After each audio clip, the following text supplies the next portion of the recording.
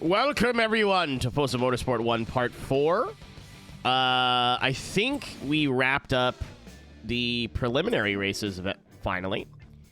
And point to points. Yeah! So, the 2 of the 5 tiers of events in career mode are done, at least. So, we're going to move on to professional. Very tight competitive restrictions. That is true. It seems like a lot of this stuff's going to be pretty interesting or be fun. A lot of it's like stock cars or unmodified. So, either this is going to get way more entertaining, or the AI is going to drive me insane. Either way, we're 30% of the way done the game. It's been going at a pretty good rate. Let's keep it up. For those watching on Twitch, new emote today. It's not new, but I added it to Twitch today. Thank you to Reaper for finally sending me PNG. I want to leave him wide, but yeah, I wanted to put the whole hat in there.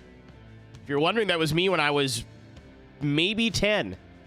Little guy, howdy. I think I was maybe 10 years old when that photo was taken. You'll never believe it. I wasn't wearing a cowboy hat in the original picture. I know. It's scary. All right, let's just go in order. Oh. Wait, I forget. Oh, okay, it's in no particular order. Let's see what we have. I mean, I know what car I'm going to pick. I'm not stupid. But, like, let's see. Ooh. It's too bad. It's too bad the PT Cruiser's here. My hands are tied. Not actually. That'd be weird, but... Oh, shit. I want to tune the brakes.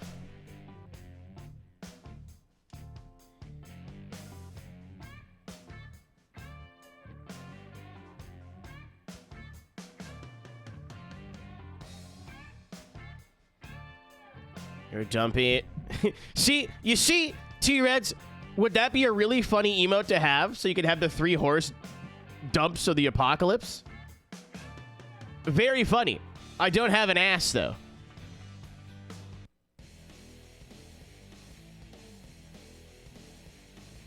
Why does Rudy have 2? Rudy has 2 butt emotes. 2 of them.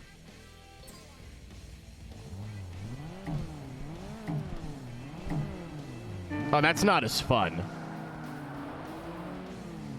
Uh-oh. You got Blair in the lead. I never checked to see if these cars were modified. I figured they were just all stock. I don't think for... Oh, my... Oh, the frames. Oh. Oh. There you go. I don't think Forza does that. I think the AI are always in the stock version of whatever car they're driving. I don't think they'd fix that until Forza 5, honestly. Which would... That tracks. Oh, yeah, this is a braking zone. This is a passing opportunity. Kind of. Not really. Oh, it's 5 laps.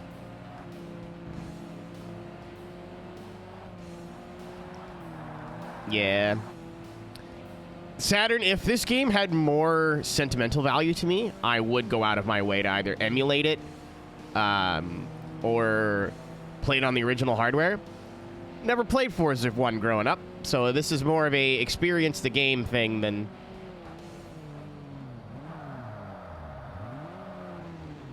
Well, I thought we were going slower than we were because of the frames.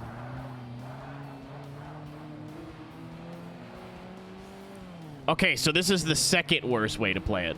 Or second best way to play it. I'll take that. But yeah, like, I don't know why I would buy an original Xbox. I don't know for what. Like, we've been over this, to be fair. But I don't know, like, why I would go out of my way to buy an OG Xbox for, like, 3 games. No, Tad, that was yesterday. That was the iRacing that happened. This, you can just do it. You were here. You just do whatever you want.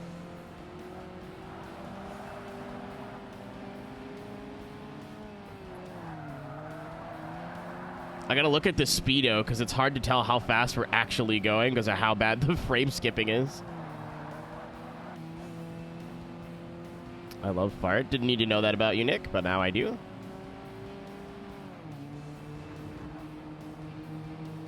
Forza, he's gonna steward, then I will.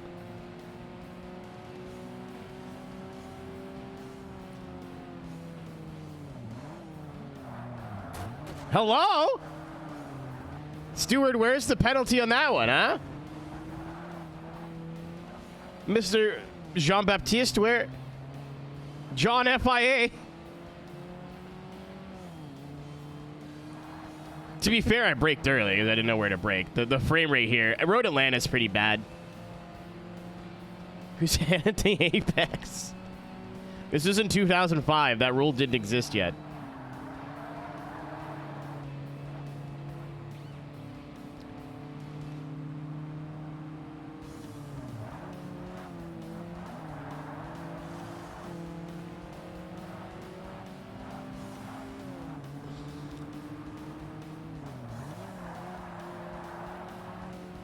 Racing incident. I didn't know you were an iRacing steward. Oh! The Xbox almost disintegrated from that joke.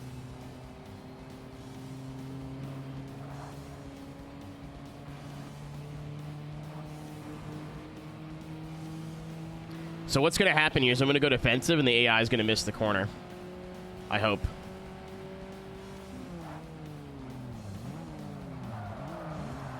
I was ahead at the apex.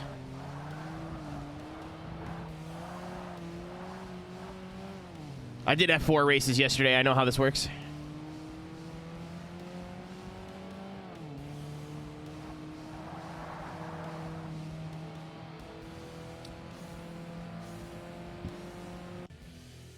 I'll turn the game up a little bit. Seems a little quiet. It's exactly where it has been, but...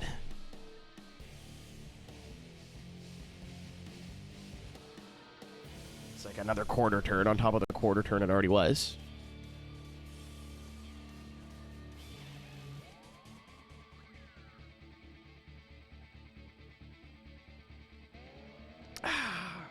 But I fucked up my coffee today. I didn't. Sometimes I put way too much, like, creamer or, like, cream in it. Sometimes I put not enough, and it looks like it's right, and then you have a sip, and you're like, ooh.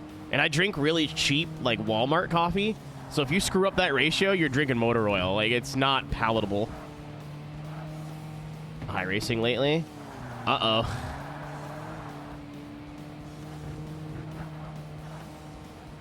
Uh-oh. That's true. Like, even when I've been doing iRacing, you've been here almost every time. We'll be doing the Road America 500 tomorrow. It should start around noon Eastern. That's when the session goes live. The UI has been fixed, so I could double-check the schedule. Turns out, the schedule I found on Traction was just wrong. Or off by an hour. But they're European, so I'm sure, you know, they couldn't just use a simple time conversion tool to get their times right. That'd be crazy. So we'll be doing the noon split tomorrow. It's too much cream.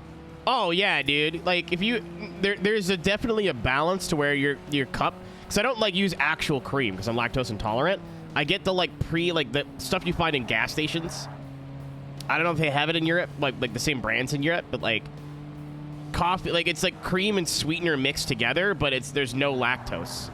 And it's meant to be like shelf stable, like it's still liquid, but you still have the I don't remember if it was the Toyota or the Subaru, but the 8.6.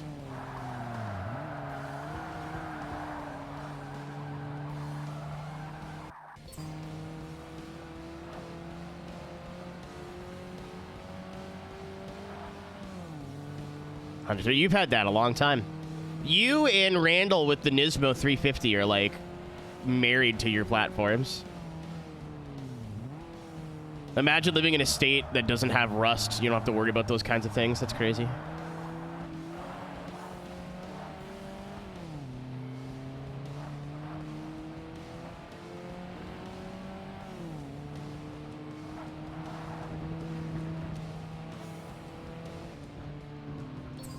All right, maybe we can get a frame rate the next track. Yeah, like this is about... I think I have enough to where I won't do the streamer thing and spill it, but this is just about as like lightly colored as I want a cup of coffee. Any more than that, it's way too sweet, and like the consistency is off. It's like drinking a cup of unpleasant sugar. Less than this. If you have a good coffee, it's you don't really need just like a little bit of sugar, and that's it. You don't even need like dairy. Shitty coffee is absolutely saved by cream and sugar. And good coffee beans are like $18 a pound, $16 a pound, I think. No, 2 pounds. It's a kilo. I'm wrong. Sorry. Walmart pre-ground coffee is like $6. So like, does it have caffeine in it? Does it taste vaguely like bean water? I'm in. Silver Zone 2. Fuck, I wish I had a good joke for that. I don't. Man, as much as I'm like not interested, particularly in the F1 games, it's gonna be pretty cool to have reverse layouts. It's like, I always thought that tracks were vehemently against that.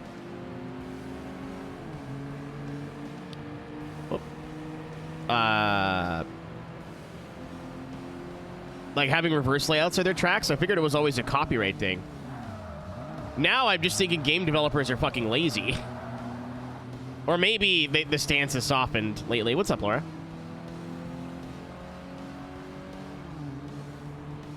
Bean juice for caffeine. Like, I'm not a coffee dude. Like, I don't have like an espresso machine. I don't have like a French press. I probably should have a French press. I have a coffee bean grinder, but that's like every once in a while. When I have enough Starbucks points, I'll get like a bag of beans. Or when I used to go to Vermont, my the grocery store, like the market, like the co-op grocery store that I used to go to, has really good, like Bernie Sanders branded coffee beans. It's not the ones I buy. I figured that one was that was funnier, but they have really good like small batch coffee, and it's really good. But it involves me going to America, which is expensive. Aren't you waking up? Good morning. Me too. At 7 o'clock at night. Chat, I think the Audi might be a bit quicker in a straight line than us. I don't know where I'm getting this from, but it's just a hunch ski. I think Daryl's got all the maneuverability in the world, but unfortunately, the American car, which you would assume is the fastest in a straight line, certainly is. Don't, Blair, don't you do it.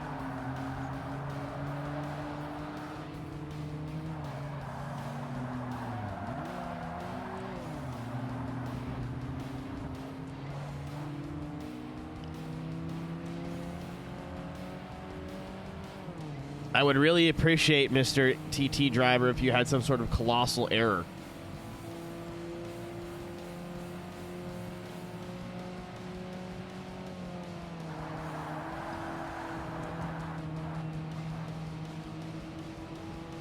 Even the Golf is flying.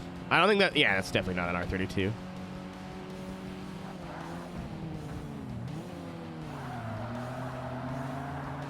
Yeah, the second we get to a corner, we catch up. The minute we get back to the straight, which the national layout is just all straightaways. Goodbye. Everyone wave goodbye to the Germans.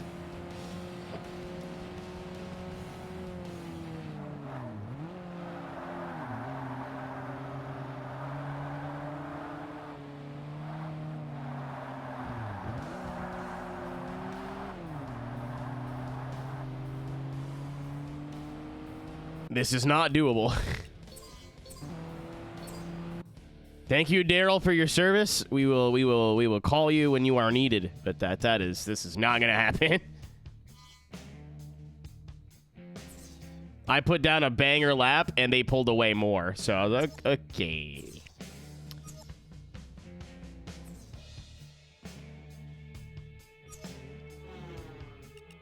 What do I have in my garage that's D-class? Car list? Okay, so it is 4, 3, 2, 1. I see.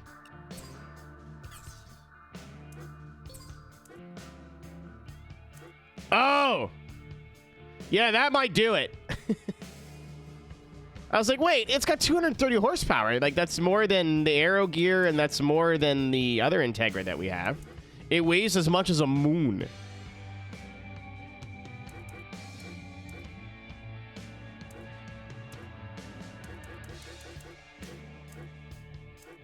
We'll try the, it's a 30 horsepower hit, but it's like 600 pounds lighter.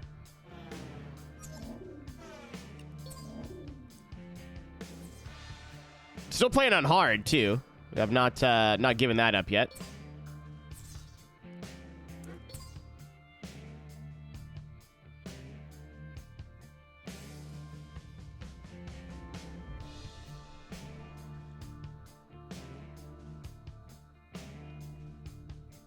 I got a text from Formula Drift. I was like, what? No, it's Formula Drift Japan.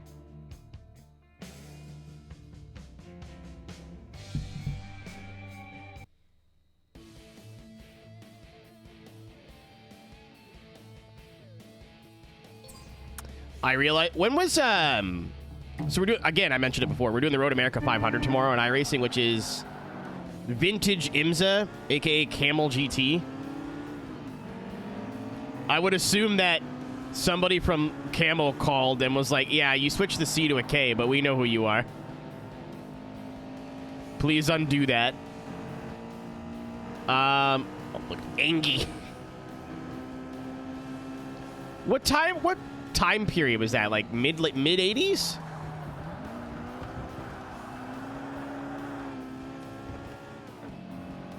Having handling characteristics is interesting. You're not driving a bus anymore.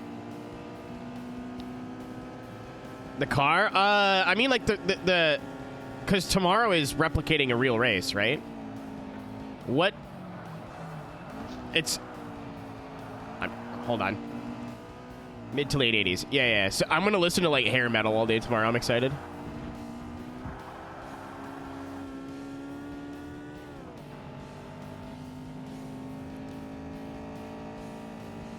So normally when we go into an endurance race, right?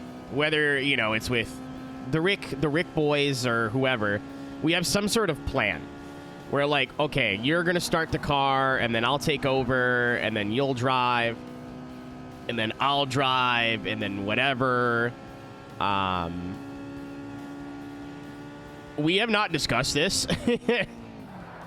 I would assume that I'm probably gonna qualify and start the car.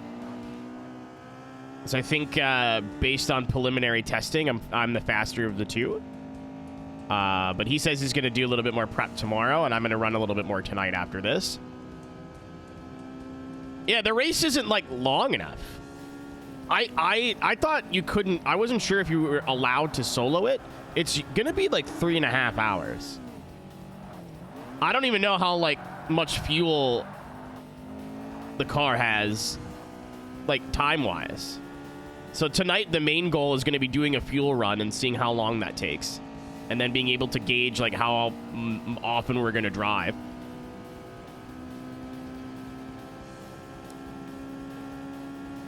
If I've learned anything about iRacing, endurance racing, is at this level, is the more you plan, the more that goes wrong. For the most part.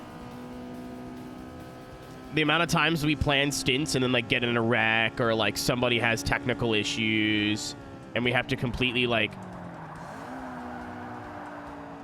rework the whole plan. Doesn't happen often, but it's happened more than once. So I figure as long as we know how long fuel runs are, we can kind of just wing it from there. And clean bowels. Dude, I'm going to eat so much mini wheats tonight. I'm going to shit out like 20 pounds tomorrow. Boobies. Is it time? Yeah, I started really late today. Boobies. Boobies. Boobies. Boobies. Boobies. Solid boobage. Boobies.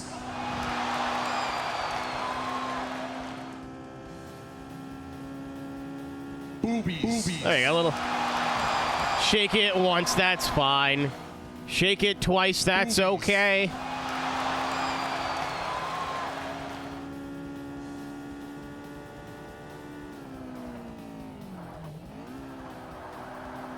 Boobies. Heavens.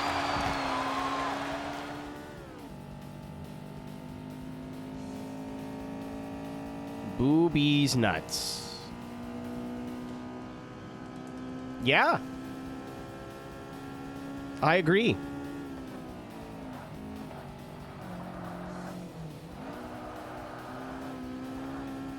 In-race music?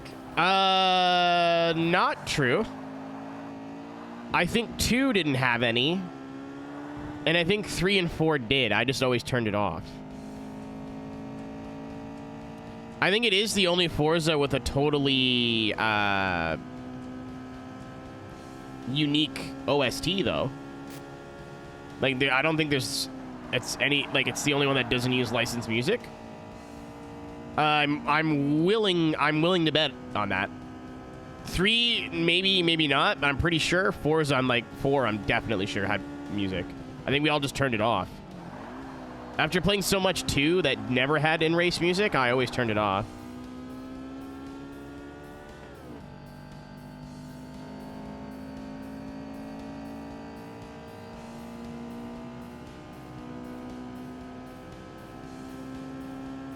Boobies. Insect ghosts.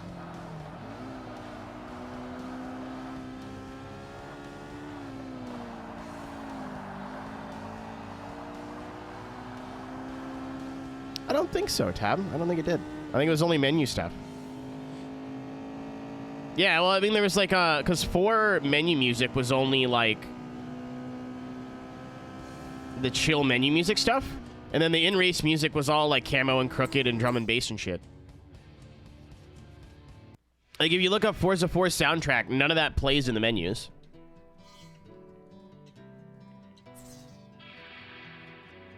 Yeah, that didn't play during races, though. That played in the menu.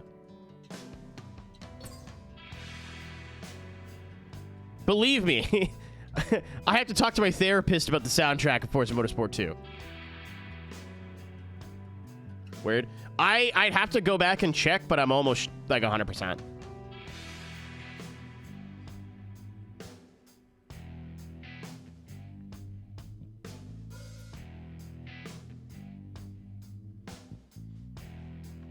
For me, it was Daft Punk is playing at my house. My house. I'll show you the ropes, kid. I'll show you the ropes. Alala is a close second because there's a part of it where I'm pretty sure the singer just says nonsense.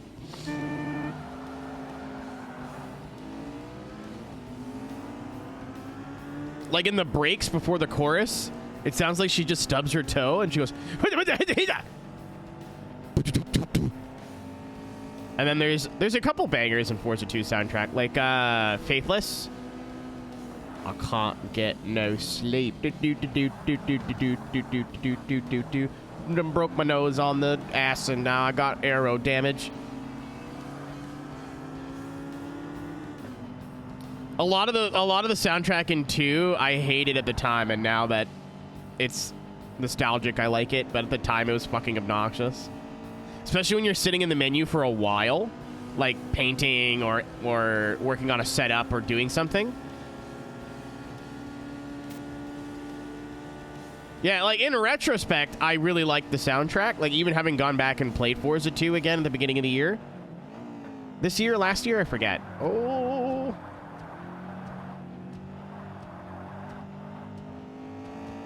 What Benny Benassi song did it have? It wasn't Satisfaction.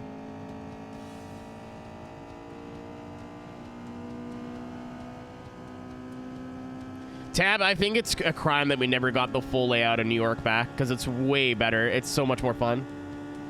Oh, yeah, yeah. Put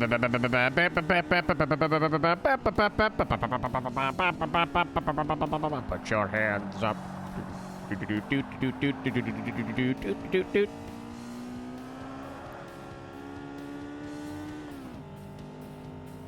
Oh, yeah. I remember. The long layout's fun, though. This is always in the first game was the short course. And it never came back. Or the long layout never came back.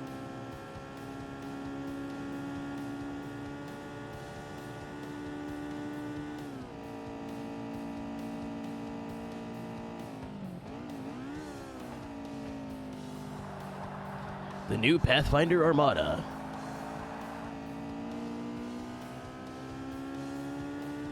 Isn't that just a Nissan Patrol?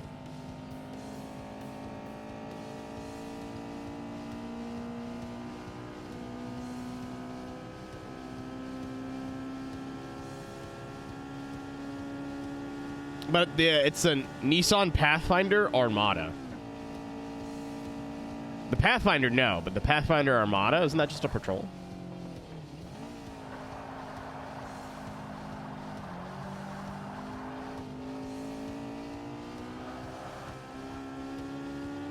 This is a Money Badger question. I think he owns or has owned a Patrol. Or knows somebody. I've seen videos from him that... Holy shit, I saw a board with MSN on it. Oof, ouch. Yeah, you'll see the... Look straight ahead here in between these two corners. Well, you're gonna get a real good look at it. Oh. It looks like a Patrol.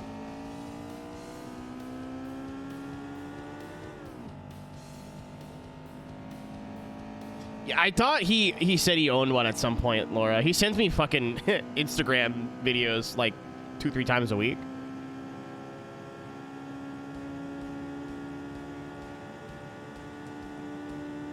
And sometimes I'm like, I don't check to see who the videos are from. Sometimes it's just me. He sends me every single French-Canadian meme he finds on Instagram. There is one like, burger, and like, sent it to me with no context. I'm like, I don't know how to tell you this, but I understood every word that guy said.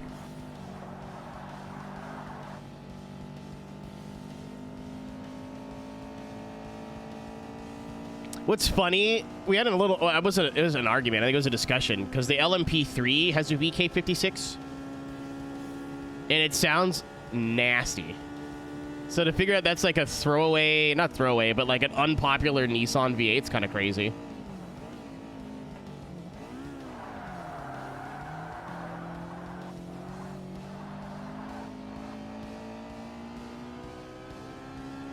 A lot of people were under the assumption that it was either a GM engine or not a V8 at all. It's like, nope, Nissan V8. Same engine Forsberg used for a while, I think.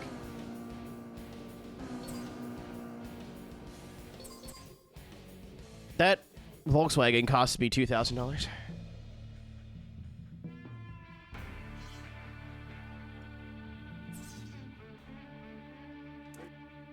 I think it's fairly stock though, Nick, for the LMP, because it's so light. You don't really need to do much. And it's a dentist car, so you put like more than 300-400 horsepower, and then people are just gonna go. Oh, that was weird. Are we okay? Did you get stuck?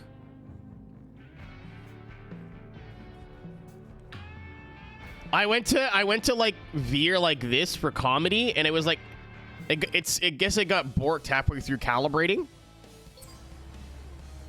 Because it's plugged in, right? Like, it's plugged in, like, it's kind of the beauty of having a rig is your wheel can be plugged in all the time.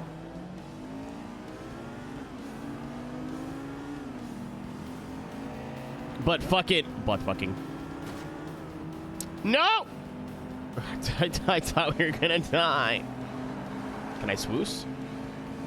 Oh. Hello? I don't know, my 360 is. F1 had wheel support. What wheel could you have used on the original Xbox? I'm not saying it did or it didn't. I just don't know what even existed for wheels at that point. The only thing I could think of that era is like Logitech stuff, and that was all Sony or nothing. What's up, Robo?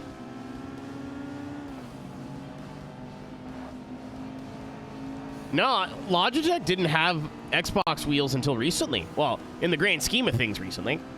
But like even through this 360 era, it was you needed the Microsoft wheel or Fanatec. There was no Logitech option for a long time. I think only in the 923s, like the recent stuff, they've had Xbox support.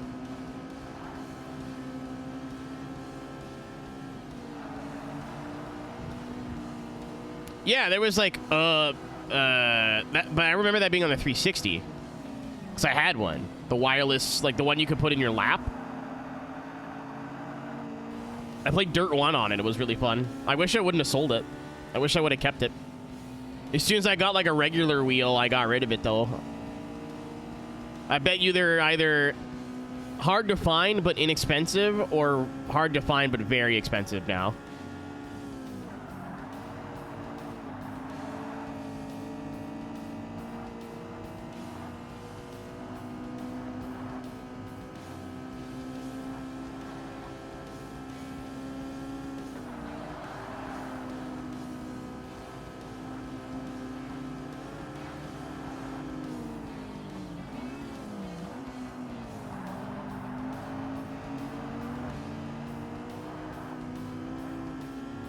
Mad Cats, of course.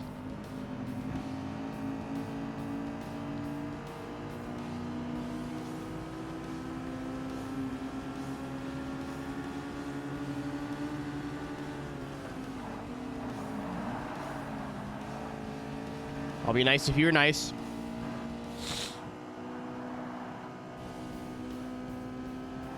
You make some Logitech. The G27 or the Driving Force GT will work for the PS2. That might be a little bit more expensive. They might be a little bit harder to find, but it'll be better quality than just buying a Mad Catz thing. I know if and when it comes to the Gran Turismo 4 24-hour races, I want to see if I can use my wheel. I know that sounds crazy, like you want to do a full 24-hour race on the wheel. It would be so much easier, I think. That long on a controller, by like 8 hours in, I'm just going to not be paying attention and like driving off. I think at least on a wheel, you can like take a hand off the wheel and like eat and like drink.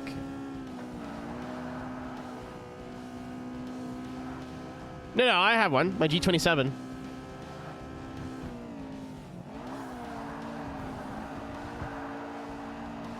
It's, if you plug it into Gran Turismo 4, it recognizes the Driving Force GT. So you can't use the shifter, unfortunately. Or the clutch, I think? I don't remember. But the wheel, like, works, and the buttons on the wheel work.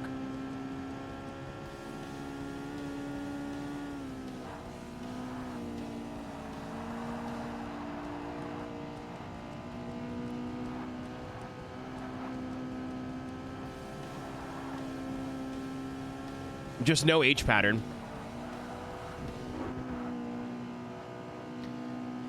If you go back, I think I have I don't know what channel it's on, where I played the like Gran Turismo World Cup on GT4, because one of my old roommates' saves was like right before the end of the game, and I used my wheel because it was my PS2 was in range at the time, and the force feedback is surprisingly good for how old that is.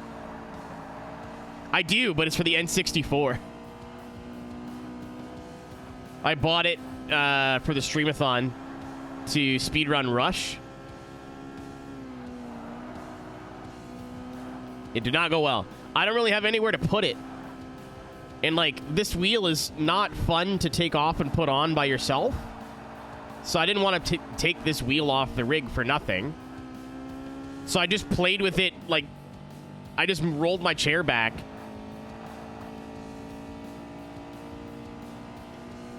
So I kept, like, hitting myself in the gut. Like, there's just no room to move around. I think if I do it for GT4, I'll have to get some, like, cable extensions and figure it out. Hello, Hannah. Glad to know you have a healthy sphincter. just looking for permission. Toyota.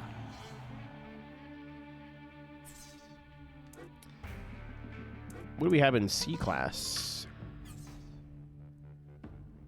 Delta. This guy. Civic. French. Wedge. Little guy. Rotary.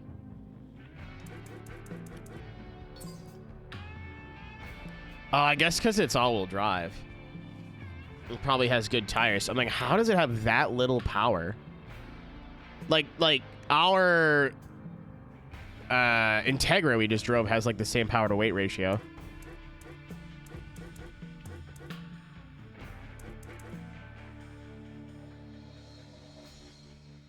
I want to drive this. What do we have for opponents? GTO and the Subaru, I think, are going to be our biggest issues. The Emperor's Big Naturals mod. I'm afraid to ask for multiple reasons because I don't want to embarrass myself by not knowing what it is. But also, I feel like it has something to do with testicles.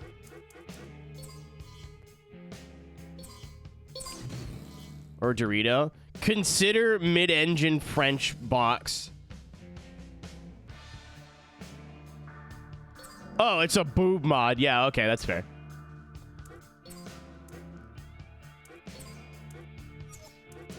Boobies. Yeah, I can't say I'm entirely surprised there, actually.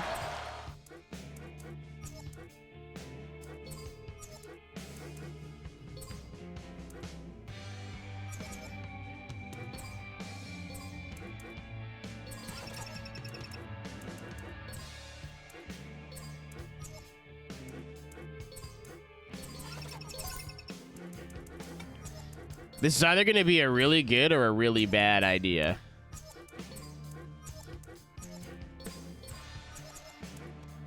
I put tires on because I figure that's going to be a problem. Brakes don't affect anything because they don't affect the weight or the power. This game, very, very much first game itis.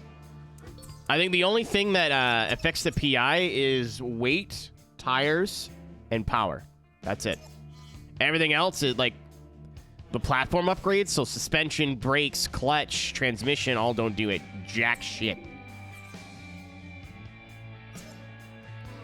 I went to the wrong menu.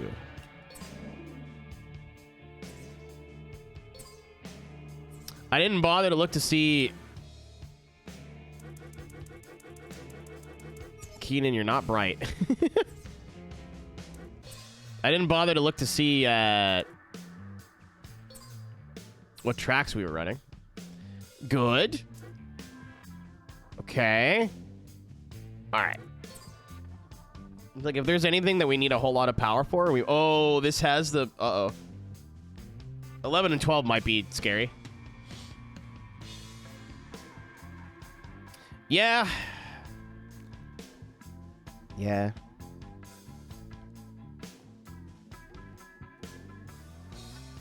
It's crazy how much the PI system changed from the first to the second game and then just didn't.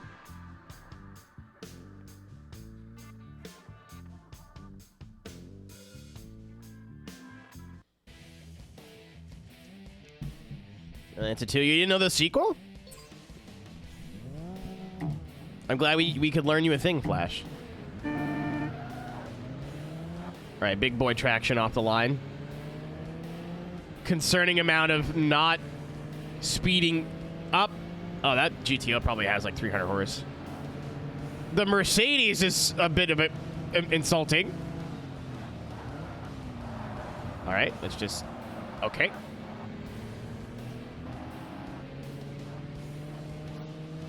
That's... That's such a good... Is that a 3000 GT? It is. Or it could be... It's Forza. It could also be the Stealth. I think Forza... At least Forza 2 had both.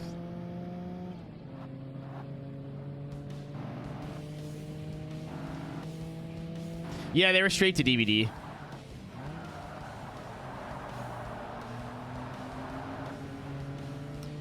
I should know better by now than to not have adjusted the brake bias.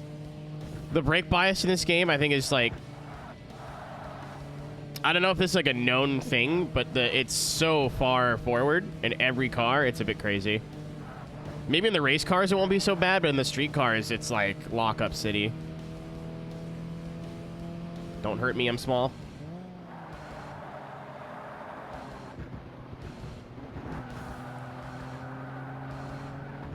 You know, for being mid-engined, and tiny. I expected way more, like, snap oversteer. It isn't steering at all.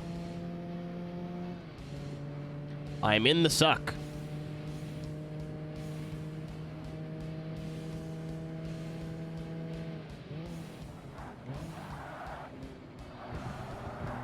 That Mercedes is making some very, very scary noises. The GTO just drove by the Lancer.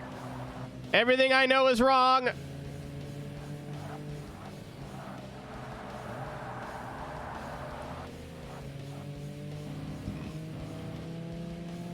Yeah, it starts to corner, then just gives up halfway through.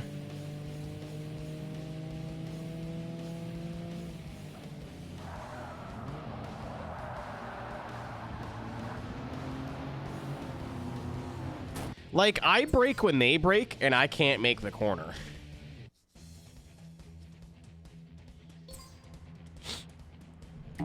I don't get it. Also, fun fact, today, I wasn't sure at first, but today I'm like, absolutely sure. I gotta word this carefully because I don't want people to take this out of context, but at the same time, the people who get offended by it, I don't particularly care what their opinion is, so. Forza players are fucking stupid. So, obviously this game shares the name of the new game, right? They're both Forza Motorsport. But, on Twitch, and it's in OBS, so there's no excuse. Like, the plug-in in OBS to change your stream titles and shit, it has it as well. Twitch added a thing, because I guess there's a lot more games that share names now. Marketing. Where it shows you what console the game is for, what year it was released, and a picture of the... Oh, I didn't get over fast enough. And a picture of the cover art. There was 52 people watching Forza 1. Cool. I didn't want to make it in the corner anyway. That'd be crazy. And I had a thought, and I went, nope, this is definitely like 10 people who just don't know how to categorize their stream properly. They sure do, Saturn. They sure do. If this was like 5 years ago, I think it's an easy mistake to make because Twitch used to not do all that extra stuff. But now, like, I double-checked today.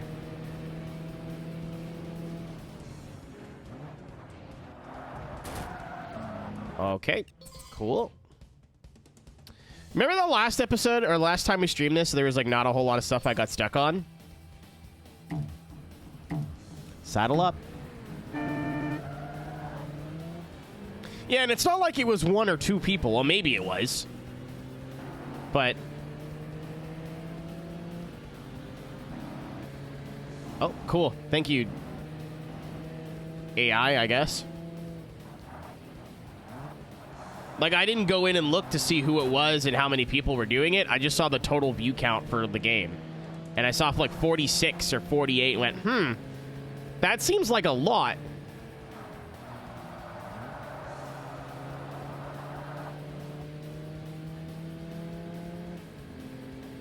Boobies. Thank you, Roberta. Better late than never.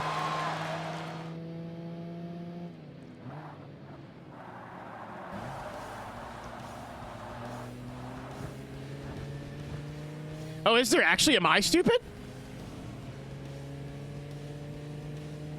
I'll gladly be dumb, but like it's not the same category. There are 2 different categories. There should be some metadata saying like 2005, Xbox. Like there should be a picture of the blue NSX. I just figured, what are the chances there's 50 people watching Forza 1 right now?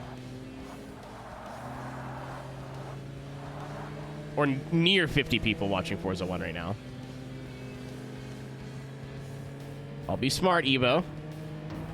You teach me, and I teach you.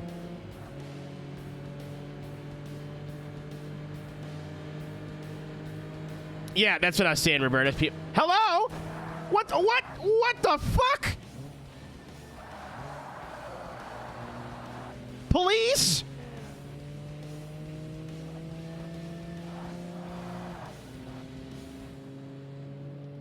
So yeah, everybody in this category playing the new game was too lazy or too stupid to check to see that it says Forza Motorsport 2005. Again, when you set the category on Twitch and or OBS, you have to click a picture and a category that tells you the year, the console, and has the cover art.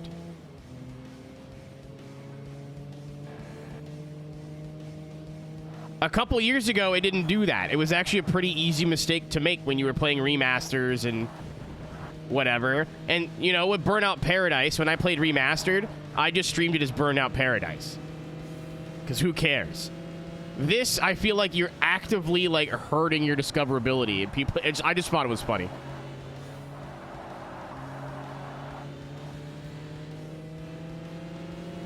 I was like, I don't think people who watch the new game are getting recommended this one. You're just being dumb.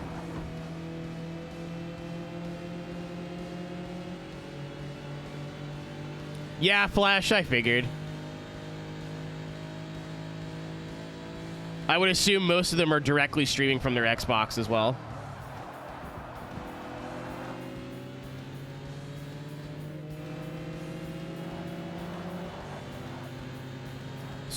Subaru probably has what, 260?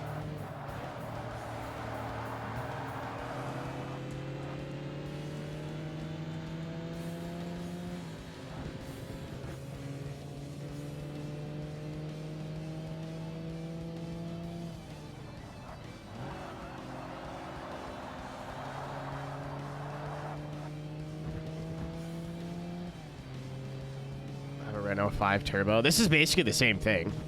Except for it's... Well, it's a Renault, actually. Oh, my God. I'll, just for fun, Nixon, I don't know if they have the Renault 5, but I'll check. I don't think they do. But... I'm not an expert on Forza 1. Can I get in there?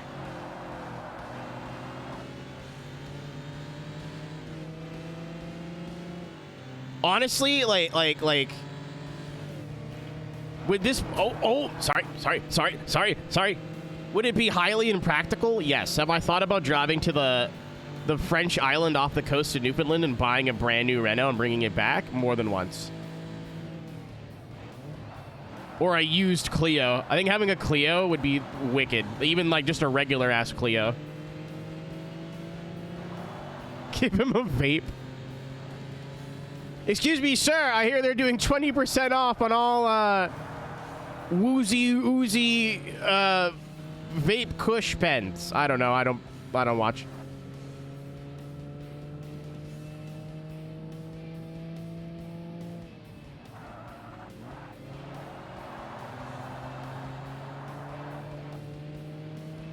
Do you vape? I do not. I do not consume nicotine. That's not true. I smoke when I drink sometimes.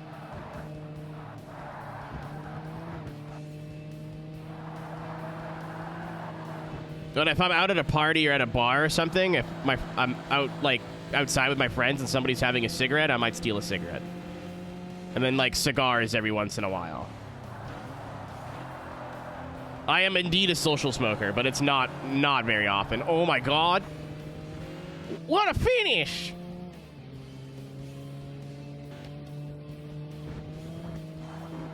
I don't like the smell. It smells gross. When you have a smoke or two and you wake up the next day, you're like... Like, every time I wake up the next day, I'm like, why did I do that? And then I'll have 2 beers and do it again. Like...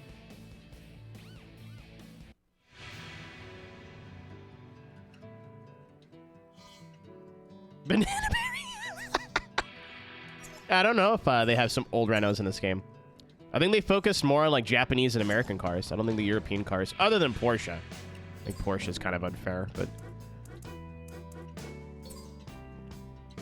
We have Peugeot. No, it is just the Sport Clio and then the 206. I figured. They did better in later games.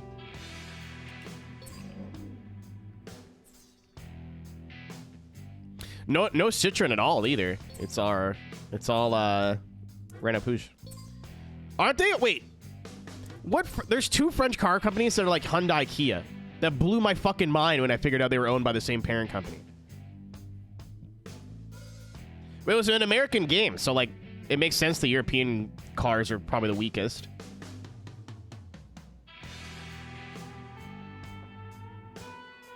Peugeot Citroën. So Renault is independent. Well, Renault's owned by the government, isn't it? Or the government has a stake. The French government has a stake in it. Not a stake, that'd be weird, but it has like a controlling share. The only reason I knew that is like when Renault was saying they wanted to pull out of F1, the government was like, we are the French, we like the racing, or like whatever. I don't remember, I don't watch. Well, no, like Alpine is like the AMG of Renault. So like they're the same company and they don't pretend to be a different company. Yeah. It was like Renault, or it was Peugeot and Citroën, which you would think are like always in like they make a lot of the same style cars, like they're competitors. And then one day I was on, as I'm sure a lot of you do, just fucking around on Wikipedia. Oh, we'll be in Rhino's stream at some point tonight, depending on how long he streams for. I should have asked when I was in there earlier. He's doing a dono-thon this weekend, so I want to go drop him a few fun bucks and wish him luck. And by wish him luck, I mean say something stupid and unhinged. But Hyundai Kia fucked with me, because there used to be a Hyundai dealership where I grew up, and then a couple like buildings down the road there was a Kia dealership. And growing up, you would have never known that they were the same company just based on the radio ads that they played. Like, come buy the best small cars in Northern Ontario. Come down to something or other Kia. Woohoo! And then the Hyundai dealership, like 2 weeks ago, like, oh, you want to buy a Kia? What are you, a little bitch? You want to get something like a Hyundai? Get a Hyundai.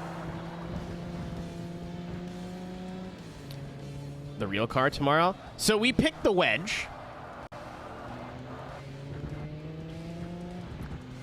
I'll tell you why. I like both.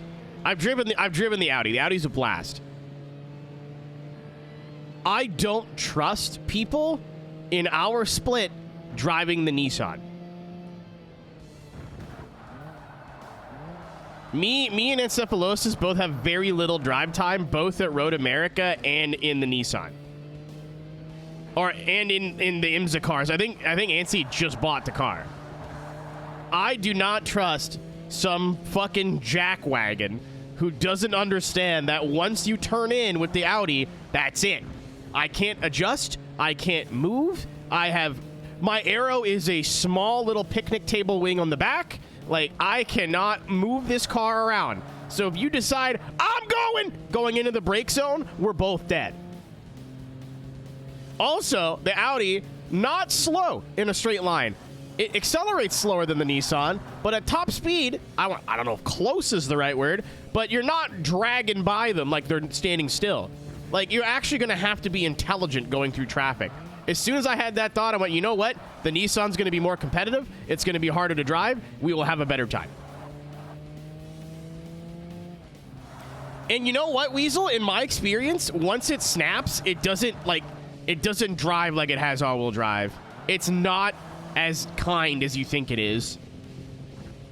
No Sututu? Are you kidding me? Have you driven the Nissan?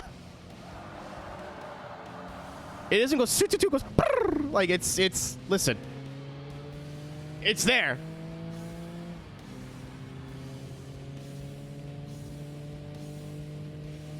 Toyota Cavalier? I didn't until recently.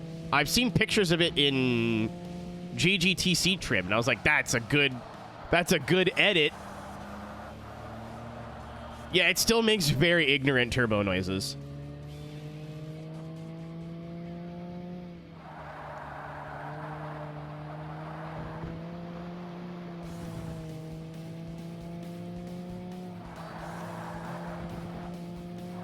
Like, even in regular multi-class, I would still be wary of the downforce cars.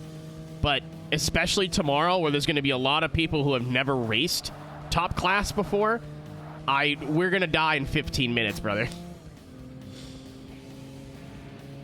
I'm willing to bet that we are towards the back of the field in the first 30 minutes, then we finish in the top 5 because we're the only people who don't go for a stupid overtake and die. Yeah, I didn't think it was real at first.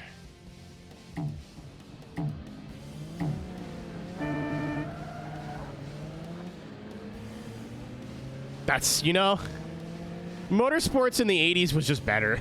Like, yeah, okay. Maybe not the whole people dying thing. Maybe we could have done without that. But, like, the vibe was just immaculate.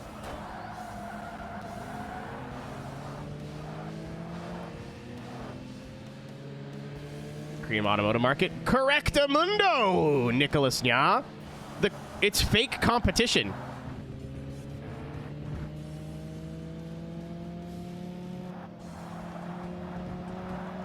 You ever wonder, like, think about, like, how Hyundais make the same cars as Kia? They just seem a little bit nicer and cost a little bit more. It's almost like that's by design and on purpose.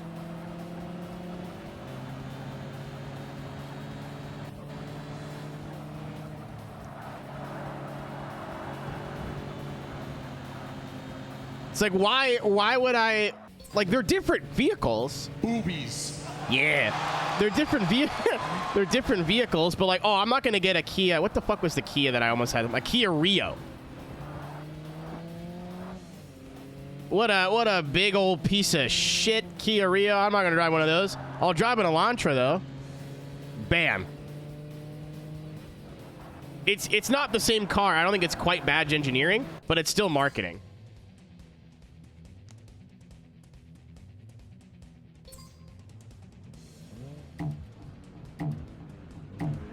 No offense to any Kia Rio owners.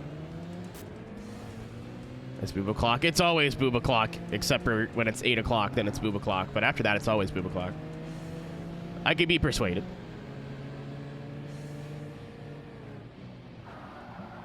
The C apostrophe D, yeah. I'm like really boiling it down and simplifying it, but Kias are just cheaper, more budget-friendly Hyundais, and Hyundais are still, like, economy cars, but slightly better quality. I wouldn't be surprised if you use a lot of the same parts, but it's not like GM and Chevy, like GMC and Chevrolet, Sierra, Silverado type things. It's not that closely related, but, like, they're not stupid.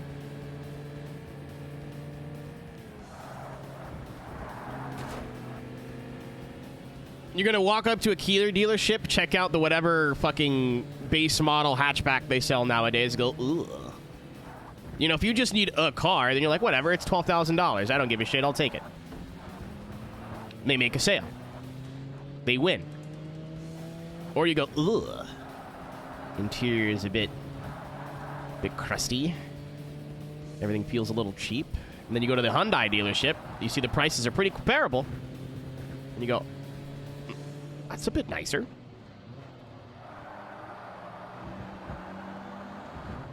I'll take a Hyundai. It's better than the old Kia. Your money's all going to the same place. The mini stinger out of it. Yeah, I'm not saying that Kia don't make... Like, Kia's gotten a lot better. I'm talking like Kia, like, probably...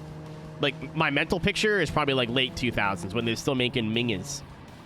Actually, when all Korean cars were still kind of terrible. As somebody who owns and drives a Korean car today.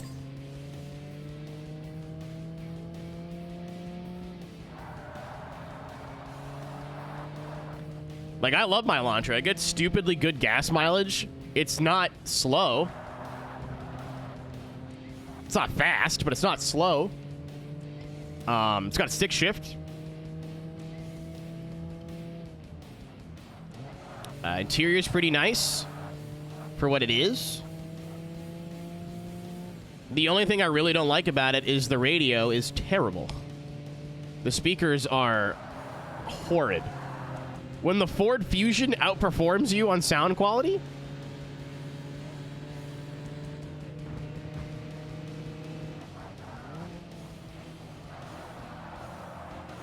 what's up, Invader? I've seen you emote a few times. Yeah, like if you bought a Kia or a Hyundai from like 1999 to like 2009, it was a 50-50 shot if that car was going to work. But Korean cars now are like just as good as Japanese cars that do the same thing, you know, like that are entry-level economy, point A to point B, solidly built, cheap to fix, cheap to run, made to be like driven by families and run into the ground. And even on top of that, Hyundai's end cars are pretty stout. Like if you gave me a blank, not like a reasonable amount of money and told me to go buy a car to daily, I would look at the Elantra N very closely.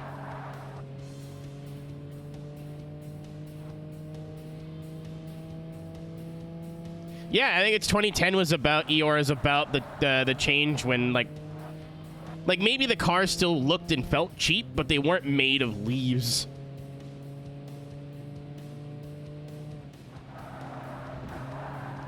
Like I remember my my aunt had a Santa Fe that she had to take back and got lemon lawed like 4 times. She got a new car and it had the same like weird electrical issue. Then she got another new one and it had another issue. Yeah, she like will never buy a Hyundai again in her life.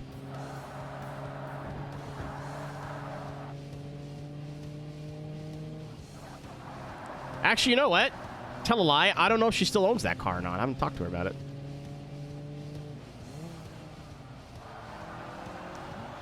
I think me and the Subaru are like trading lap times.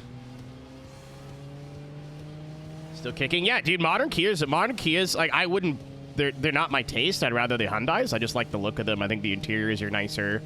It's just like the same car, but a bit nicer to be in. But modern Korean cars are perfect for what they're meant to do.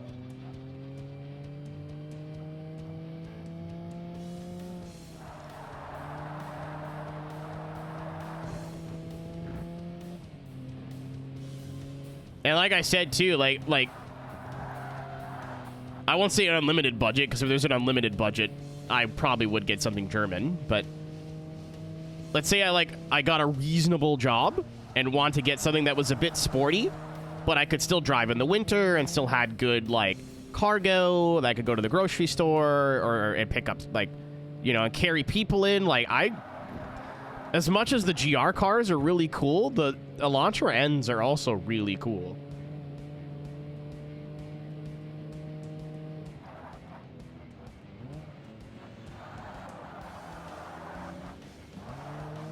The Renault Rio?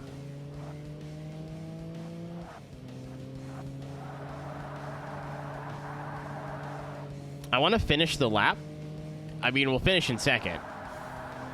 Even like a colossal dive bomb, I'm not catching him here. I want to see what he's running for lap times. Because if he's like half a second quicker, I can probably find it. If he's a second quicker, we may have to adjust our vehicle selection.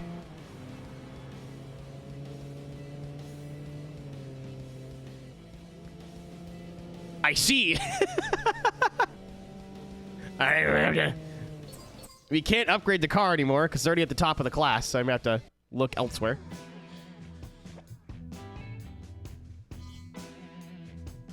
Yeah, like I wasn't stoked on my Elantra at first because I was like, oh, it's a Hyundai, you know? And I like I was going to choose my car for the first time. My first car was a Honda Accord V6. I loved the thing, but it was here you go. So you don't complain even if you do. The only thing I didn't like about it was automatic. Everything else was great.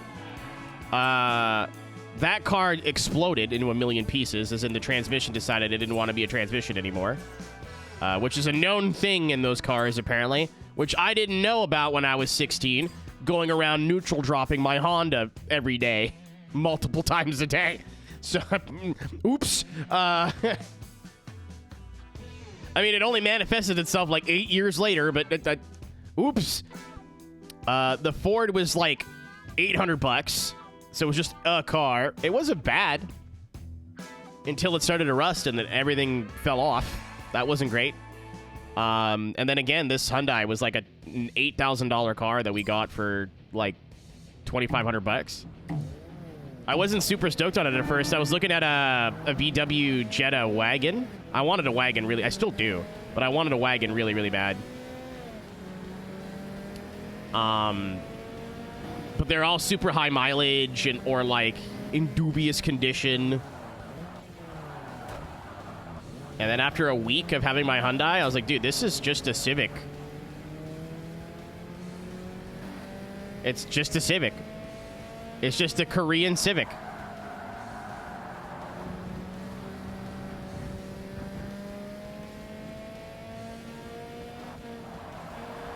You can... Oh, maybe the later 20s people in this chat can back me up on this. When you're talking cars on the internet, you can tell how old somebody is, I think, by what they claim they drive, number one, or what they were like, oh, I would buy one of these.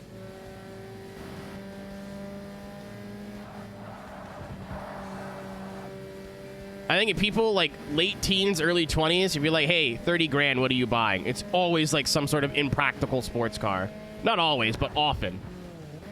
Late 20s, early 30s, it might still be a sports car, but they're like, oh, well, how am I going to use it in the winter? How is it on gas mileage? Is it going to... How much am I paying on insurance? Well, I'm not saying what you drive. I'm saying by, like, if you're talking cars on the internet. What I mean, what you claim to drive is how many streams have you got into, and somebody who is no older than 12 is like, I have a GTR. I have 4 of them, actually. Actually, I've taken all 4 engines, stacked them on top of each other, and I have an R100 and whatever. The amount of people that have been in this chat, like, my dad works at Lamborghini, thinking it's like, it's very funny, actually. We have no horsepower.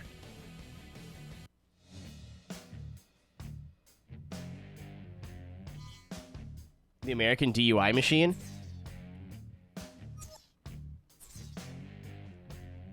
Impala.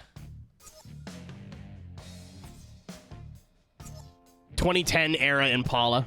Final answer. I'm locking in. The amount of dash cam videos where somebody's like jumped a hedge in an Impala and gets out and just like, I am the liquor. Like, super loggerous.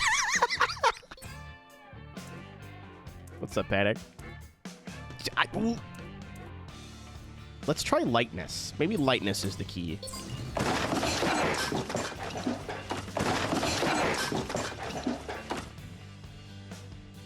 $986. I don't know that engine or that chassis code.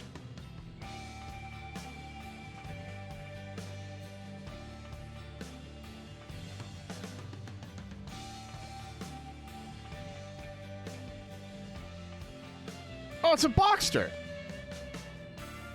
I love those little dudes. I don't know if I could. I don't know if I want to.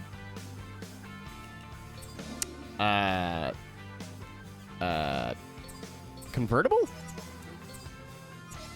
Because Canada? But like the Cayman's the same thing, right? Same platform. Okay, we have to run the doo-doo tires, as it turns out. I think. The good tires upgrade the car too much.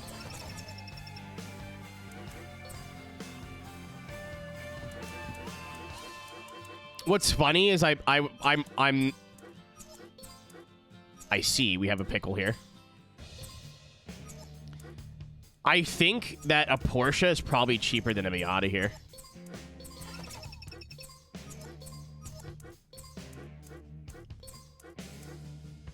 All right. We are committed to lightness because I cannot add any power, or it bumps it out of C class. My other guess is to take the PT Cruiser and make it C class.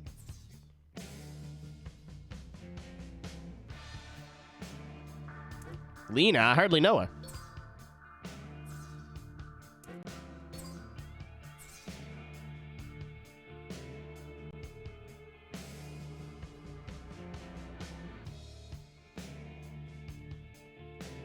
Because we live in the Rust Belt, like eternally in the Rust Belt, there's two types of sports cars that pop up for sale here. Maybe I just gotta look harder. But like everything that I like drifting, right? That's not a secret. So I've always like every couple of weeks or months I'll peruse just for fun. I don't have money, but you know, just for fun.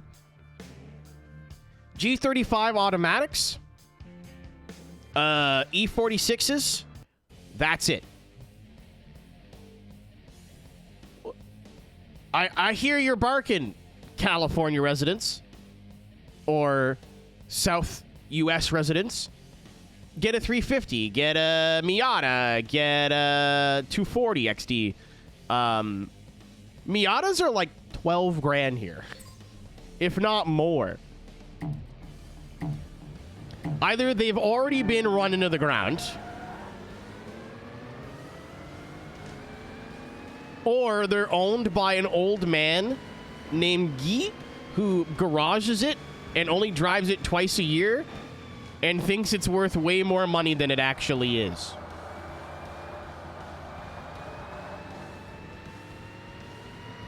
Any sort of rear-wheel drive sports car here is like meticulously maintained, kept in a garage, rust-free, or it's already in a junkyard.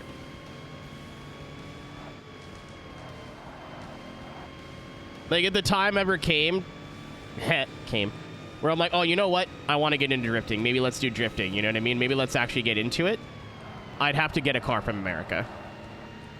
Or import, or go to BC. It's just not feasible here.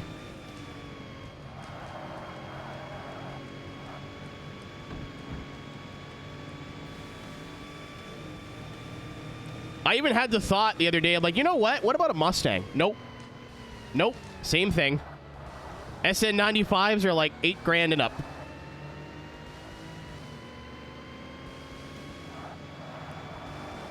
I wanted an S2000, something fierce growing up.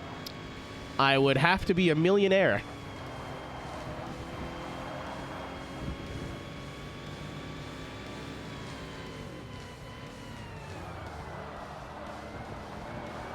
I feel like an RX-8's like a really good buy, but you have to be into it.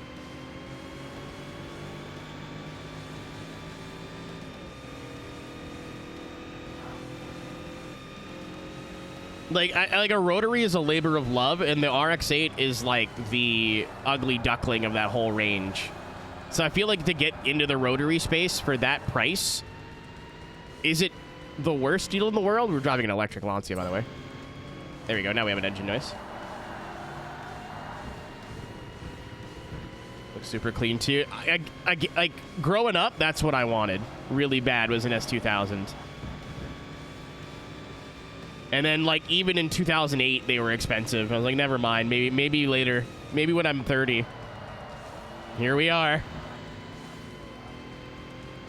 Yeah, but, like, if you're into rotaries and you like rotaries, and like an FC isn't in the cards, and FDs are like 20 to 30 grand, like under $5,000 for an RX-8, I don't think is the worst deal. But you kind of, I think you have to be into rotaries because it's because of the upkeep and the maintenance and everything. Like, you got to be into it.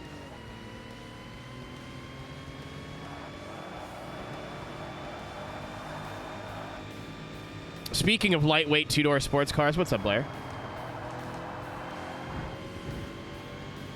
Yeah, that's what I mean, Kahai. Like, you have to be... It's a hobby inside a hobby.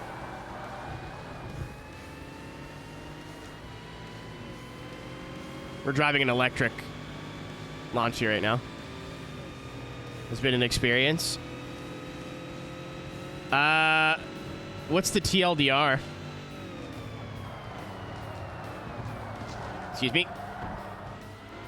Dude, even Subarus and stuff are, like, fairly expensive. Well, the base model, like, Imprezas of that era aren't too bad. But if they break...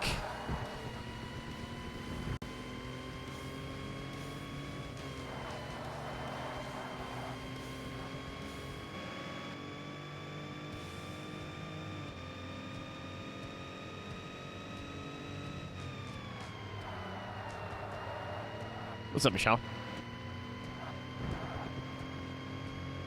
Pole. Oh, that's cool. That's really comforting because we were running very similar pace last night. Is the Mini a sports car? I mean, it can be. I've driven one.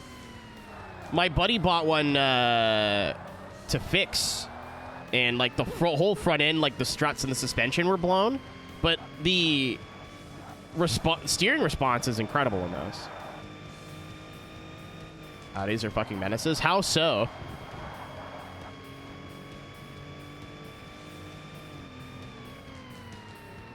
How? You would think they would just hold their line.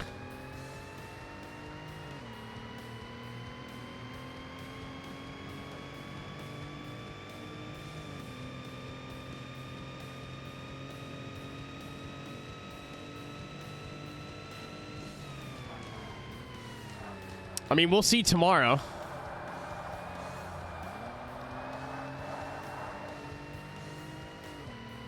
MRSs. I feel like if you live in the UK, like, the weather is good enough there to where, like, a lot of cool shit doesn't get super expensive.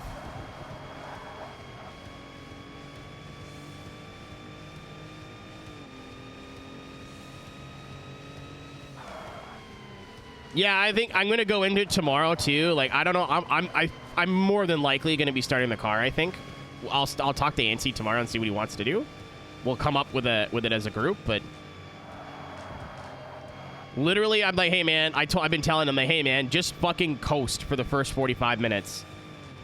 Don't try anything. Don't like go for big gaps. If you're unsure or think it's gonna be a risky pass, don't do it. We'll have the acceleration of the downforce. Just wait. And I guarantee you, even if we're like way slower or losing a ton of time in traffic, we'll gain that all back when they're in the pits fixing damage. Every Daytona 24 is exactly the same. I literally stopped to eat pizza and take a shit and was still like 5th place.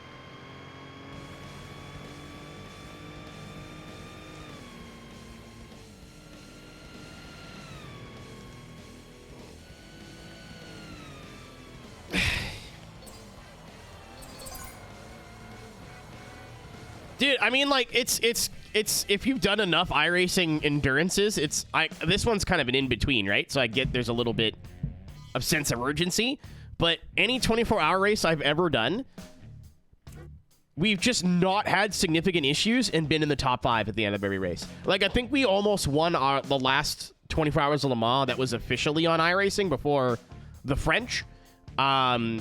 And we were all really slow. Cisco had done no practice, and this was before he drove iRacing a lot. So he was... Preface this with Cisco, I love you. You fucking useless. Like, every corner was going off. Like, there was traffic coming, so he just threw it in the dirt. Like, it was harrowing to watch. We got 2nd place. Just because we didn't get into any major issue. We had a couple of bumps and bangs, but, like, that's it. Cisco took Le Mans to heart and has never done that again. Cisco, I think, watched all 3 of us run fairly consistent, albeit all different paces. Keep in mind, I think we all had mistakes. Like, I remember the last set of chicanes at Le Mans, I took a bit too much and, like, 50-50 to curb and gave us 4 damage. But we didn't have any, like, toe to the pit moments.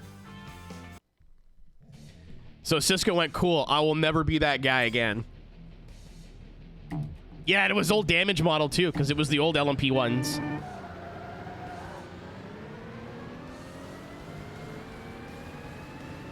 Yeah. Like, unless you're in Giga Top Split or running in a league, if you... Best tip ever, and again, like, I realize that soloing a race, a 24-hour race, is not the same as running it with the team. Just be patient.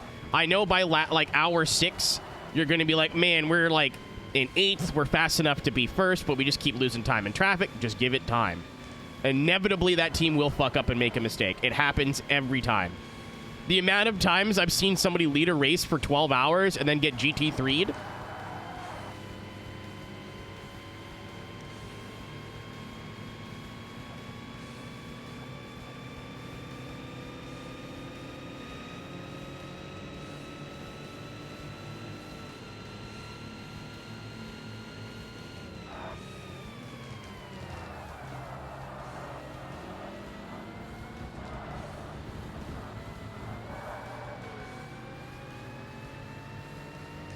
Frame rate moment.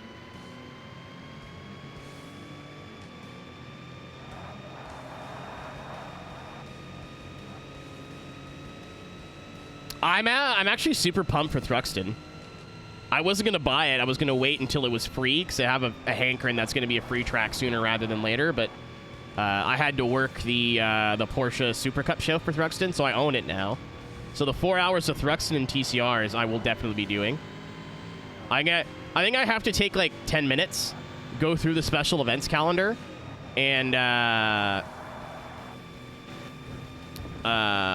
write down what events I plan on doing, because I forgot that Road America was this weekend. Used before Atlanta? They didn't. I think FD's first full season, they paved the loop here.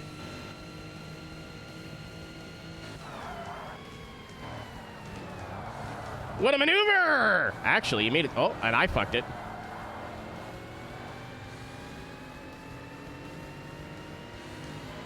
GameStop sells, actually, you know what? Okay, that was unnecessary, sir. Every time I've been in an American GameStop, they've always had, like, a couple PS2 games lying around. Like, I think that's how they're gonna, if they want to survive. I don't think selling chicken jockey plushies is gonna do it. Like, I think retro gaming is the way for them.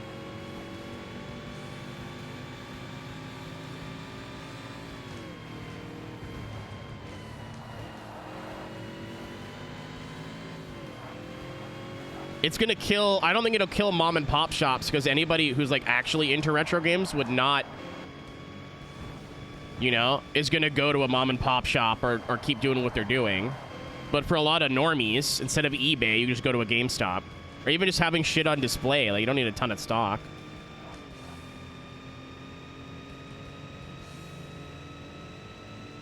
Yeah, there's 3 in my area, and they're all of, like...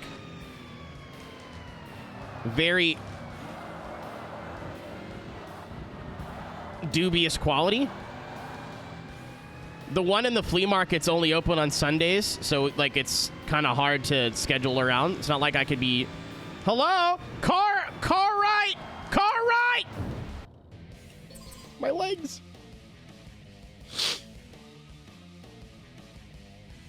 I was ahead at the apex.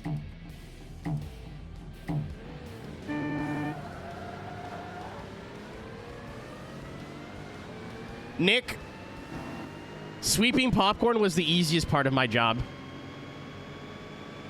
I'd actually rather there be popcorn all over the floor than, like, drinks and physical things left behind. It's not good. Don't do it, but...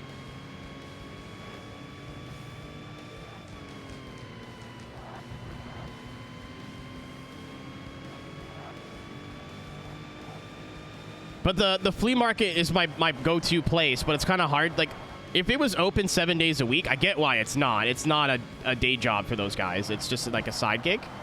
But I would go to this game store a lot more often. Like, if I woke up a bit early for stream one day and was just like, I got nothing to do. Fuck it. You know, let's go to the game store and see what they've got. Cut off cinema seats. I've cleaned every body fluid in a movie theater before. Every body fluid.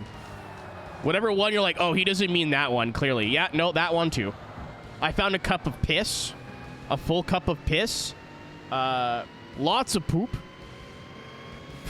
Frequent poop. Vomit, of course. You take a kid, you fill him with soda and popcorn and shake him up for a bit. Like it's a matter of time. Condoms. Lube. Lots of lube. The lube story is like... I don't know if funny is the word. Because it is kind of disturbing.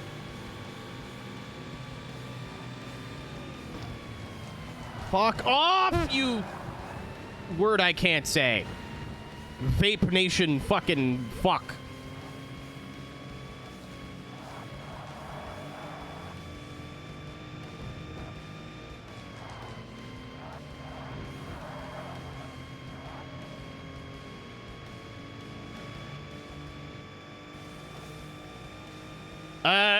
The time I found lube in a used condom, it's like funny in a vacuum, but just don't think about it too much because it gets disturbing. It was a weekday in the summer. Our movie theater, particularly when school's in, like grade school, we don't open till like 5 o'clock on the weekdays. But when in the summer, we open at like 9 or 10 or like regular morning times. But nobody comes to the fucking movie theater at 8:30 and 9:30 in the morning on a Monday. Right? So usually if you're morning shift during the week in the summer, you're cruising. You're just doing nothing all day. It's great. It's annoying to wake up early, but you're not busy. So I hadn't done a bathroom check in like 2 hours. So I went and did a bathroom check, and I went into... the bathrooms were like buried in concrete. I guess it's just part... Oh, fuck. We're good. We're fine. I can save this. I guess they were just like buried in concrete. So there's one stall that gets like cell service, and the rest of them are like too far into the bathroom. So whenever you're like at work trying to poop on company time, that's the stall you want to use. So I go in there to waste some time. Did not intend on pooping. I sit down on the toilet. And I look down, and there's just fucking, like, shiny liquid all over the floor. And I out loud, like, what the fuck? And I look on top of the toilet paper roll holder thingy, and there's a bottle of KY jelly. And I'm like, I'm cackling laughing. I'm like, what sort of fucking calamity has gone on in this stall? What? It's 10:30 in the morning. What happened here? There is lube all... no doubt in my mind. There is lube all over the floor. The bottle is left behind. I take the bottle, I pinch it on my fingertips, and I go to, like, show my coworkers, like, what the fuck? And we're all laughing. It's at that moment we see, like, somebody running out of a movie theater and out the back door and, like, into the parking lot and into the abyss. Cops get called. At this point, I have no idea what's going on. I have not put 2 and 2 together yet. So it's still funny. Once the police show up, they do their report. They talk to the manager. I still have no fucking clue what's going on. So I don't know if these two things were related. But again, it's a weekday morning. There was nobody there. It was some kids movie. I think it was Incredibles 2. Somebody went in a... It sounds like I'm making this up. A brown trench coat and started fucking jacking off in front of like a family of 5 and made some very inappropriate comments directed at that family of 5. So they went, what the fuck? And called the cops. And that guy ran out. So I have a hard time believing there was... that guy and a bunch of lube on the floor, and they were not related. It went from a really funny story to, oh my god, no. This all happened within about 20 minutes of each other. It was a very eventful morning.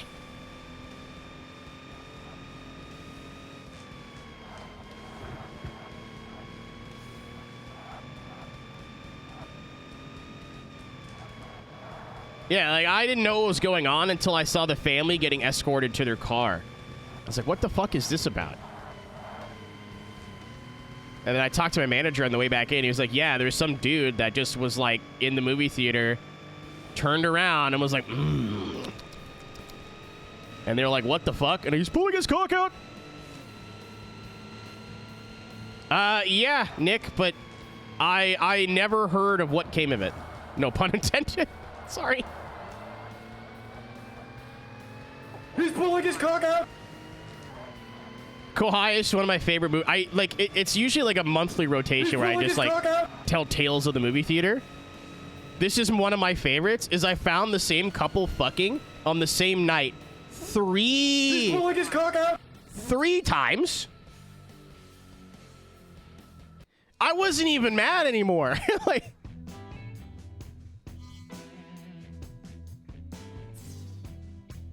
three times. Well, okay. Like, this isn't me, but I get it. You know, it's the thrill. You're out in public. People fucking movie theaters. It's disgusting. It's weird. I wouldn't want to put my exposed hole or genitals anywhere near those seats. That's disgusting. We do not clean the seats. Get your hand off my penis. We wipe them clean. That's it. There's no fucking germ control. Nothing. I would not want to do that. Maybe like overnight, but not during the day. I think it was a Sunday night. Again, like 10 o'clock, last showing. My position that night, I was closing, so I didn't have to stay for all the movies to end. That wasn't necessary. All I had to do was go take all the check sheets from that day, which is like you go in every 30 minutes, make sure the sound is good, make sure the screen is functioning, you know, just making sure that everything's okay. Change those to tomorrow, right?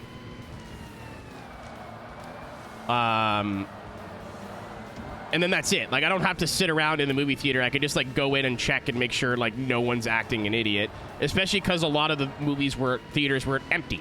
Like, I don't mean they had, like, little amounts of people. I mean there were 0 people. So, like, I just checked those off my list. That was cool. I checked those off my list.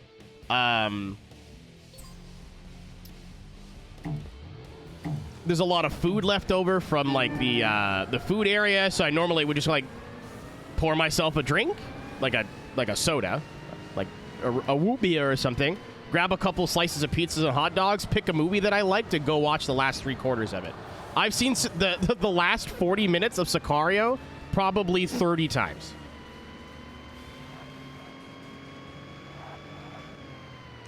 So, I don't know what, on this particular day, I don't remember, possessed me to double check all of the empty theaters that were on my list.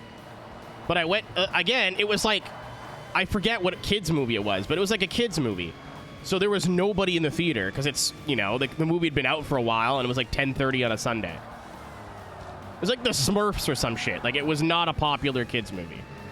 Sure enough, I turned the house lights on, because again, nobody's supposed to be in there. And I see some lady and some dude sitting in the chair, legs widespread. She's slurking his gherkin, giving him the full grapefruit. So I just went, hey. She turns around, she's like, oh, I dropped something. I'm like, yeah, well, you could look for it outside. It's time to go. They're like, well, we're watching a movie. I'm like, well, you didn't pay for tickets for this, so it's... He's pulling his cock out. Don't worry. You're going to get to use that like 3 more times. I'm like, I know you're not supposed to be in here. I have a list of who paid for tickets for this specific movie, and you're not on it, because nobody is. So I need you to leave, go back to your original movie, or go home. They're like, okay. You know what, Car? Thank fucking God, like, they went into an empty theater. Because if there was kids in there, Jesus Christ. So, like, I don't know. Like, I don't want to deal with it, dude. Like, I just, like, want to say something authoritative enough to where they leave. But I'm, like, I talk a lot of shit, guys. I'm not confrontational. I'm like a small dog, right? Where, but the minute you bark back, I'm like, oh, I didn't mean it. Don't yell at me, I'll cry. So they start gathering their things. I'm assuming he put his dick back in his pants. I didn't see penis on this particular day. And I go, all right. I don't have to worry about this again. I don't know why I didn't think, you know, I figure, like, if you get caught literally with your cock out, you're like, all right, jig's up, time to go home, you know? About 20 minutes later, I go to turn on, like, the house lights in another movie that's now over. I find our friends again. That would be... I'm pretty sure it works that way here, because people have gotten put on that list for peeing in public.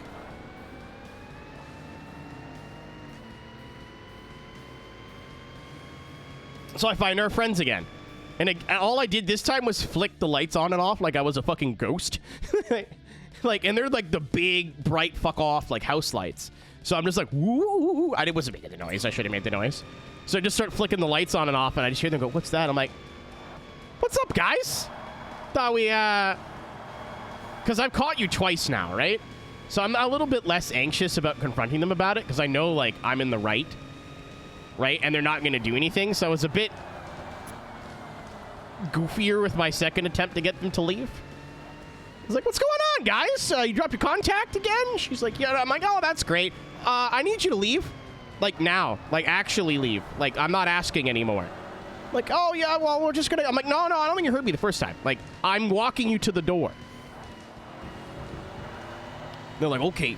So I stood there and I waited and I waited and I had nothing else to do other than, like, go watch the end of Sicario for the 17th time.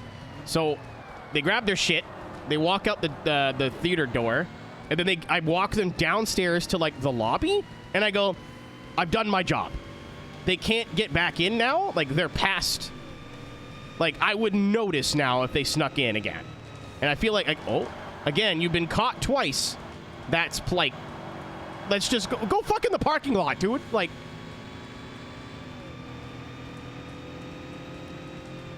We have a game in our arcade, which has been, like, shut down now for 30 minutes. It was like Jurassic Park something or other, but it's like one of those enclosed games, you know, like where you sit in a booth. I go to change the, like, check sheet for the arcade, and sure enough,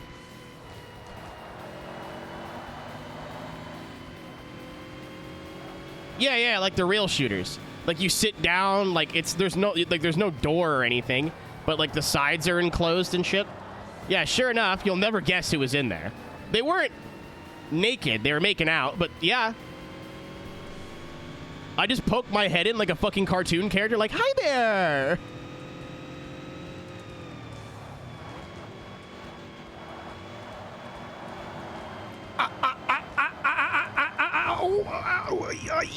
We're good. Sticky No. No. Beardo, if I had to clean Spooch after that, I would have been a lot less funny about it. Another one of my favorite stories to tell, it wasn't fun at the moment, is the day I got peed on. I was not nice. I was not kind. He's gaining on us! What's up, Spud? Have you not heard this, Kawhi? I didn't get, like, directly peed on. It's just funnier to say I got peed on, but there was pee on me that did not come out of me. What's up, Beardo? I'm good, man. I hope you're well.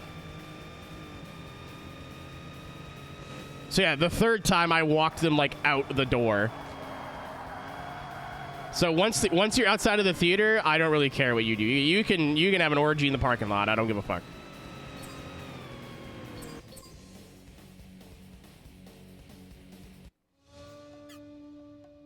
It's again, like, I'm not gonna do it, right?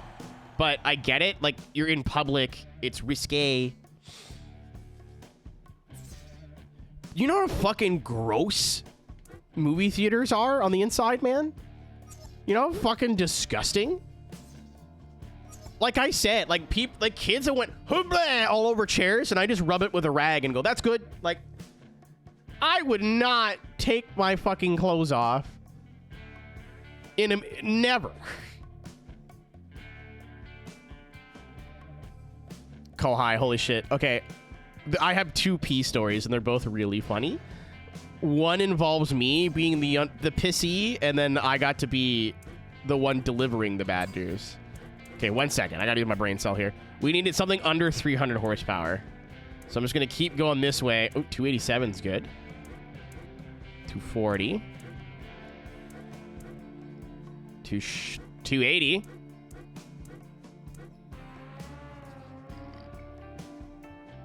Blue balls. That's so good. Do it. Do it, you won't. Or maybe you will. I don't know.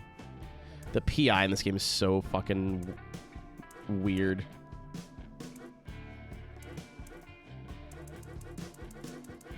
I'm gonna use the Flugster. I don't think it's as good as the Ings, but we've used the Ings already. All right. Like I said before, I've told the story 100 times, but it's funny. So, I'm just double checking. So, as I said before, especially on the weekends, kids vomiting in a movie theater is unfortunately very common. All the time. All the time. Birthday party, you fill them with popcorn, hot dogs, and soda, and go like it happened in the movie theater, at home, or in the car. Like it's coming whether you want it or not. So some kid, bless his heart, had to puke, sprinted into the men's bathroom upstairs, and made a choice. To the left was a empty garbage can, which if he went, all I would have had to have got done is change the garbage. This is not what happened. He threw up in a urinal, and all over the urinal, and on the floor, and around the floor, and on the counter by the sink, anywhere but the garbage, basically. I'm not going to be mad, dude. It's a fucking kid. They didn't do it on purpose. Like, it's not the kid went, well, watch this. And if he did, I'll fucking kill him. But I'm just like, this is annoying.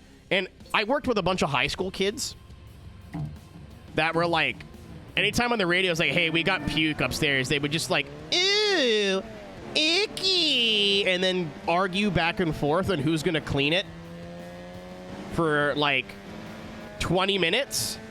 So I usually just go, you know what? Fuck it. I'll do it. Do I like cleaning vomit? No, absolutely not. I don't think any... Well, I'm sure somebody does. But it usually gets you some extra privileges on your shift.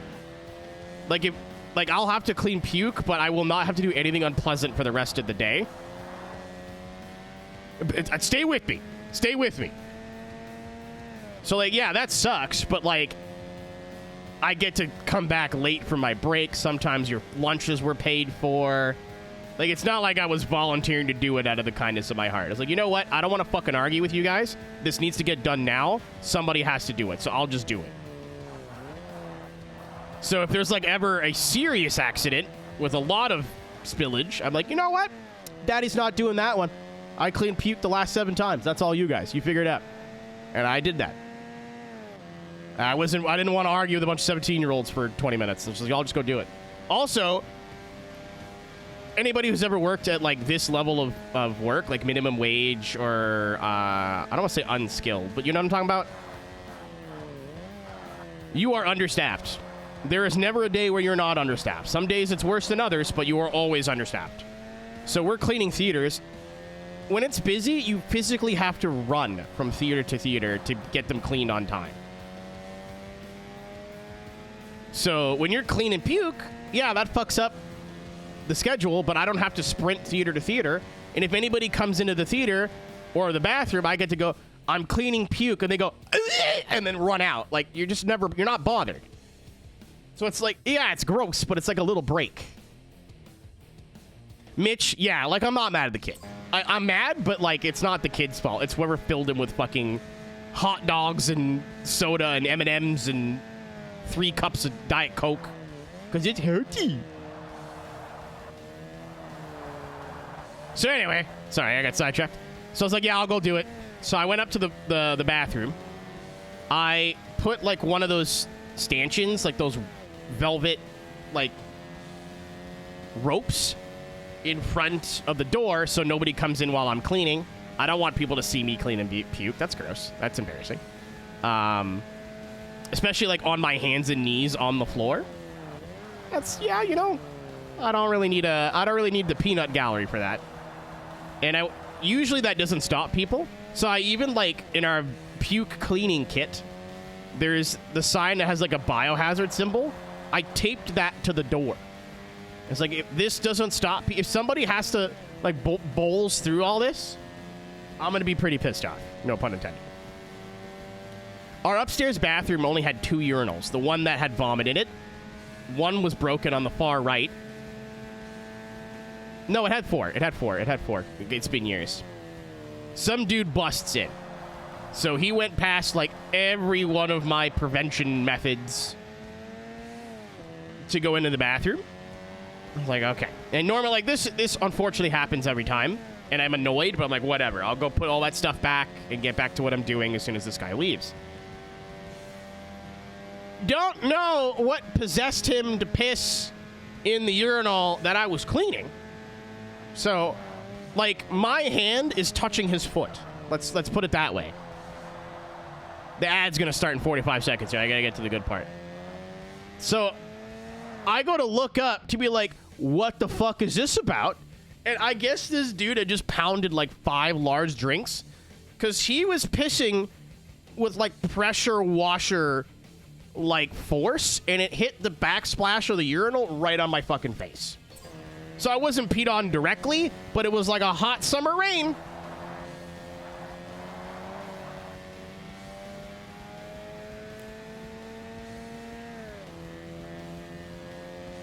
And I just looked up at him and said, like, mid-piss, like, looking at the dude's dick, like, get out.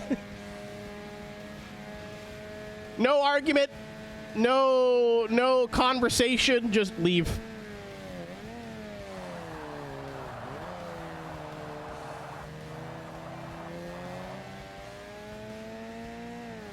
Yes, bud, that's the day I knew I'd have a job in entertainment.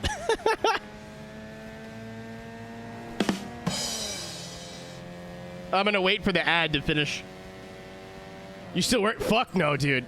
This is what I do now. I do this and I work contract at iRacing. These days are long gone. I quit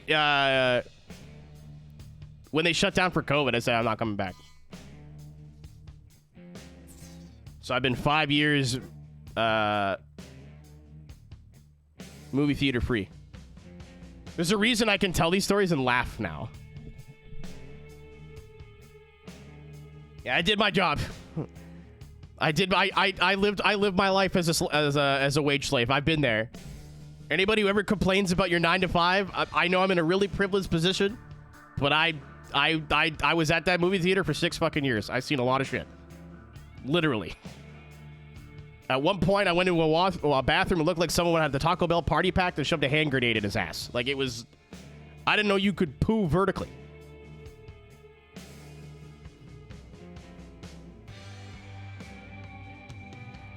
Oh, God. You know, like, you hear the stories of people, like, this is the crying corner. We had, like, a walk-in where you would go cry. Like, I remember this walk-in. I'm going to get buns. Like, we have buns. I'm like, I'm going to get buns! Come back, no buns. Where are the buns? Shut the fuck up! They knew.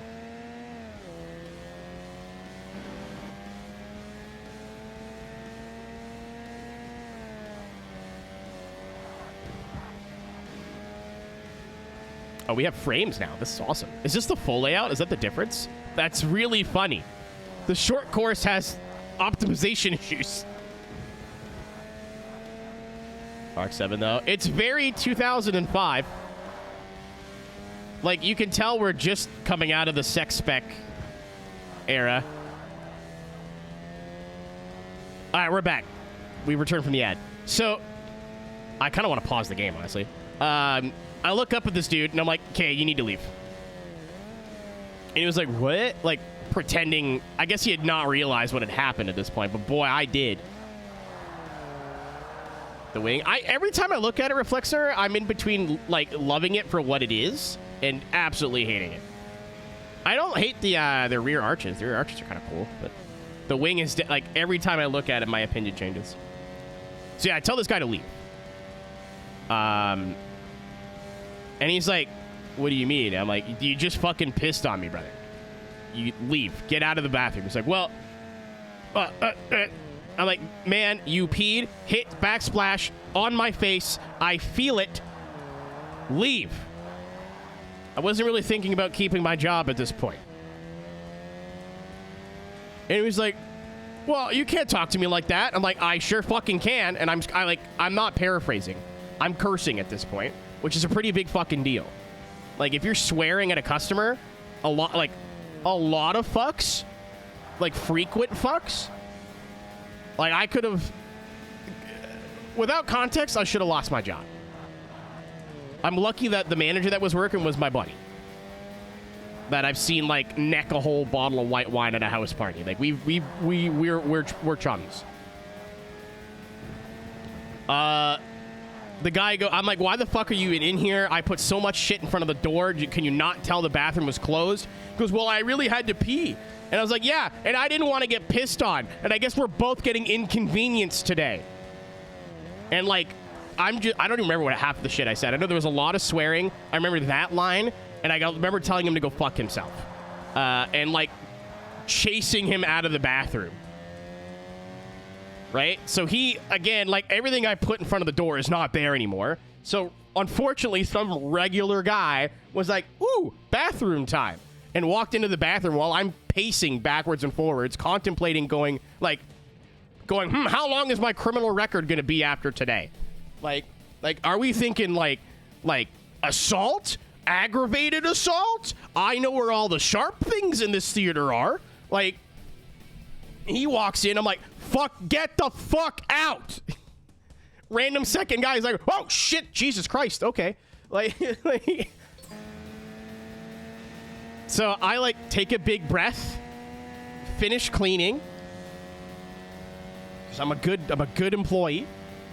And I'm 45 minutes into like a 7.5 hour shift, and I go to my manager, I'm like, I'm going home. He was like, what? Like, yeah, I know it's Saturday or whatever, and it's busy. I'm going home, man. I can't fucking do this today. I'm talking about the pee story, Thunder. So yeah, we're going good. And he's like, why are you leaving with 6 hours? Because I wasn't telling him. I was just like, I'm leaving. Like, I told him, I was like, I'm going home. You're not talking me out of this. And he goes, yeah, funny you're in here, actually.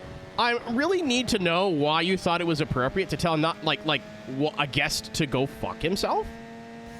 And I went, oh, the guy who pissed on me? And he went, wait, what? So I told him what I told you guys. And I can't leave. Like, there's nobody else coming to replace me, and we were already understaffed. So he knows for the business, I can't leave. But also, I just got peed on. Thank you, Cater, water sports enthusiast. Welcome to Forza Motorsport. It exists. So he looks at me and he just goes, don't clock out for your lunch. Take an hour, and I'm buying your food. And I sat there, and I thought about it, and I went back to work.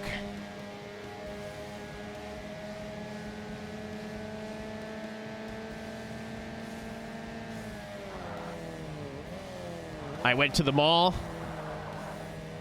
Well, our breaks were only a half an hour, so I got a paid lunch. I went to the mall and got like $15 worth of food.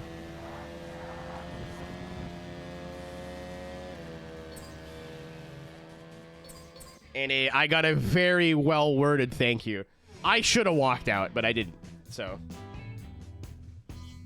what's really funny is that's the second best piss story I have from working in the movie theater. I'm biased because the best one doesn't involve me getting pissed on, but I can't pretend that that's not hilarious. So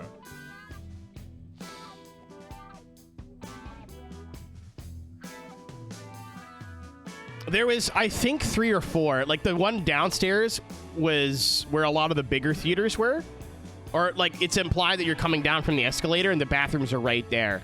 So that had like more stalls, more urinals. The one upstairs only had like 3 or 4, and one of them was out of use. This guy had options. He could have went into a stall or used another urinal.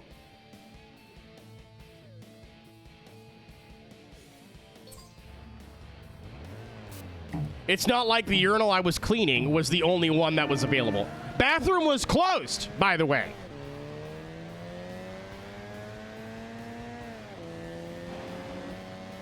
Mitch, I'll say that I was at this movie theater for, I have a pin. I'll say 6 years. It was 5 or 6 years. I had way more good days than bad days. Like, as far as entry level, working with high schoolers, no experience required jobs that I've had, I've definitely had worse. I think working for the newspaper, the daily newspaper, was still the worst job I've ever had. Overnights at the grocery store were also pretty bad because my manager was actually just sick in the head. But the movie theater was not awful.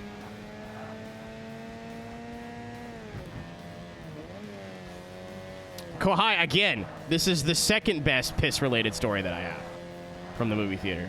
There's a better one. I really hope this dude does not know I tell this story, because I tell it all the time. Very embarrassing for him. Oh, yeah, there's just a bunch of lifers. Like, all the dudes that were there. No offense to anybody who works at a grocery store. But you can be a lifer at, like, a entry-level job and not act like it.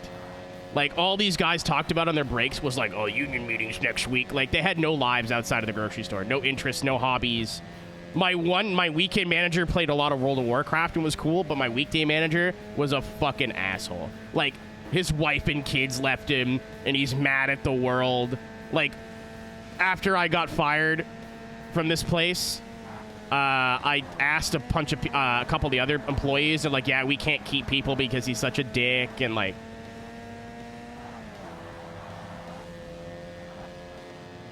Mitch, at the end of the day, not having a house to live in is a lot of motivation, brother. Like, keep in mind, when I'm working at this movie theater, I'm not at my mom's. I'm like 6 hours away. I'm very on my own. If I quit this job, I'm not paying the rent. Yeah, and I mean, I know people that still work at, like, have jobs like that. My uncle was a manager at a grocery store for a long time. Like, well into his 50s. Like, he didn't act like it.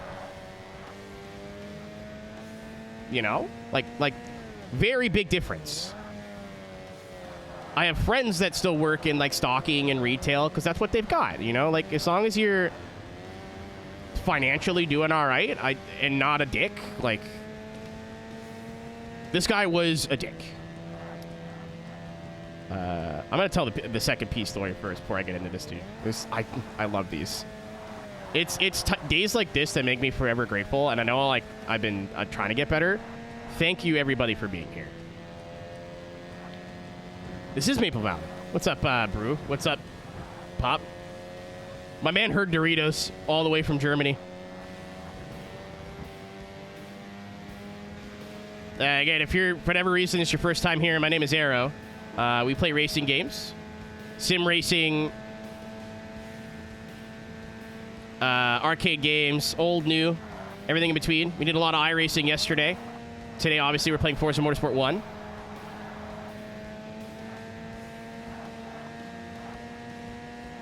Beardo, that is an HR report waiting to happen. I definitely had my moments. I meant to kick one of my coworkers in the ass cheek as a joke, but then he moved, and I basically shoved my foot in his ass.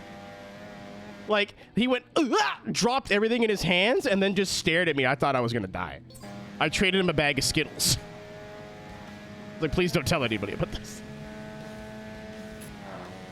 We were, like, late teens, early 20s, dude. Anytime you weren't paying attention, you could have got a broom shoved up your ass. Yeah, I'm not here to tell you it's normal. I'm not here to tell you it's normal. You do that now, you are F-I-R-E-D fired. There was a golden, like, 3-year period at this movie theater where we were all friends. So anyway, context required for this. Well, no, I'm gonna finish what I was saying first. Yeah, this is what I do. I'm here 5 days a week. I try to be. iRacing has helped a lot. I work a lot of their esports shows behind the scenes. Sometimes I'm on the camera, sometimes I'm not. I'm hosting the Sunoco post-race review now for the Coca-Cola series, iRacing series. You guys should watch it after the Coke race. We answer questions from Twitch chat, and they incentivize me to be silly. So you don't have to ask questions about cars or racing. You can ask like dumb shit as long as it's somewhat reasonably hinged. Yeah, thank you guys for being here. Because you guys weren't here, I would be back there, probably. And now that all my friends don't work anymore, I definitely do not want to work in a movie theater anymore. So we had just got, like, you had, like, your pop fountains, right? Your soda fountains. We just gotten, like, a new fountain that did, like, fancy, nice iced tea. Like, True Leaf or Pure Leaf or whatever it is, I don't remember. And then lemonade. But it wasn't quite working yet. Like, the liquid that came out wasn't cold. It was warm, like room temperature. So we weren't supposed to be selling yet. But, like, customers could see it. So if someone's like, hey, I want lemonade. I'm like, well, it's going to come out, like, warm. I can put a bunch of ice in the cup for you, but it's going to come out warm. And they're like, oh, that's fine. I just sell it to them anyway. Who cares?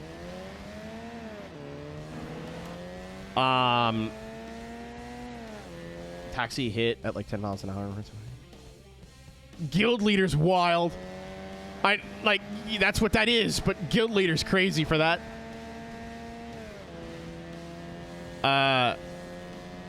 So, yeah. So, like, we weren't supposed to be selling it, but, like, I know I wasn't the only one that if a guest or a customer insisted, I would just be like, hey, it's going to be really warm. And if they're like, yeah, it's cool, I'll be like, all right, whatever. And I'll just, you know, give them a cup of lemonade.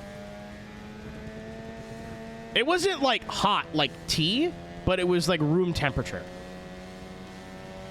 Like, imagine you poured a cup of water, and then it just sat on your desk for an hour. Yeah. Like, warm. Like, when you get a drink from a fountain at, like, McDonald's, it's not cold, but it's still, like, closer to cold than it is to warm. This was, yes, it was, like, spring, summer. No, definitely, like, I wouldn't drink it. Like, it would, if you drank it, like, I tried it, it's, like, uncomfortably sour. Like, it being that temperature, it's not pleasant to drink. This is important backstory. This is very relevant. We've only had this machine, I think, at this point, maybe a month. It still doesn't have, like, its cooling shit hooked up yet. Audio. So I'm in a movie theater. Cleaning. I was on the cleaning team that day. And they didn't like me serving customers very much because whenever I would serve customers, I'd always just be honest. They're like, is the combos cheaper? I'm like, no. It's the same price. You just get scene points, and it's less buttons for me to press. Like, oh, but what if I want this combo but a different candy? I'm like, yeah, you just get them separately. It's the same price. Or they're like, hey, I want extra butter. You're going to charge me for it? I'm like, no, I don't fucking care. I don't own this company. What do I give a shit? So they made me clean theaters a lot, which is fair. I'd rather not deal with people, to be honest. So it all worked out. It's a little bit more, like, labor intensive, but you just shoot the shit with your friends for a couple hours. It's fine. Anyway, we're cleaning the theater. Large cup. And I grab it. And it looks like a cup full to the rim of that lemonade we were talking about. But it's a slightly different color. Keep in mind, we're in a movie theater. It's like, we got the lights on, but it's still, like, not the big lights. So I'm like, I'm not sure. And I got two other people working with me. I'm like, is this piss? And they grab the cup, and it's a little bit warmer than it should be, you know? The music is doing a great job here. And they're like, I don't know, is this piss? Like, generally, I can't tell. And I'm, like, looking at it. I'm like, oh, man, it's like piss yellow, but, like, it's also lemonade yellow, but I think the lemonade's a lighter color than that. So I take the cup, and I go down to the concession stand. It's not a busy day. My coworker, Ron, we'll say, is working basically by himself. I think the other two people were on break, so he's just standing there. There's nothing to do. And I look at him, and I go, and I try to be like, keep in mind, like, I'm silly, right? I'm a little silly Billy. But I try to like be as upfront because there is a non-0% chance this cup is piss. And I looked at him like, hey man, whatever you do, don't drink it. What do you think is in this cup? Chad, I promise you this happened. He looked at me. He grabbed the cup. He smiled and then took a little.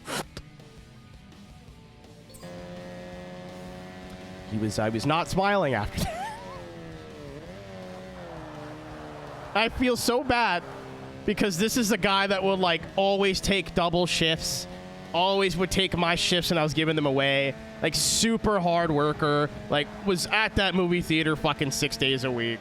I was honest, but it was me delivering the news. I realized how he could think maybe I was being a little right? And like gonna get him to taste it later. Like I know where his head was at. Unfortunately, I was not lying. And he looked at me and his little smirk just melted off his face. He set the cup down and he walked back into like the kitchen area of the concession stand, and we did not talk for the rest of the day. Safe to say it was not lemonade in that cup.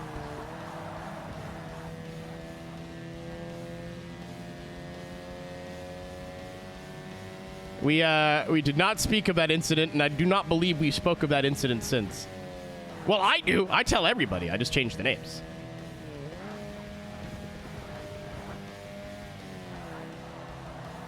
But how? Again, because we were serving that lemonade. It's not like it was just a cup of yellow and this dude went, oh boy! Like, there was a real chance it was just a full cup of lemonade, but the color was a bit off. Maybe there was ice in it and it melted. How'd P get in the... Somebody did not want to leave the movie theater. Unfortunately, this happens a lot more often than you'd think.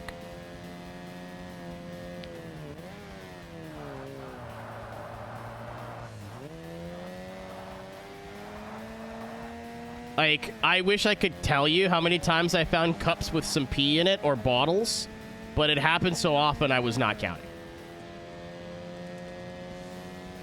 Oh, Mad Bull, this was before we were serving beers. After we got our liquor license, shit hit the fan, man. Like, oh my God. The amount of stupid shit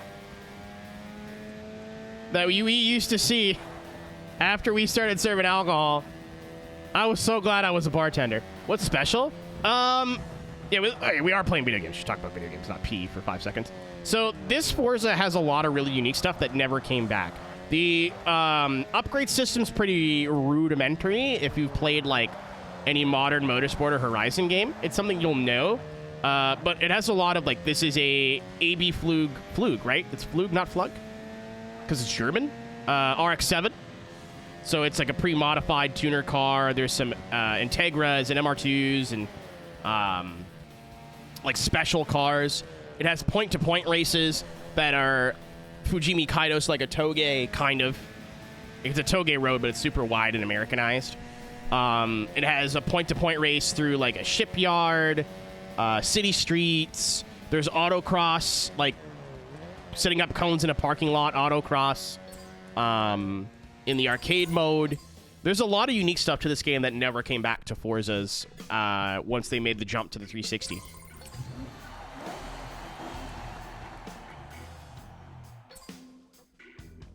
What do we get in mines for? Oh, because, yeah. So, like, cars like this. I think this car was, like, in the 360 Forzas. A lot of these cars came back. Some of them did. Yeah, Kohai, like, I genuinely wasn't trying to fuck with him. I couldn't tell if it was pee or not. Like, it wasn't me trying to be silly. I genuinely had no idea. Thanks for explaining. Yeah, no worries.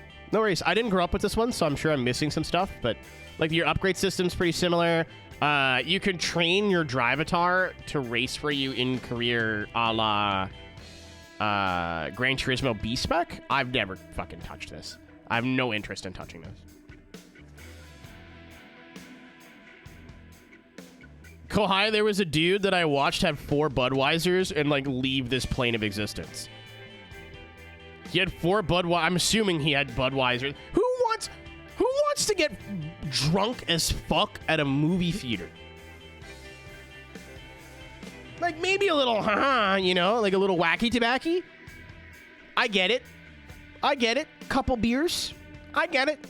Who wants to get bombed at a movie theater where you can't do anything? You're just sitting in a chair. No, of course it wasn't cheap. It's a movie theater. There's no such thing as the word cheap. I mean, they were tall boys. Like, they're like 500 milliliter cans, but 2 liters of beer is not enough to get me to, like, be incoherent. So my manager, Brian, like, grew up in a, like, I don't say in a rough neighborhood, but he doesn't fuck around. He's super nice. Once you start poking him, he, like, it can switch from, like, the nicest guy in the world to fuck off, asshole, very quick.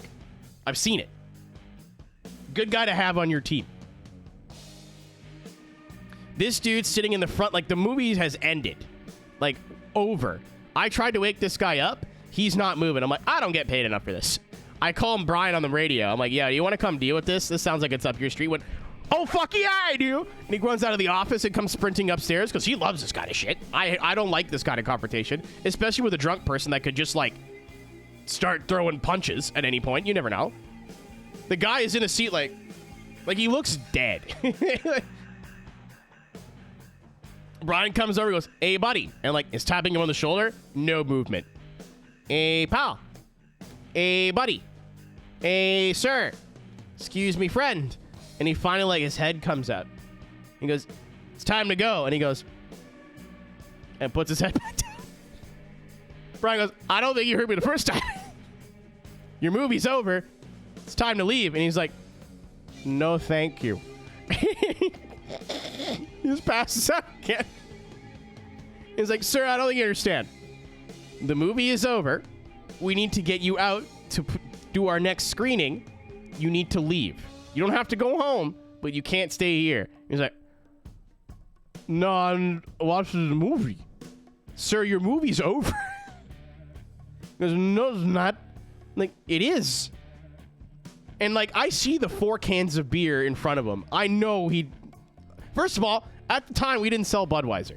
He brought those bad boys from home. I was absolved of guilt. Holy fuck. I forgot all about this.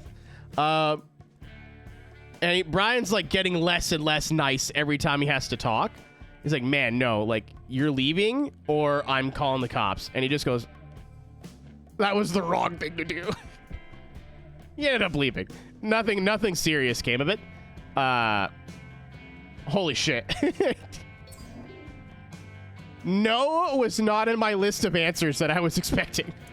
So I'm, like, around the corner listening, like, cackling, laughing. Because I don't want the guy to hear me laughing and, like, undermine my manager's authority, right? Like, that's not appropriate. Oh, okay, we don't have the Mazda yet. Oh, I could change the... Yeah. You can tell this game was inspired by Gran Turismo because there is a point where we're going to have to drive stock Miatas. Time to figure out how good the AI really is. This is the first time we're in equal equipment. Yeah, there's a lot of tracks that didn't come back, like Tokyo Circuit, Rio. This is not the Rio that's in Forza 6 and beyond. And then Blue Mountain Raceway is basically just Bathurst with a couple of corners changed. So, like, there's a lot of tracks in this game that are original tracks that didn't come back, even in Forza 2, because they were either replaced by the actual track, or I'm sure they were scared they were going to get mixed-sued. It suffers terribly from first game syndrome, but there's a lot of, like, charm. And a lot of stuff, like the soundtrack being all OST is really cool. And Junkie XL, For those of us that played Need for Speed growing up, you know who that is.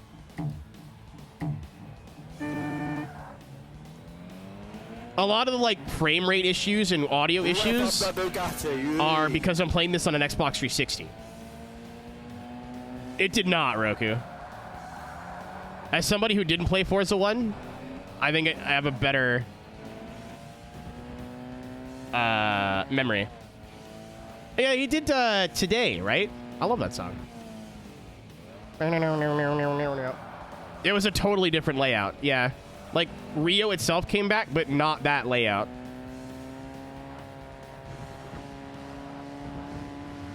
There was a corner there.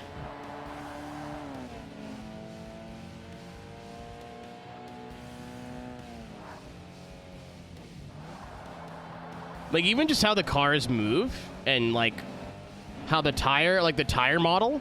I can't believe I'm saying this about a Forza game. But coming from Gran Turismo, this game was, like, a world changer, dude. Having a tire model that, like, functions is wild. It's been a while. It's been a while since I played. Sorry, I had a little rumble glitch there.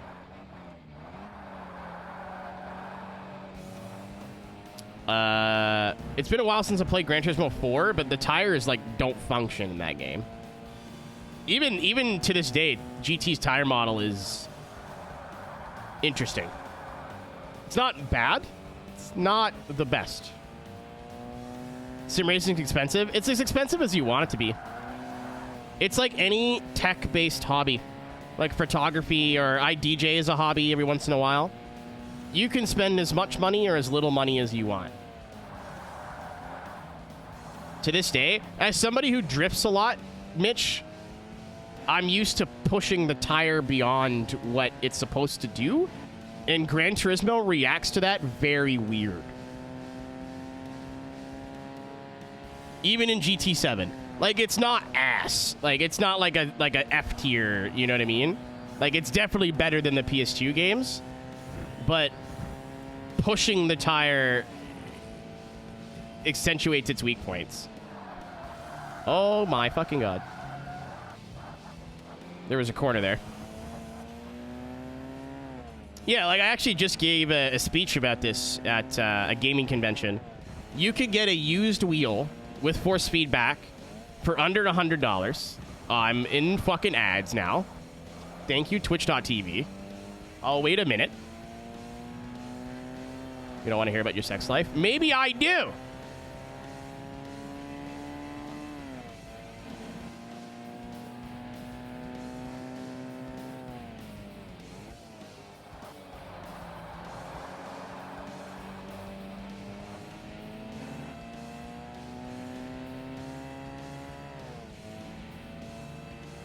We're back? Okay, it says I still have a minute on the ad, so I'll wait, just in case.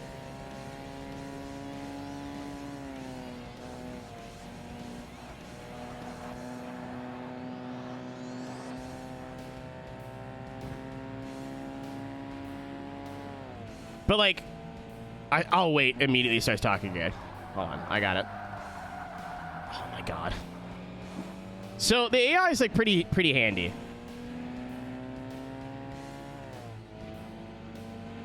Like, I've been making mistakes, but they're, like, not too far behind. Which gives me confidence for the race car stuff. So, like, I think we're back now from the ads. Per snaps.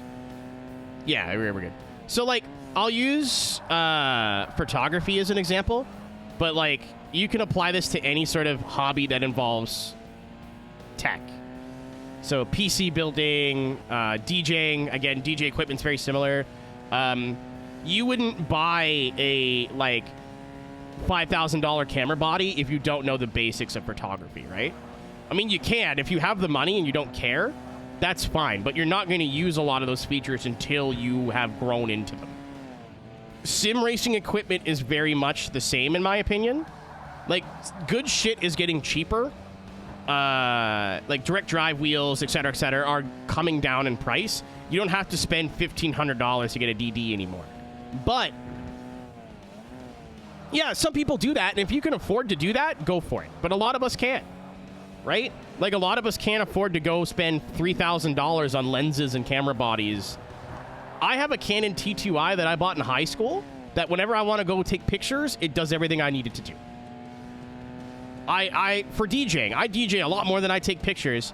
I still use my entry-level Pioneer FLX4, which is just it's fairly cheap for what it is, considering, again, you can spend thousands of dollars on DJ setups.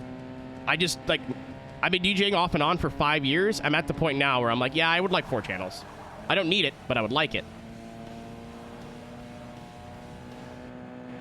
So I think sim racing equipment's the same thing. You can get a used Logitech wheel for under $100 now. For this, oh my God, for this speech that I gave, I looked up Craigslist posts, or Facebook Marketplace posts, sorry, from the DC area, which is where we were, and like Texas and New York and Seattle and Southern California, and the going rate on like an old Logitech wheel is anywhere between $50 and $150. That's still a lot of money, but it's not 5, 6, 7, 8, 9, you know? Initial reactions are, well, why would you want one of those wheels? They're garbage. If you've never had a wheel before, you're not going to know the difference. You're not going to know the difference between a 12 Newton meter wheel and a 8 Newton meter wheel and a 3 Newton meter wheel. All those things mean nothing, right? So I think what I see a lot in sim racing is a lot of like buyer's remorse, where people will look at like streamers or content creators and go, well, what do they have? I want that. I'll buy the best of the best. And then they get thousands of dollars in equipment, and then within the first month, they're burnt out and they don't want to race anymore. Because either it's not as easy as they thought it was going to be, they don't have the time, they don't have the ambition, right? Because it's not a video game anymore when you get into sim racing, I don't think. Like, it is a video game, don't get me wrong, but it goes into the hobby territory, where you need time to devote to practicing and getting better and improving and just doing laps or running races. So even if you get a Logitech wheel, right, that again isn't the best equipment, or an old THRUSTMASTER wheel, like there's actually you're not limited to Logitech at this budget. Use it for a couple months or a year and then go, you know what? I do have time for this. I want some better equipment. I'm going to go buy something. You can sell your wheel for what you paid for it. Or maybe like what? 10%, 20% less?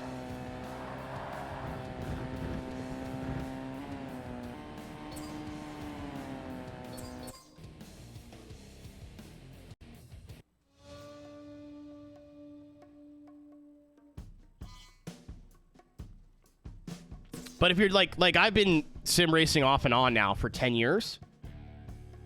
I have the rig, and I want to upgrade my wheel, and I want to get better pedals because I do it a lot. And I know like why I want these things and why I would like the upgrades. It's not necessary, but like I know what I'm spending money on, and I don't care what the price is because it's part of the hobby. I think if you spend a bunch of money on it initially, you'll get burnt out really quick. Or it can happen. Some people don't. Some people spend a bunch of money and they fucking get right into it, and that's the way they work. But it can't, like, any tech-based hobby can be expensive, but all you want to do is just drive on Assetto Corsa and do no hesi, or drive around in Beam, or fucking play Motor Town. You can get a wheel for under $100, and that's it. That's all you need. After that, you could spend 10, 20, 30, 40, 50 grand on a motion rig and get all a bunch of goofy shit. You could spend as much money as you want.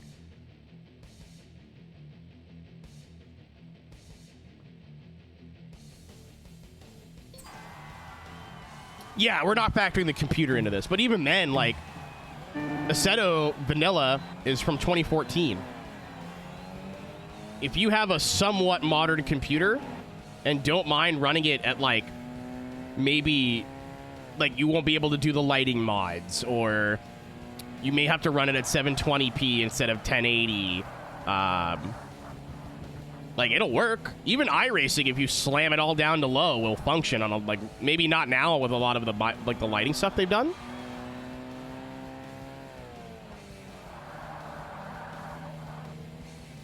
Yeah, that's all you need, dude. And because, like, the G920 is super popular, there's going to be a lot of other people out there that have wheel settings and advice and tips. And if it gets to a point where you're like, oh, I've been on iRacing for a couple months now, maybe a year. I bought some content slowly. That's another thing, too, is iRacing is, like, I'm biased. Because I work for them, kind of. Like, I don't have a salary job there, but I definitely, like, I just sent in my invoice for this month. Right? So they pay me. A lot of people, like, I need to own all of this immediately. I know it's, like, less fun to do it this way, but if you just pick one car or one series or one discipline and stick with it, thank you, sir, you'll spend a lot less money that way. Like, if you just run the Miata stuff and the GR86 stuff until you get bored, and then maybe spend, like every new season, I spend, like, $30 on content. Yeah, it's a subscription. Miata looks fun. And, like, a lot of people will say, oh, people suck. Like, people drive rough. People drive rough in every car. You're just racing with a lot of other rookies, and a lot of people, like, don't know how to rejoin safely, or or they're coming from Forza where, like, dive bombing is not penalized and it doesn't matter. Or, like, you're going to run into a lot of idiots, but that's kind of part of the growth process.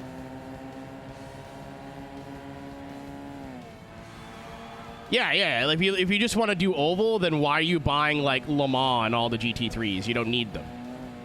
However, having the option is cool because I never, ever, ever would have bought into an oval sim racing game. I'm not particularly good at it, but every once in a while, like the Gen 4s will go to a road course, or you jump in Carb Cup and run at Talladega and hear a bunch of grown men call each other slurs. Like, it's a good time.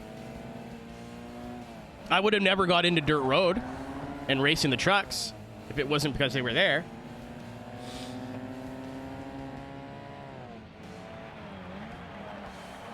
Like, a lot of people will get iRacing and go, oh, I need to get everything that I see, like either video makers or streamers or whatever. I need to get all the GT3s or whatever. Dude, even if you want to get GT3s, buy the Ferrari, and you could use it in Ferrari Challenge and GT3 Fixed and GT3 Open. Maybe it's not going to be the best car, but unless you're driving at the highest level, BOP doesn't matter in GTs. And if anyone tells you otherwise, they're either, like, they're not talking to you. When I started racing GT4 this season, I was in the Aston Martin, and it did not affect my performance whatsoever, and apparently that car is like dog water. Like, did I stop using it? Yes, but I already owned the other cars. If all I had was the Aston, I would have stayed in it.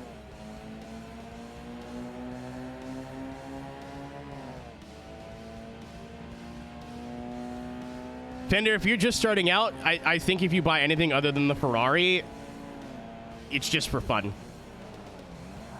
Because the Ferrari, you can race in Ferrari Fixed. You can race it in GT3 Fixed. You can race it in GT3 Open. You can race it in, like, IMSA. Like, you could use it everywhere. I don't think it's that bad of a car either in GT3 BOP, right? Like, it's as far as tin tops go, it's the best value for money. Like, yes, the Mustang's cool. The Porsche's cool. But do you need those? No.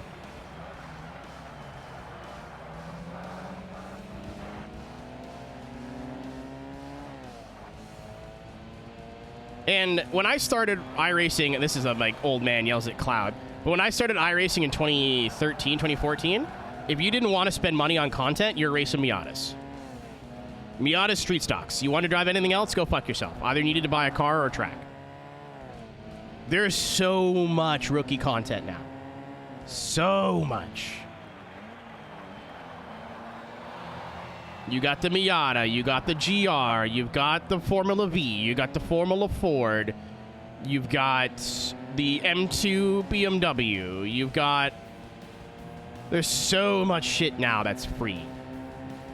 And a lot of the tracks that these D-Class series go to are very popular. So they're not going to make you buy, like, for the most part, a track like Canadian Tire Motorsports Park. That isn't super common, that you're not going to see 18 times in other series. You can also check, like, schedules, see what tracks are coming up in various series. So, yeah, maybe you won't be able to run GT3 this week because they're at Belle Isle or something obscure, but you could do something else. As always with takes on the internet, there's always, I think, a competent middle ground.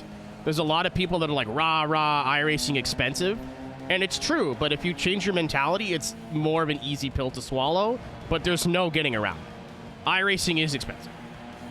There are cheaper alternatives. You could do low-fuel motorsport on a Assetto Corsa for a fraction of the price. For like $10.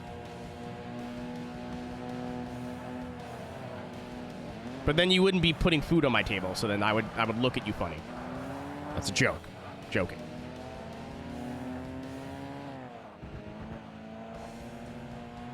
Yeah, you can absolutely do both. Like, I don't know why people limit themselves to one sim.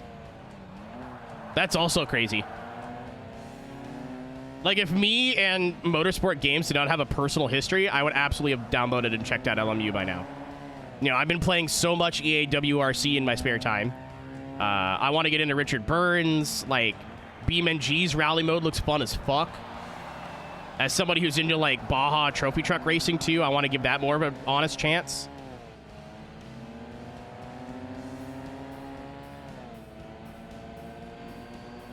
Oh, hi, goddammit. Yeah, and there's, like, Eurotruck and stuff you could do, too. There's older games, like, if you're into Oval. I think Blake McCandless's Twitch stream has a link to download NR 2003 because it's abandonware now. The World of Outlaws game is out on Steam now. Exocross is fun as fuck, even though I hope it's come down in price by now, but it was a little expensive when it came out. Like, I think if you're competitive, you have to pick a platform because everyone's different. Like, if you're like, I'm competitive. I really hate showing up to a race and getting just dummied. Like, it bothers me.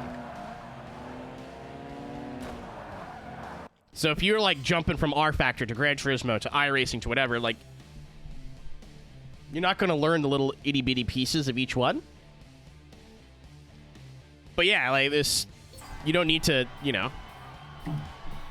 I have iRacing and just do that. You're limiting yourself to, like, granted, again, I love iRacing.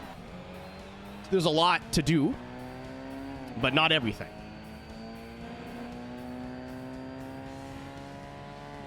It's like, I love rock music. I listen to Nickelback and Nickelback only. Like, well, have you heard of, like all these other bands? Or maybe punk rock? Or, like, heavy metal? Or, like, 80s metal? Or hair metal? Nope, just fucking Nickelback. Okay.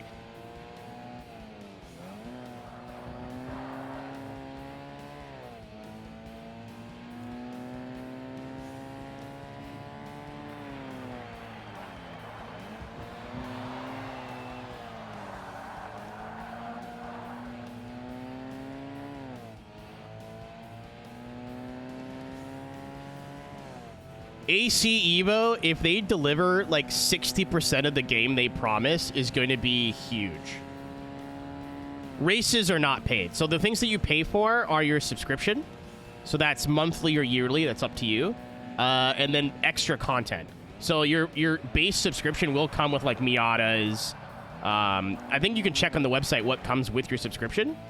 And then any car or track you want after that is a one-time payment. The only really big negatives are you still have to pay for content, and it's not cheap. I think tracks are like 15 US, and cars are 10, or the other way around. And if your subscription goes away, you cannot play the game at all. So you can't even go to like Race AI or Time Trial or Drive and Practice if you do not have an active subscription. You can't even access the fucking forums, which is stupid. Like, that's fucking bananas. Let me read the goddamn patch notes. Like, fuck off.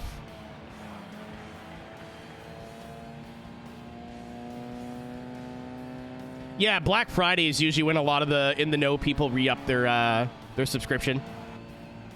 I think I got 2 years on Black Friday and it was like 60 or 70% off or something crazy. I'm not cool enough to get my my account as a staff account yet.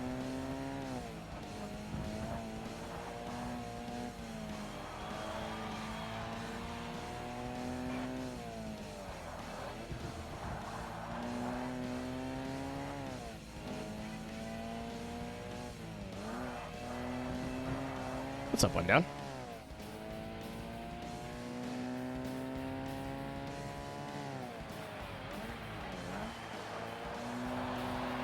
Time I sub to it. I just keep an eye out. Black Friday is definitely the best one, but it's also spring, so you're going to be waiting. I just keep an eye out. You can also look up coupon codes. I know World of Outlaws had a coupon code for a long time that was like 3 months for $5.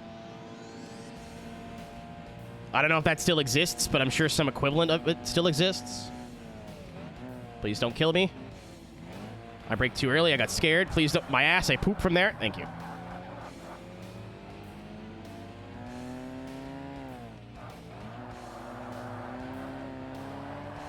Sim racing is like any other hobby. It's as serious as you want it to be. If you do not care and just want to goof around, I have a friend that bought a wheel just to play Motortown. Like, that's it. Or like people who just do truck sims. Or just do Assetto Corsa, but never play with another person. Either just time trialing or AI. Some people don't race at all. They just do drifting or rally or...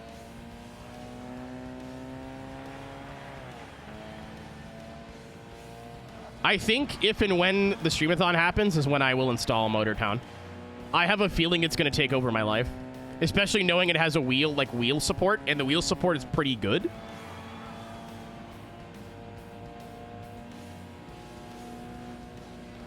Like, cool, you will not see me on twitch.tv ever again. Like, what is Motortown? You know what, Hannah? I'm not quite sure. I think it's like an open, like, it's like GTA without the guns. It's like GTRP without the guns.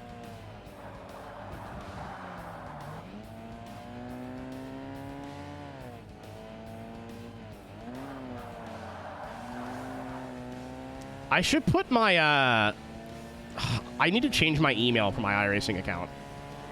Because it's, like, my email, and I don't want that, like, to be super public. And if you use someone's email as a referral code, you get, like, $2 or $3.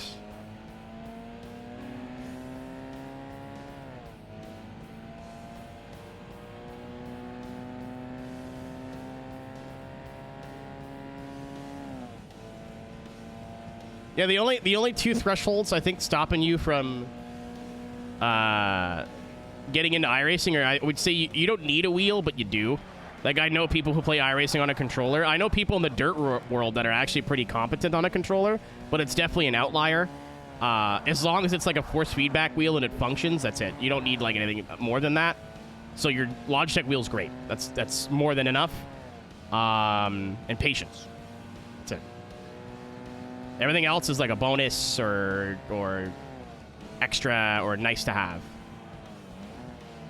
You don't need a rig. You don't need nothing. Anybody who tells you, that's coming from somebody who has a wheel and rig sponsor. You do not need it. I would really love if you bought a Next Level Racing rig using code Aeroteq24 at checkout, nextlevelracing.com. Take your racing to the next level, but you don't need one. It's nice. You don't need it. Dude, fuck. So, again, in this speech, Fender, I gave at MagFest, my two examples were Ty Majeski, who's on a laptop with a G25, who is a NASCAR Truck Series champion, and Blake McCandless, who is now in the eNASCAR Coke Series, who only just upgraded from his Driving Force GT. He made it into the Pro Series on a wheel older than people in the Pro Series.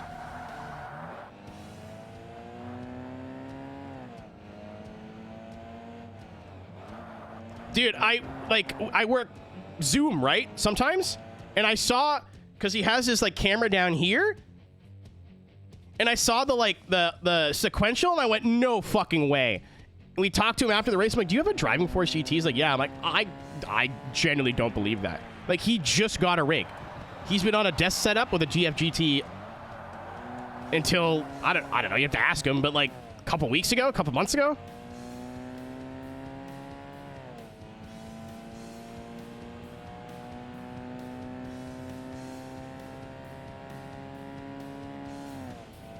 And at least in my, like, a lot of you guys could probably correct me on this. Equipment will never make you faster, just more consistent and reliable. Like, I have a THRUSTMASTER TX wheel, which is like the step 2. It's not a huge jump, but it's a smoother force feedback. I didn't get any quicker. I got way more consistent. Now I want to go get a load cell brake pedal to be more consistent with braking. So I realize a lot, especially in cars with ABS, that sometimes I'm braking way too little, sometimes I'm braking way too much, and my pedal is too light. It's great for dirt and drifting, but now that I'm doing a lot more racing, I need something. It'd be nice to have. I could train my leg muscles and not need it, but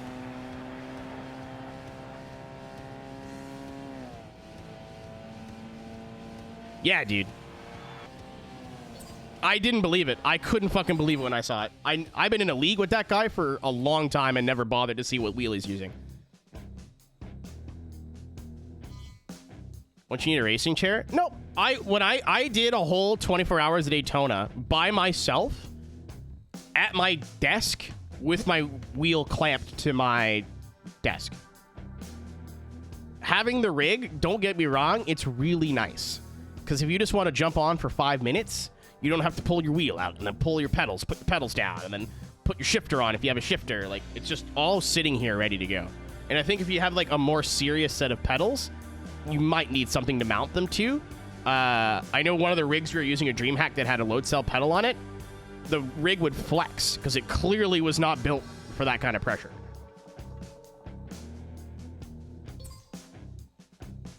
But, like, you don't need triples, you don't need VR, you don't need a rig. If you buy a rig, please buy one from that exclamation mark on LR.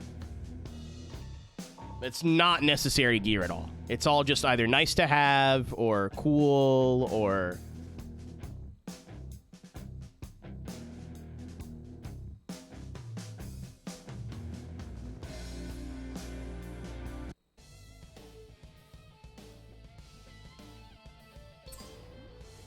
Like, the nicety for having, like, just to set up, like, a rig where you're in a proper driving position is after a couple hours of racing, my ankles don't hurt as much. My shoulders don't hurt as much.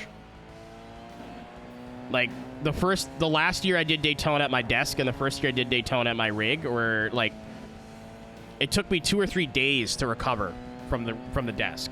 My ankles were fucked. My knees hurt. My shins hurt. My shoulders were in a lot of pain. I did it on the rig, and like within 12 hours, I think I was streaming iRacing again.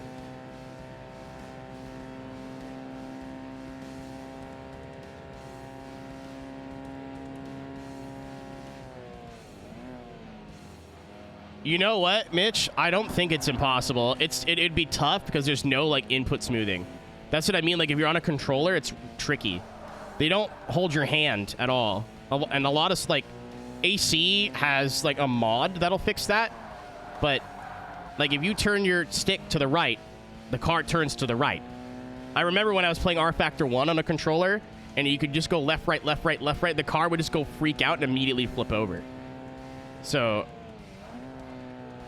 ISAD is an animal on a keyboard, but a lot of the games he's an animal at, or they're an animal at, have like some sort of smoothing built into it. I'm sure it's not impossible, but it would be a large challenge.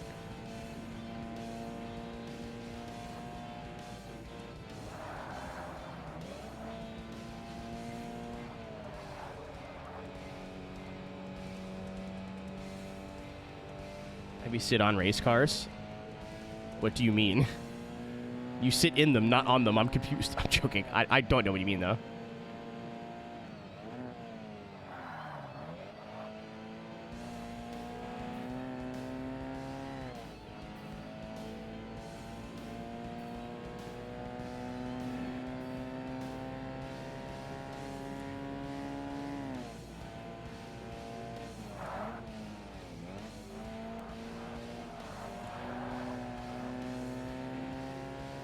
I think I know what he means, but I'm not sure, so I'm asking for clarification instead of guessing.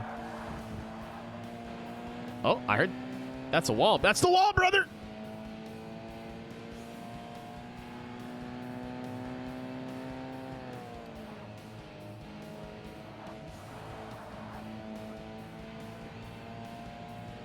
Yeah, and some rigs will do that formula style where you're almost laying down. Some rigs will give you more of a GT seating position, and then there's some, again from Next Level Racing, that will do, you could do either or. It just depends on how you set it up. I think mine you could set up either way. Mine's like a hybrid, where my legs are out flat, but I'm still sitting upright like it's a GT car. Because I'm small, I'm short. It's always funny when someone comes over and uses the rig and they're like, why is it set up for a child? I'm like, okay, you didn't need to say that. Like, we were both thinking it, but you didn't have to say it.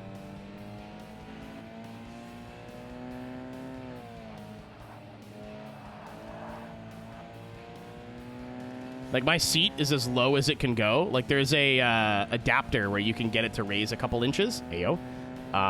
No, mine is as low to the ground as it can possibly be.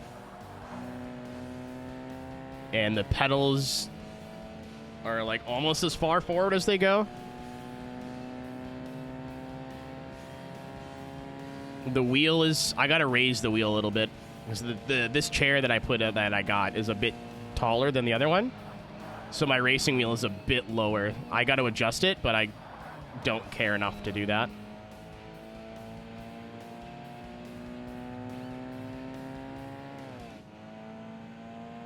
I mean, I laughed. It didn't hurt my feelings. I've been short my whole life. This is not news to me. This is not new information.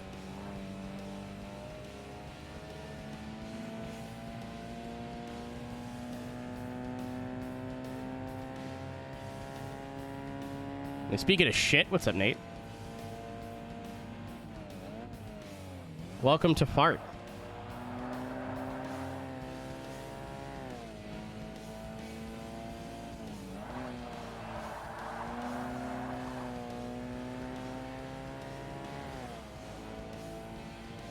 I'll say, being a small kid, growing up karting was really advantageous.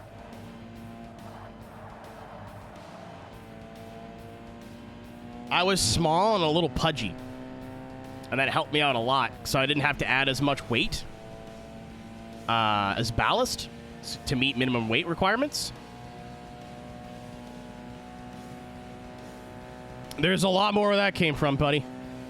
I was there for 5 years. I'm probably forgetting more than I remember to tell now. I don't think we could top dude drinking piss, though. I think that's peak. A lot of them just involve, like, Karens and stupid people or managers being managers and... penis?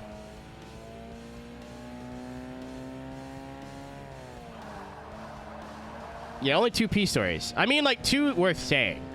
Like, I've cleaned up pee in the bathroom. Or, like, you know. There's one doo-doo story, but, again, if you clean bathrooms on a regular basis, you'll see some shit.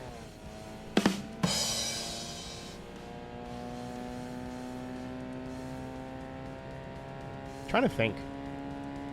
Because there's a lot of, like, my manager was an asshole and I yelled at them. Or we yelled at each other. And that's, like, not funny. It's like, haha, minimum wage working, but it's not like laugh out loud funny. I always like putting people in their place. Like the last couple years I worked there, I didn't really need the job anymore. Streaming was going fairly well, and I was living in the same house, but I was living with 4 people at the time, or 3 people, 4 people. I live with 2 now, so our bills were a lot cheaper, and I didn't really need the job. I was actually giving away almost all my shifts and just keeping the job so the government wasn't coming after me. Being like, hey, you need to pay your taxes. And you get 1 free movie a week. I was using that a lot. I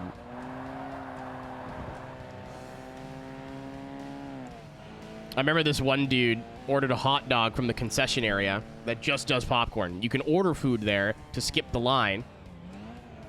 but you get put into like a list. Like it's like ordering. You go to McDonald's, you can order off the machine, and then you can order off like the. You can go to the counter and order if you want to. It's basically like that, but like it was the popcorn place, and then the more complicated like burgers, fries place. They only had senior staff trained there because there was like fryers and stuff you could hurt yourself on. This dude ordered a hot dog and just expected it to magically appear at the popcorn place that did not have any cooking facilities at all. It had like popcorn poppers. That's it. And like a lot of those kids just started. And this grown adult starts fucking unloading on them. Like, fuck you. Why would you let me fucking buy food here if I can't pick it up here? This is fucking bullshit. Even though he saved time. Like, he could have waited in our line, which was way longer because it was a Saturday morning. And he gets over to us. He's already, like, yelled at all these fucking kids. Slams his receipt down and goes, "Give me my fucking hot dog." Verbatim. Like, I'm not making that up. And I looked at him and just went... and then kept doing what I was doing, which was ironically temp checking and making sure the hot dogs were safe to eat. And he goes, "Did you hear what I said? Give me my fucking hot dog." And I looked up at him. Chad, I've never been this intelligent in my life, and it's been downhill since. I wish I could be this witty all the time. I looked at him like, you know everyone's looking at you right now, right? He went, "What?" I'm like everybody's staring at you. And he turns around, and sure enough, like, it's Saturday morning. There's families everywhere, and they're all just, like, staring at him like he had a bomb. Like, there's parents, like, holding on to their kids, just staring at him like he's got fucking 3 heads. And I give him his hot dog, and he just goes, "Thanks." And, like, shuffles away.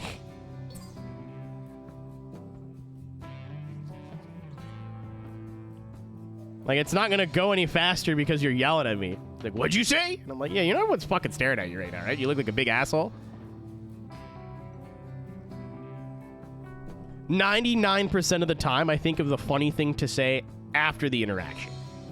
The brain cell was on all cylinders that day.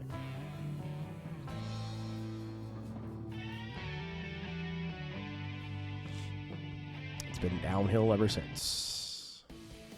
Welcome to Bathurst.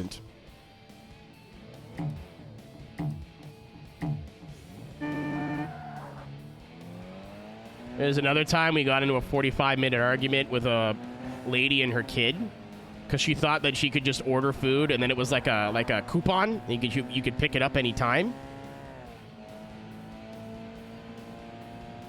I'm so glad I had a job in customer service, Car, because I am set up for life now to not be an asshole to the customer service people. If even in like 20 years, right? Hypothetical. Let's say like we hit it big, baby, right? And we're making a ton of money, and like I end up being, this will never happen, but like rich or wealthy, let's say. Because I spent 5 years getting yelled at by a bunch of people who are like worse human beings than me in every single way, I'll never be that guy. I think to be in the workforce, you should work in customer service for at least a year. Like, it should just be a requirement. You know how, like, some countries have mandatory military, like, requirements? Like that, but you work at McDonald's.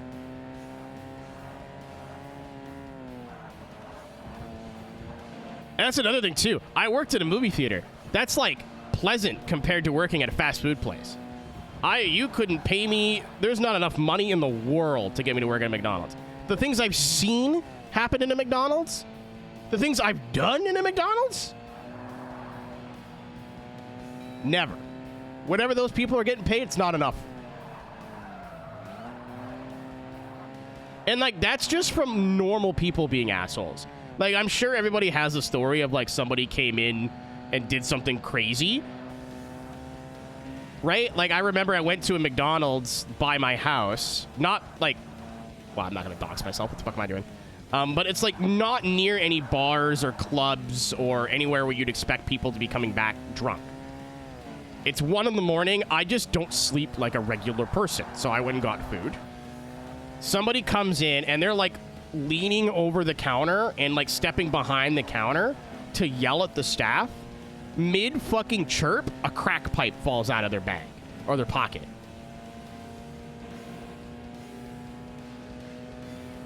Like, that's just, you picked a bad day to come to work. I mean, like, on a regular daily basis. What do you mean the ice cream machine doesn't work? Which, to pull back the curtain, 80% of the time, that's a lie. Because it's easier to lie to you than tell you we're cleaning it. And you go, well, why are you cleaning it right now? I want ice cream right now. Broken, usually you're like, people just go, okay. And then the argument's over. You give people hope, they'll just yell at you until thinking you could do something. We didn't have an ice cream machine. We had a frozen yogurt machine that, if you didn't clean it, it smelled like old milk. It was gross. So I think we had to clean it like twice a week, where you pull all the like liquid out, you flush it with like cleaner, but you have to wait for all the frozen yogurt in it to thaw. That takes time. Empty it, clean it, wait for the cleaners to dry, clean, like, go over it again with water, put the, like, milk liquid whatever back in, and freeze again. It's not something you could do in 10 minutes. It takes time. So we usually would do it, like, on a slow night after the, like, 7 o'clock rush, because I'm like, okay, it's Monday. Who's going to be here at 10? And it was easier just to tell them that our machine was broken, because I never usually got clapback from that. Like, yeah, our machine's broken right now. I'm like, oh, okay, that's unfortunate. And they would just, like, order something else. But I'm like, yeah, we're cleaning our machine right now. It won't be available for the rest of the night. Well, I want fucking ice cream. This is fucking bullshit. It's a warm day. I came here expecting ice cream. Well, sir, you're at a movie theater. I would come here expecting movies, first of all. Good Dairy Queen if you want ice cream, pal. You're in the wrong place. I went to McDonald's and expected a book. Like, maybe, but that's not what they're known for.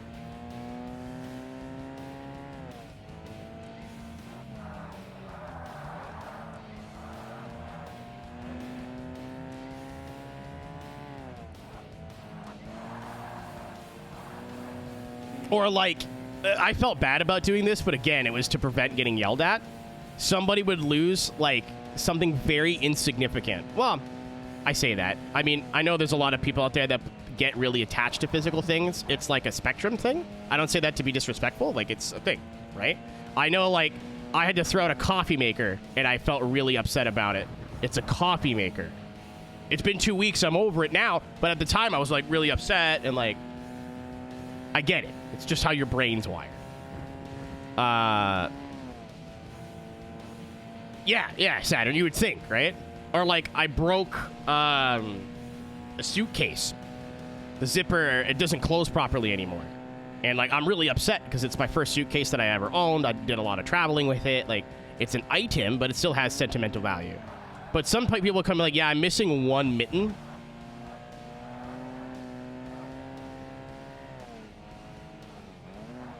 I don't fucking know, dude. Well, some people are like that, some people aren't. That's what I mean. Like, when I say these things don't have sentimental value, maybe they do. Like, to me, they don't. But, like, if I was wearing my childhood pair of mittens, or, like, me mum got me these for me before she passed, you know what I mean? I get it. But, like, yeah, I lost a mitt.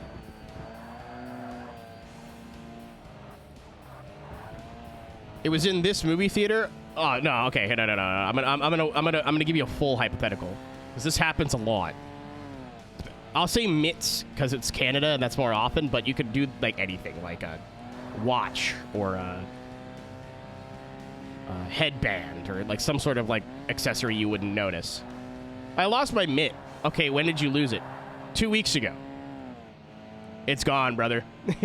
It's gone. It might be here. It's gone. I don't know where it is. It could have moved 15 different places. It's definitely not in that theater anymore. I don't know where it is. It's gone.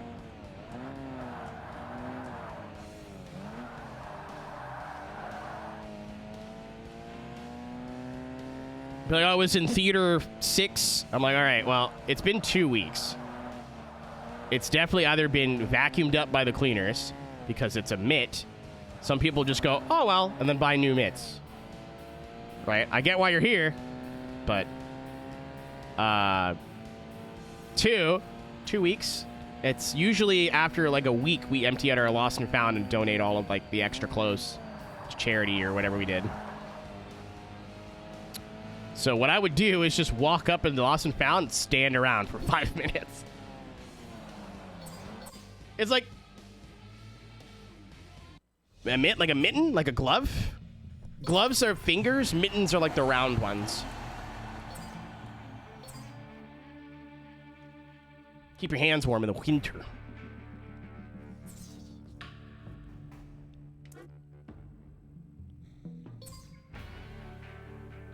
I need a B1. Ooh, can we do this thing right now? Oh, no. But yeah, we can.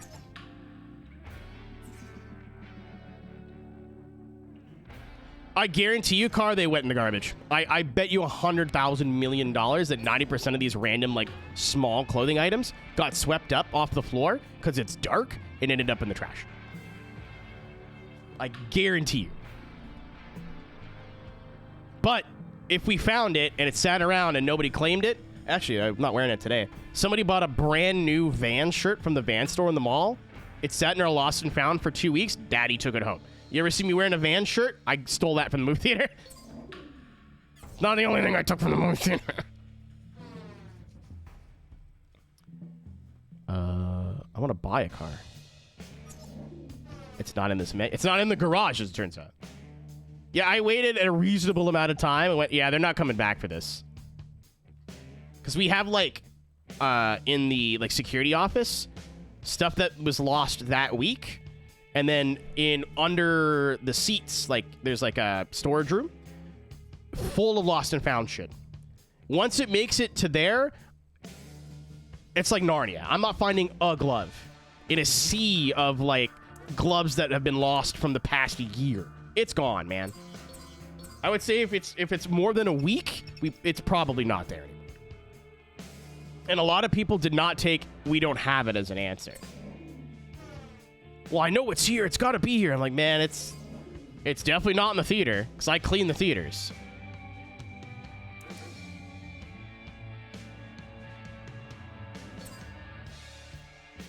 Yeah, like again, I don't know what our nighttime cleaners do because they were the ones that went in with like vacuums and like detail cleaned. We didn't even wipe seats off, dude. If there was a little bit of like popcorn that somebody was eating that fell between their legs, I just wipe it off with my hand or throw it behind the seat. We don't have fucking time. I don't got time for that shit. Oh my god.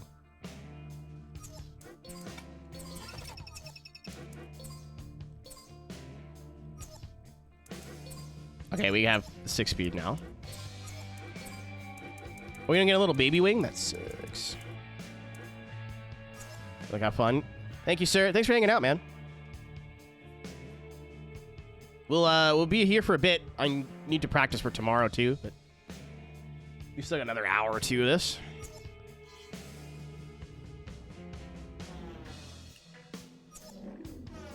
Car, I was reading some of what you're posting, but if I get distracted when I'm telling a story, it'll take 8 years. So I was just trying to like power through.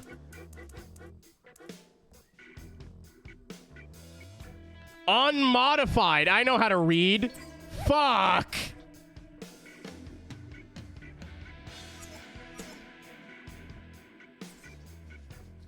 I didn't read that. Okay.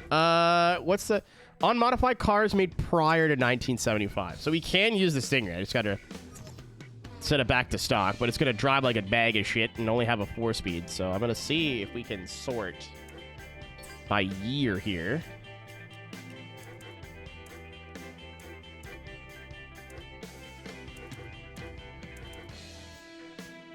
No, but we could do this, which will work. I need something B1 or better. Damn. Well, it can't be modified, so it doesn't matter. Charger would be cool, or Challenger would be cool, but it weighs way too much stock. What do we got in the 60s? It's too slow. Way too slow. Yeah, I think that's our choice. Oh, this is what we'll unlock. That's funny. And we're not there yet. And we're not there yet. So, yeah. Oh, no. This is what we get. Oh, that's a championship. D-class. Yeah, so we're not even there yet either. Okay. Well. Back to stock.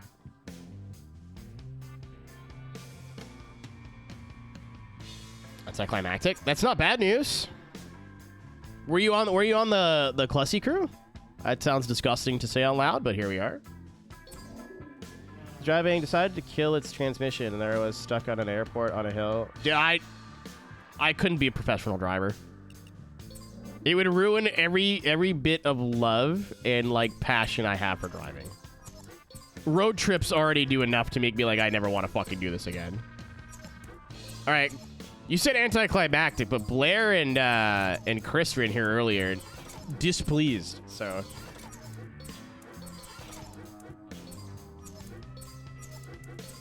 the tale of two races. Oh my fucking nose.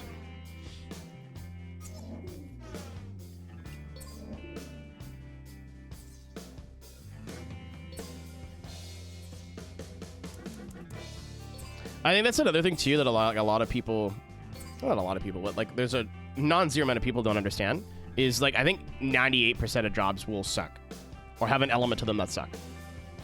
If like, I know I'm speaking from like a huge place of privilege, but like the amount of stress that we are under in the 2 or 3 hours we work an iRacing show is crazy. Like I'm basically getting professionally yelled at. And I won't sit here and, Twitch streaming really hard. Nobody wants to hear about that. I mean, it has its difficulties, but I still get to just play video games and talk about cocks all day. So, you know, could be worse. Like, even the theater was fun, dude. Those some of the I met my buddy Cameron that I worked at the theater with. I haven't seen him in 5 years. Probably longer than that. At Walmart the other day. He's, holy fuck, oh my god. And had a big hug, and he's still with the same girlfriend. We're talking about that. He's got a house around the corner and used to live in the same place. I'm like, yeah, remember that one time you came over, got drunk, and threw up on my front lawn? He's like, unfortunately, yes, I do. Like, some of my favorite people I've ever met have been from that job. And I mean, 90% of the time, nights were uneventful, and like, I have a lot of good memories and good moments and whatever.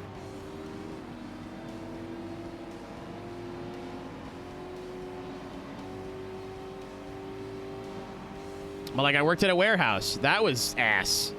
Like, shitty. Oh my god, what's up, Kyle? It's been a minute, dude.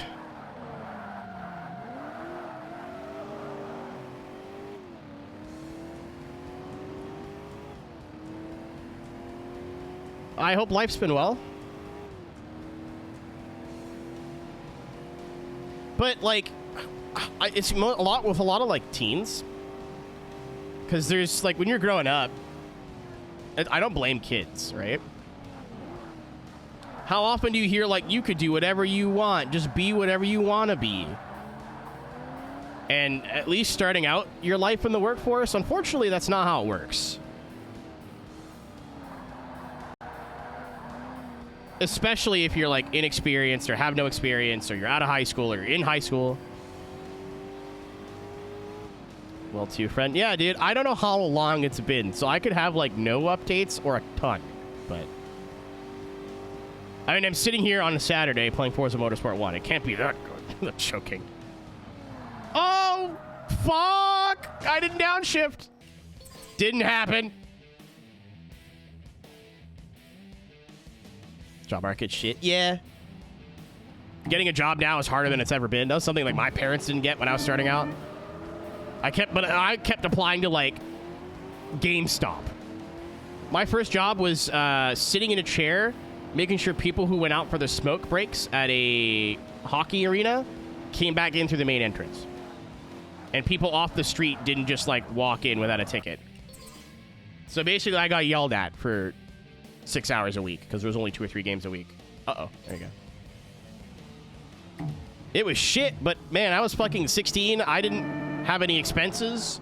I just bought fucking pizza and video games, bro. It was awesome. I remember I worked a 12-hour shift one day, and it was a fucking nightmare. I got no break. Like, it was awful. And I went and bought a gaming headset that day, because I was just like, fuck it. I want a little treatsy-weetsy. It's like, if you could find good, then it's good, right? Like, my job at the grocery store was all bad. Like, the hours were shit, the pay was shit, the people were shit. If the people are good, you can kind of do anything. Like, at least for me. Like, if I have a good team or, like, good coworkers, I could clean poop. I would rather not clean poop, but I could.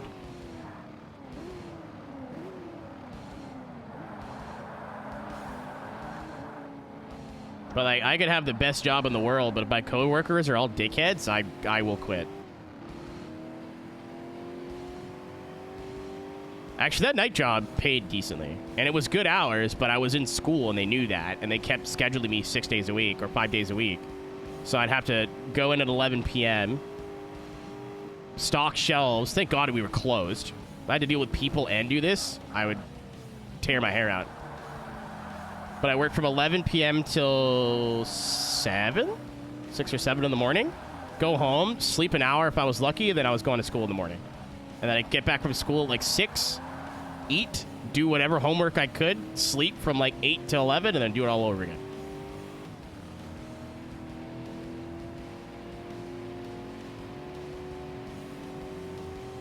Yeah, insoles is your best friend, dude. I know that sounds like old man thing, but I bought Dr. Scholl's for when we worked DreamHack, because I knew I was going to be on my feet all day, and it still sucked, but it's like, it sucked a hell of a lot less. It went from like a 10 out of 10 bad on the feet to like a 3.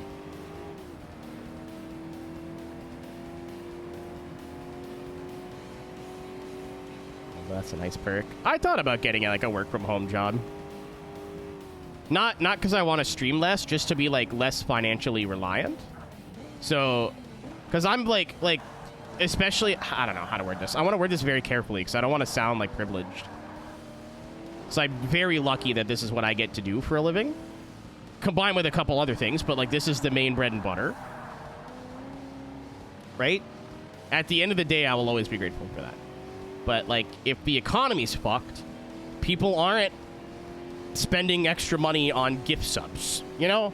Like people aren't dropping an extra, even like, I think it's $8 a month Canadian now for a Twitch sub. Ender, how was the race?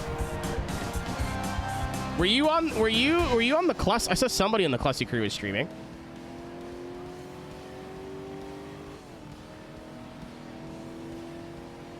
We died a few times, as is tradition.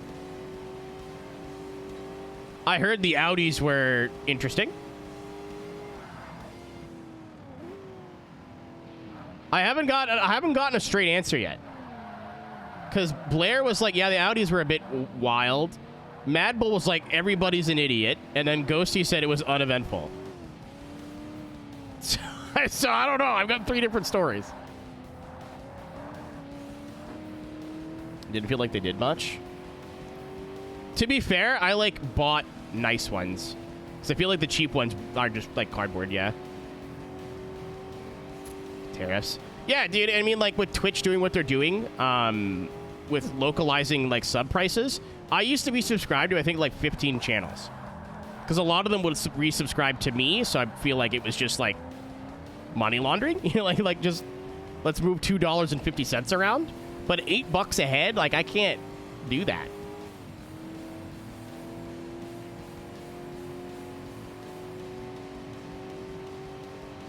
So how can I expect other people, you know, who might be in a similar position to do the same thing? Some months are really good. Some months are fantastic. Some months are not very as good. You know, it's the ad stuff, as much as it sucks, is nice and helps. And we get a different split now because we're over a certain amount of subscribers a month. which gives you 60-40 instead of 50-50. I don't know what the number is. I think it's like 100. So that's nice. I didn't think a 10% increase would be like that significant, but holy shit. But I was like, I don't know. Maybe I'll get a work from home job. So if it's a bad month, I could just like work more or like not be as fucked.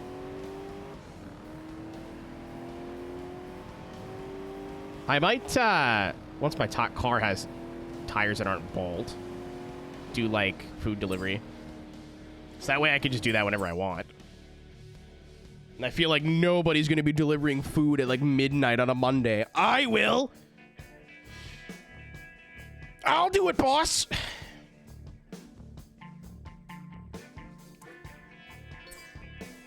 I don't sleep. It's free money.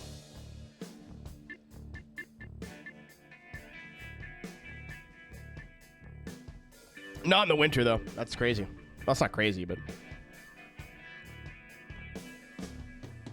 concerning.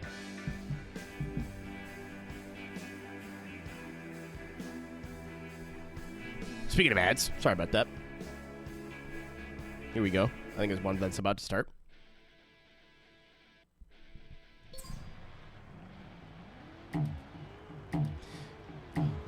I'm sorry that like it's a weekend and I realize a lot of people watch streams to like get away from the world, and I'm here like, let's talk about the economy and job security. I'm so sorry.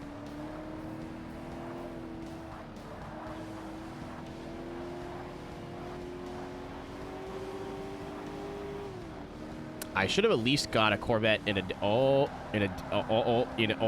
different color.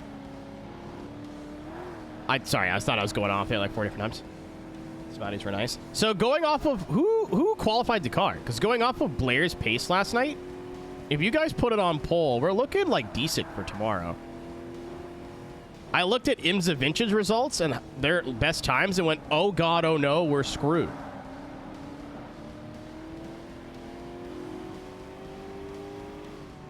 Like tonight, I think my practice like itinerary is do a whole fuel run without crashing or having any moments, and then quali practice.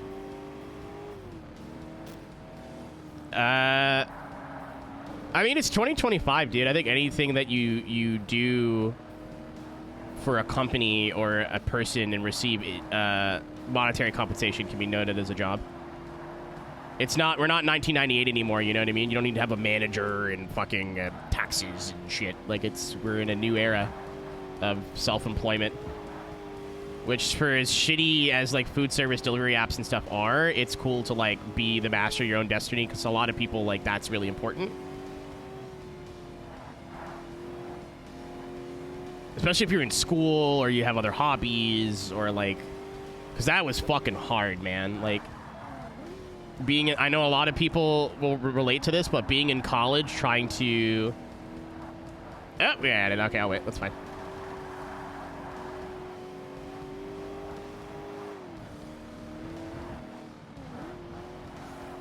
Speaking of which... Give me your eyeballs because they pay for my hamburgers. Oh, shit. I'll get takeout tomorrow. For those subscribed or who are not watching the ad right now for some reason, I think we'll stream after Road America tomorrow. It depends on how I sleep. My sleep schedule is pretty shitty, so I'm expecting to sleep for like 4 hours, but I have a Monster Energy in the fridge.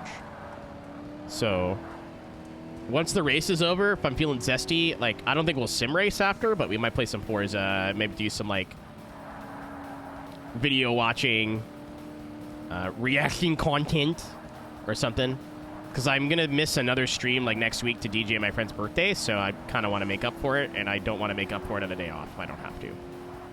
White Monster? No. Do I look like a femboy to you? Don't answer that. It is zero sugar, but it's like regular Monster zero sugar. Don't tell Red Bull I said that either. They'll be very upset. DC, I've given up, man. I wake up when I wake up, and I go to bed when I go to bed. Last night, it was like, I didn't have dinner until, like, 4:45.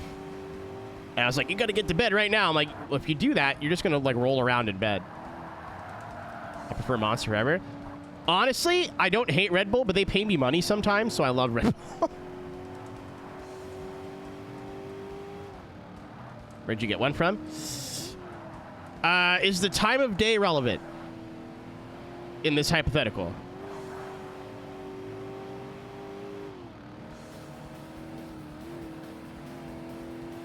No. I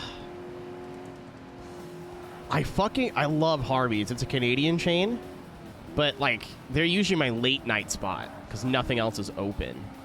There is a chain around here called the Burger's Priest. Unfortunate timing with, you know, the motions to that one guy who died. But their burgers look fucking really good. I'm sure it's based off the Autumn Ring car. I wouldn't be surprised.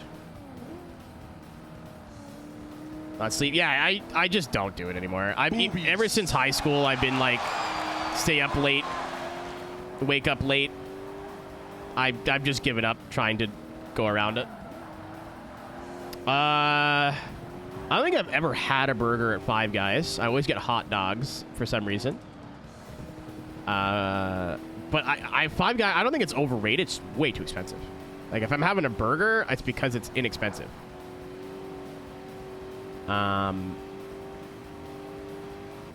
Whataburger. Final answer.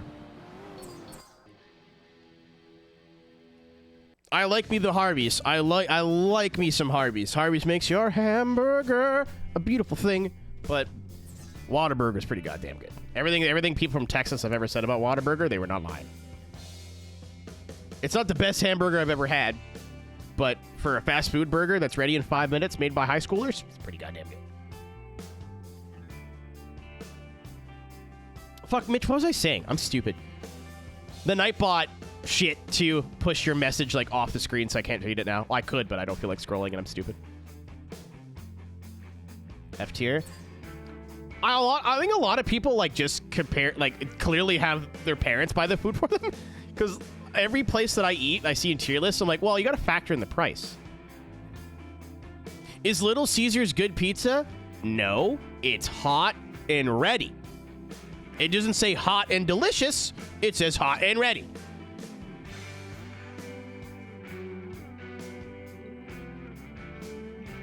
Don't drink the piss. We talked about that already today.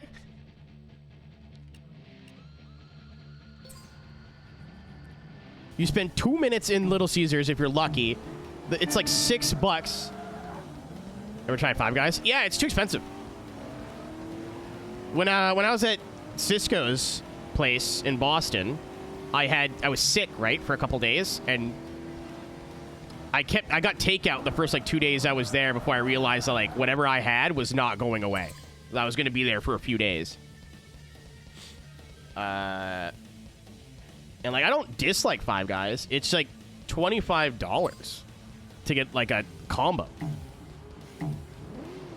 For that same price, I can go to McDonald's and get like, and I did do this, like 10 McDoubles. Are they better burgers? Absolutely not. They're infinitely worse. However, factor in the price. That's what I was like, McDonald's is one of my favorite burger chains, and people are like, are you crazy? Like, their burgers are shit. I'm like, yeah, but they're like $3.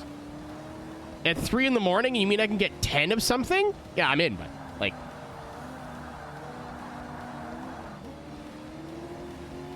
knockoff Midfield. I think it was Spa that we said this track was trying to emulate, or at least yeet the vibe from.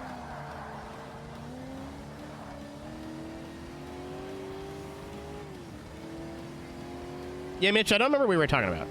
If you want to jog my memory, that's cool. If not, that's cool too. It was something with like work. Mont Blanc. I get where you're going, but I think that's too niche. I think that gives them too much credit.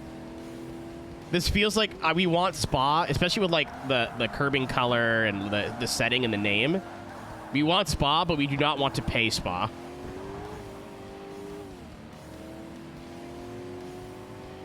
Yo, apparently McDonald's has oat milk for their coffee now. That has changed my worldview.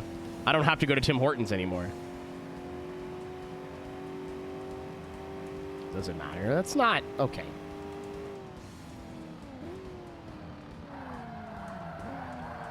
If it doesn't matter, then why did I remember to ask you immediately after the ad was over?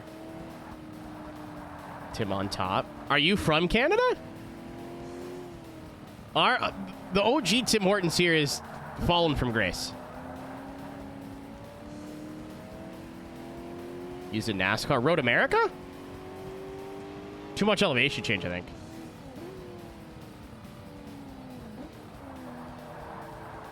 Yeah, so Tim Hortons outside of Canada are like trying really hard because they don't have the market share, right? So I don't know if the food's any better or worse. Here, the coffee is not great. They changed suppliers on their beans a long time ago, and McDonald's Canada is using the old supplier for Tim Hortons. So the coffee is not great. The only food I would recommend at Timmy's is like plain stuff. Bagels, muffins. The muffins are actually pretty good. Donuts, Timbits, which are like donut holes. We hosted last week. Copy. If you don't want to say where you're from, that's fine. I know what you're talking about. Any like sandwich, other than the farmer's wrap. The farmer's wrap's okay. But any sort of like sandwich, wrap, they sell pizzas now. Either is gross, expensive, or both. I read that as slutty chicane. Don't ask. I have no further questions at this time. McDonald Raceway? Oh, no. I mean, Meme K, that's correct. That's the message. So, I don't know if this is going to make you feel any better. With the current state of the motions to everything, I'm lucky I have the roommates I have now. Rob's a treat. We have a really good relationship, as in, like, we're roommates and friends, not friends who happen to be roommates, which if you've ever lived with your friends, you'll understand that's really important. A lot of people are friends, but, like, not your roommates, if that makes sense. Like, they're not good roommates. Rob is a good friend and a good roommate. And then my other friend who prefers not to be named on camera, or my other roommate who prefers not to be named on camera, we've known each other since high school, and, like, we're friends, but we've never been, like, super, super close. So we can still be roommates first. Like, hey, you didn't clean the fucking kitchen. You said you would. I'm like, okay, sorry. And then, like, she'll get home from work and show me the dogs that she cut the hair of today. Coming in hard. Yeah, they're globalizing. I would imagine the international versions are better. But I thought about moving back home with my parents. My mom's got a house now where, like, the whole basement could be turned into an apartment pretty quickly.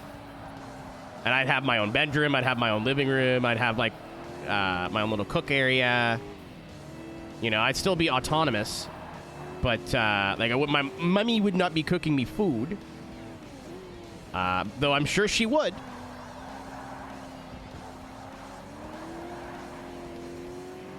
But I looked up the price, and I live in Ottawa, Ontario, so I live in a big city. I grew up, if you've ever watched Letterkenny, or Shoresy, I grew up in Sudbury, Ontario, which is like a small town in the north. It's not small, it's 100,000 people, but it's not here. So I assumed that, like, rental prices and stuff would be better.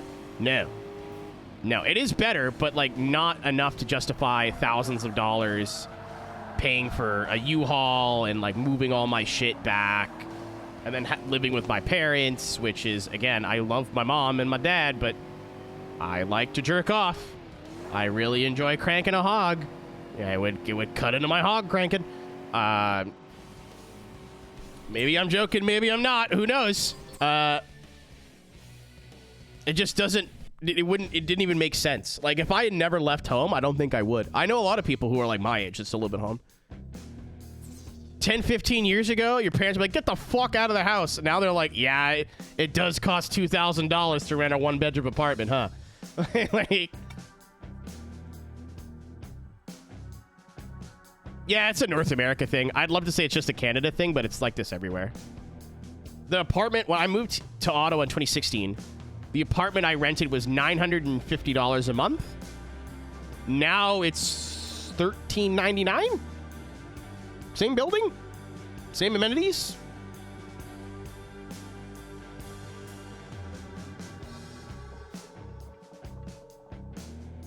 That sounds like a very painful shit, Tony. You need some fiber. That's gonna clog the pipes.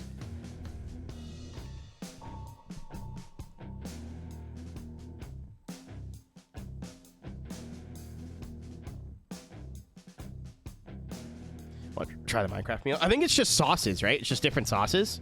They've done the same thing for like a bunch of other promos where it's the same food, you just get like a different sauce, like a rare sauce. I think the Minecraft meal too, it's sauces they've had before. They just changed the name. No, nobody knows who Stormzy is here.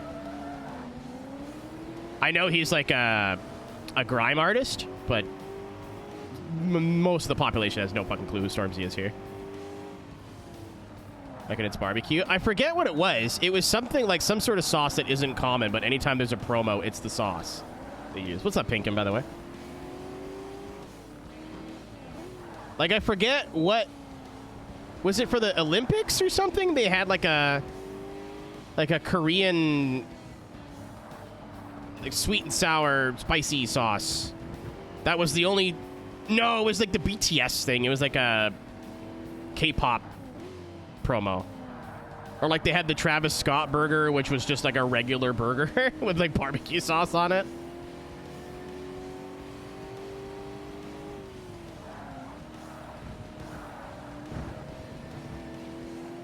Yeah, all of McDonald's promos are not as cool as you think they are. Yeah, that's what it was. It was the BTS nuggets. The sauce with the BTS nuggets was pretty dope, actually. Big Mac, I have no idea. There's a McDonald's in the Walmart that I shop at, but I've never stopped and looked at the sign. Fuck.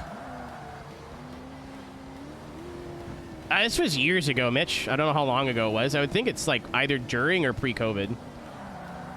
So it's not recent.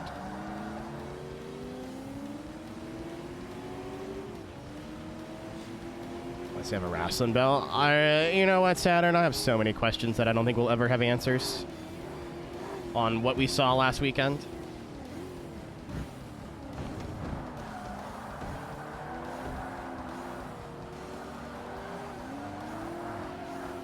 Dude, even if they just like took a regular burger and put it like a cube mold around it, like cut off the edges.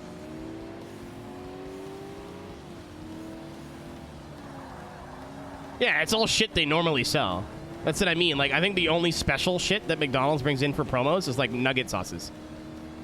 Or like they put a sauce on the burger that normally doesn't go on it. It's not stuff that you, like, maybe the sauces are limited time, but 90% of it, it's just, like, how the burger is dressed.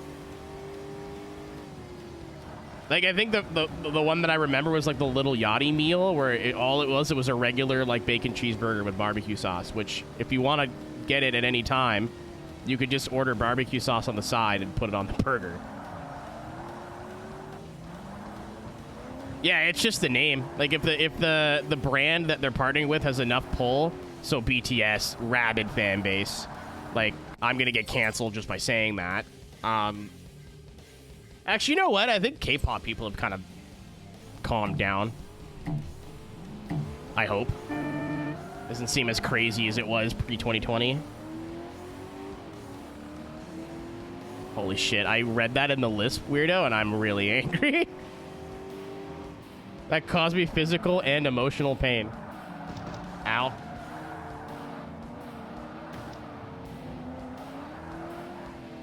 They all grew up. True. Twink death comes for us all.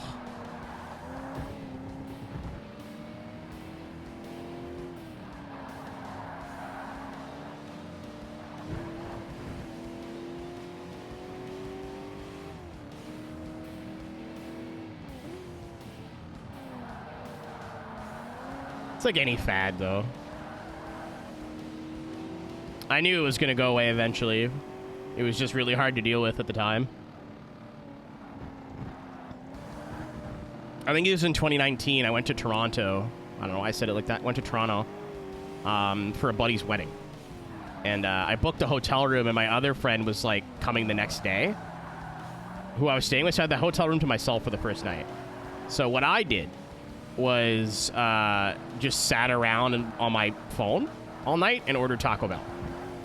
That's also what I stayed an extra day thinking I was going to be hungover. I was not, so I just sat around and ate Taco Bell. But on the first day, I saw a dance music artist that I like. His name's Matt Zoe. Say what I think. I have to paraphrase. It's like it's been years and I don't remember the exact quote. But it was like, say what you want about K-pop, but the way they treat artists is brutal. Not the fans are obsessive and don't give like the artists privacy. The companies treat them like they're expendable. The way that K-pop artists are treated is just not healthy and is not sustainable, which I thought was like the most balanced, well thought out. Like, it wasn't about the music, it was about the industry, and I think that was a fair take. And even if you are like a big K-pop fan, I don't think saying, hey, maybe we should treat K-pop artists better and more like humans was like heinous. Oh my god, this guy got ruined on Twitter. Like, fuck you. How dare you say something mean about Young Kook or whatever that dude's name was? Go to hell. I hope you die. Like, for like a very softball, like, he said some meaningful shit, but like it wasn't like, hey, this band sucks, and if you like them, you suck. And all these people had like band members as their profile pictures. Their whole bio was about how much follicles of hair they had in their personal collection. Like, crazy people shit.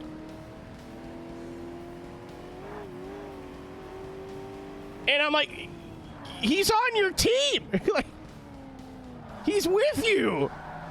And he'd respond with like, yeah, you know, this wasn't about the music. And if you think the way they're treated is good, you're just not looking hard enough.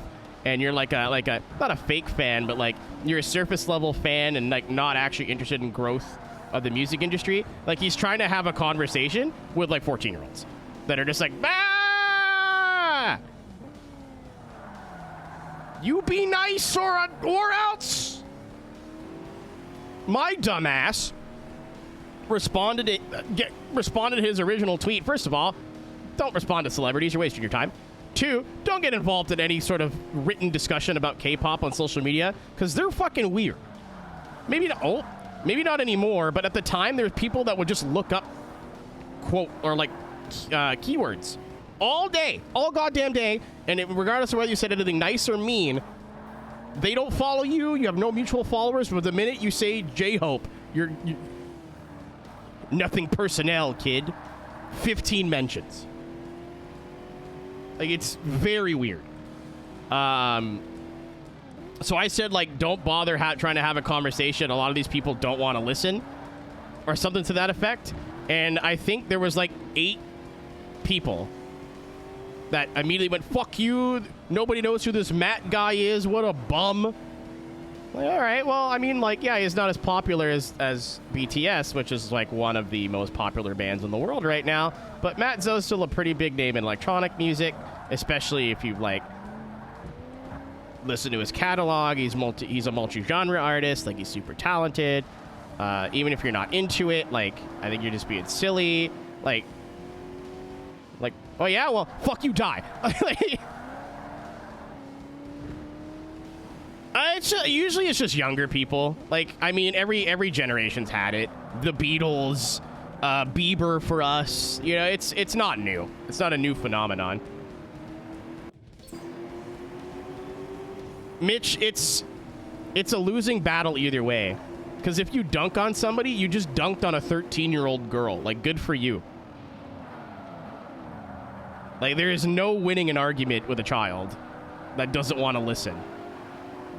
The best thing to do is, okay, and then block them. Like, you're wasting your time.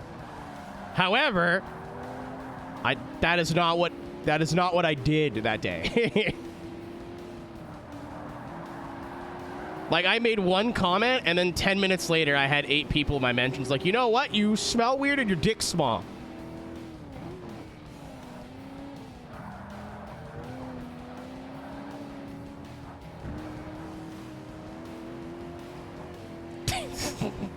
Olivia, what did I ever do to you? Why did I deserve that? The first message, harsh. The 1-2 combo there, unnecessary.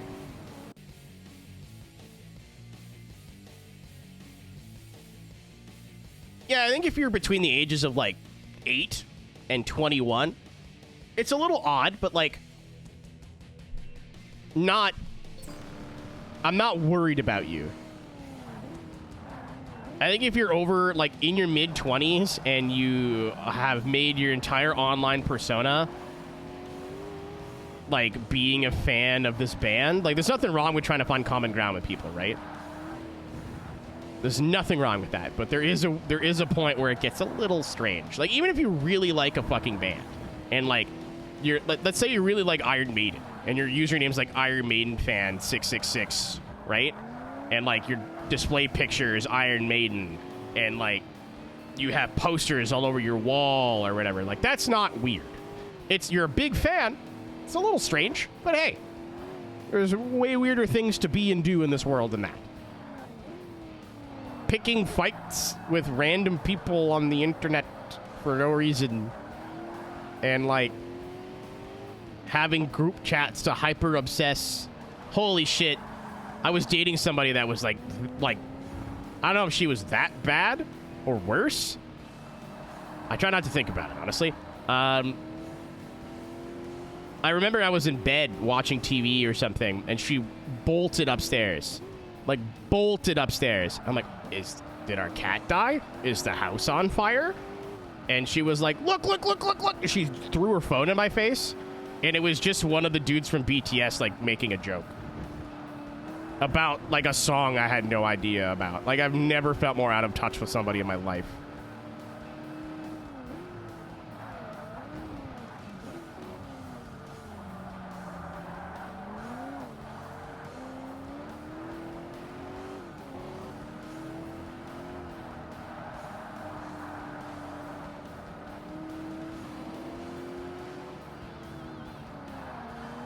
Like, in retrospect, I was kind of a dick.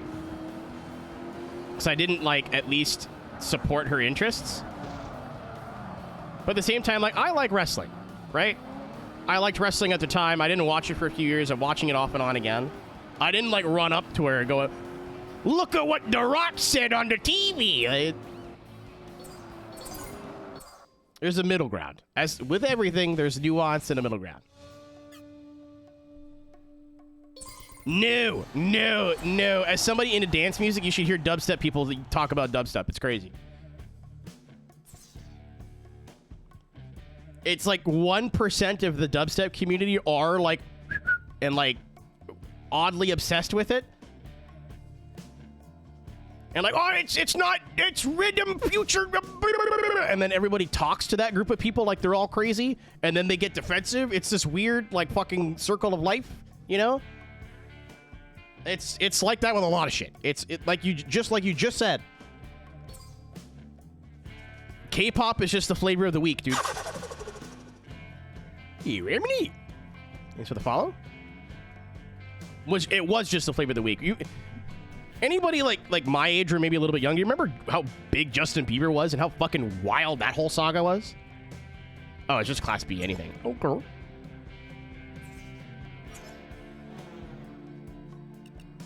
Well, I mean, there's nothing wrong with that either, though, Car. If you like a game, play a game.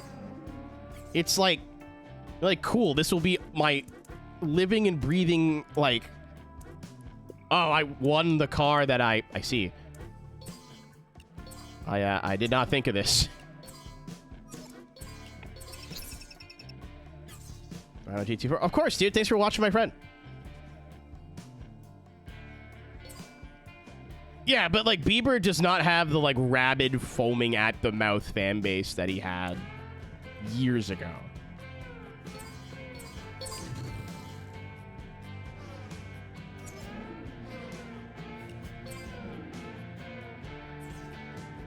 Also, like, a lot of there was two sides to that, right? Because there was the Beliebers, right?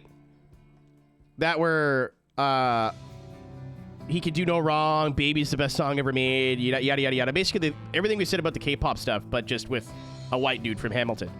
On the other side of the spectrum were also weirdos that made their whole personality about how much Justin Bieber sucked.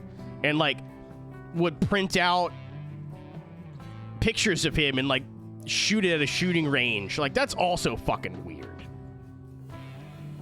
Like, you're not cool because you hate this thing that a lot of people like.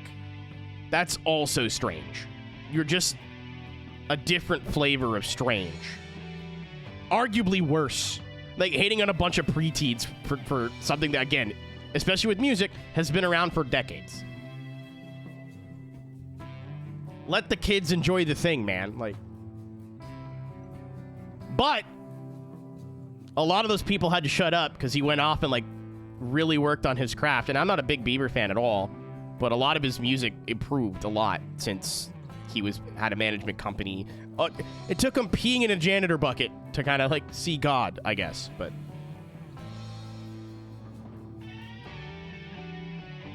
it's a lot of fragility, Pop. At least with kids my age, it was like, well, like girls like Bieber. So if I want to see manly, I have to hate him with every fiber of my being.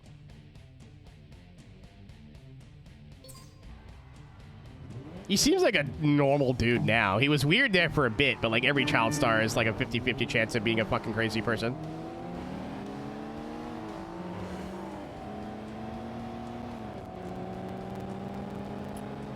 That audio thing's me. Again, this is technically being emulated, so yeah, he's just puts out music when he feels like it. He's not a genetic freak. Don't tell me we're adding Kurt Angle to the mix. Isn't Miley, like, relatively normal, too? Like, she's just, like, white girl Californian weird.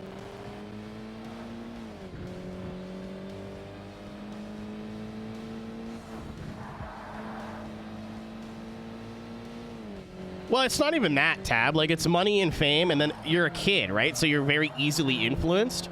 And I would say it's fair to say, if you're in the entertainment industry, you're surrounded on a daily basis by the worst people in society.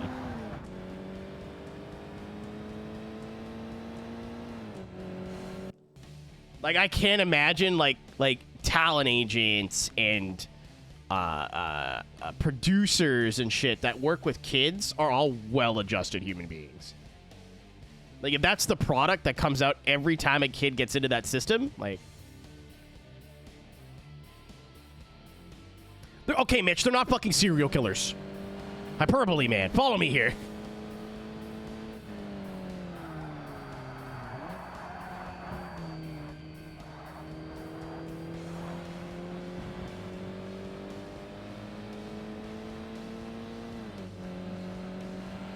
So, like, I think if you come out of child stardom with your parents intact, that's a dub. Everyone else is a bonus. But didn't he work with, like, a lot of really, like, well-known shitty producers and, like, I think it was Usher he worked with, not the guy who's been arrested. And I don't even know if is he Voldemort now? Yeah, the Kong. Mr. Kong. Yeah, the child, the one with the country.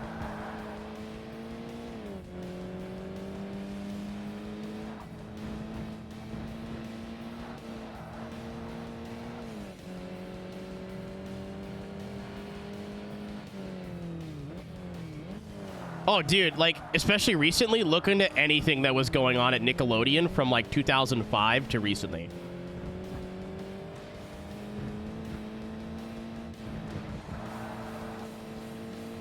Again, like, they're not cannibals as far as we know, but I think that when it comes to, like, the dark secrets of the entertainment industry, we know a lot and it's all pretty bad, and I think we only know like 20% of what actually happens.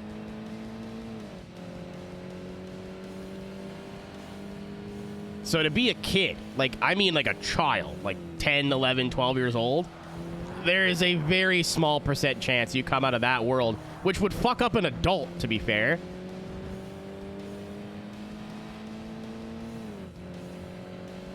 Like, those are the worst people to have around you as a influenceable, moldable child.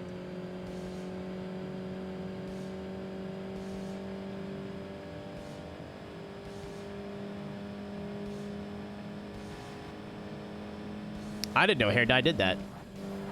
He says, having dyed his hair every year for the last 4 years. Monka S. There's a corner there, lads. I don't know if you knew that.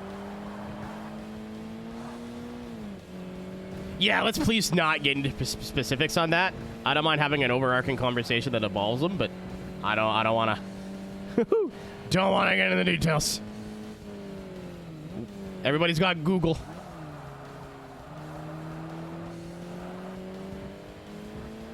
I was gonna say I missed this track, but it'll be in Assetto Corsa in a couple weeks, I'm sure. I think what, this just released for the new Forza?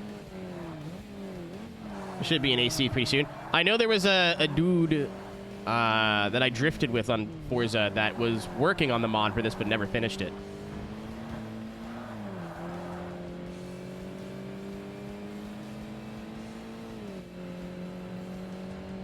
What's FM8 holding up?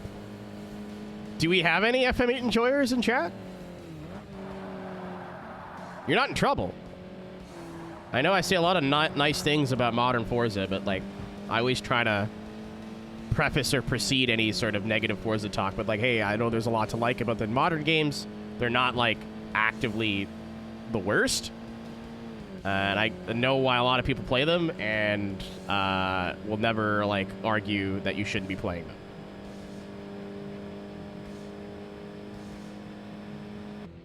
Like, Forza Horizon 5 had a big update. I saw a lot of, like, the Realm stuff and the racetrack stuff looked pretty neat, but...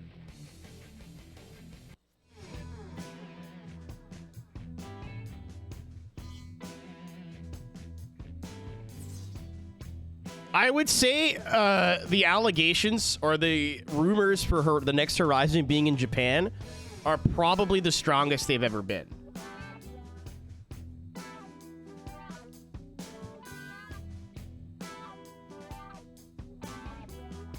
If you look at past Horizon patterns, when the game's towards the end of its life cycle, a lot of cars being added in are going to be from where the next game is going to be. Like, I remember Horizon 3, they were adding in a lot of British cars. Not just British cars, but a lot of British cars towards the end of Horizon 3's life cycle. 4 was in England or in the UK. At the end of 2, there was a lot of, like, Australian cars that you didn't really expect to be in a Horizon game. You're like, oh, that's cool. Me in China? That's not a bad idea either. I don't think that'll go over well, but... If it's in Japan, that'd be fire. So here's the thing, right? Like, I think, especially with... I know Pop's got opinions on this, but especially with 5, the location is just a set dressing now. They could have made Horizon 5's map, like, pivoted and made it Japan, and it would have been exactly the same layout.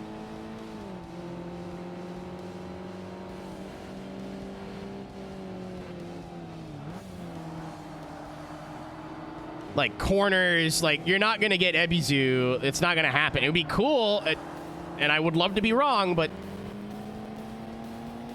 I don't think it's the worst idea, Mitch. I think a lot of people are going to see China and go, the Reds! And then, like, be really upset about it. But when you stop and think about it, it's a big country.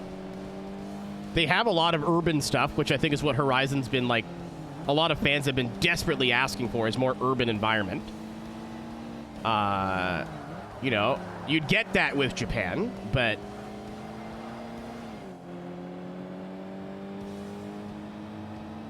yeah, people want Tokyo Extreme Racer... Forza Horizon. And I mean, they're kind of dumb for not having already done it, because it's very clear the interest in there. Look how good the new TXR game did, right? Look how popular No Hesi is. I know it's like probably doesn't have like 100,000 people on it a day, or like 250,000 or whatever, but it also has like, holy shit, the audio, like half the team behind it. Oh no, it's color. I'm joking. What's up, color shedders? There's probably a better way to word that, but that's the one I'm going with. My name is Aeroteq. You can call me Aeroteq. We are playing Forza Motorsport 1 for the Xbox. I'm playing on the Xbox 360, so it's a bit weird. I did not grow up with this game, so I'm experiencing this mostly... Holy shit, this Cadillac. Mostly for the first time. We are starting the race for the first try, actually. I'm playing on the 360. I'm not, like, interested enough in Xbox original games to go and buy one. I never had one growing up. That is a very expensive rabbit hole. We're talking about Forza as a whole right now. If you want to jump in on the conversation, please feel free. Not Bathurst? Yeah, there's a reason this track never came back, Drew.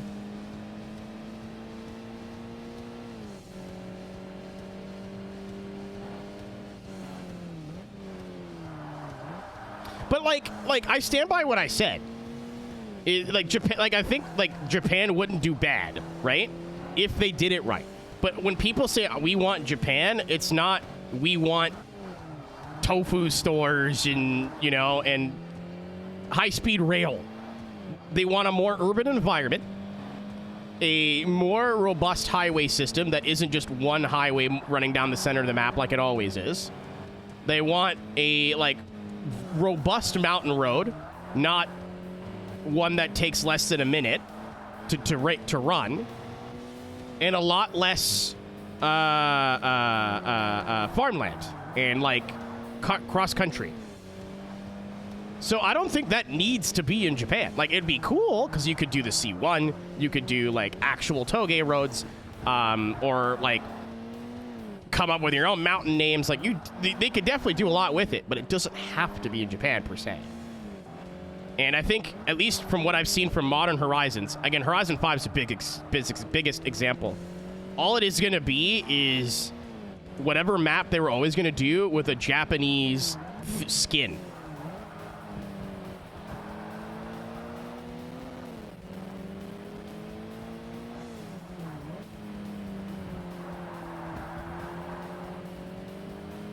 Pretty much, Mitch. Again, look how well received TXR was. And like, granted, I get it now, having played in 100% of TXR 3, but that gameplay loop is a tough sell, man. That is a very tough sell.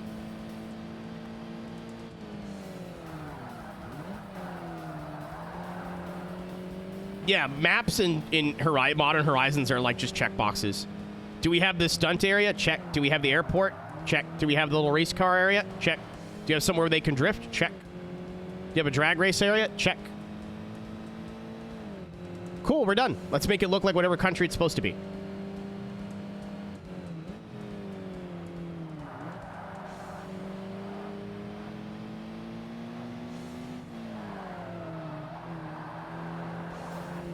It's not awful, Mitch. They could have done a lot better.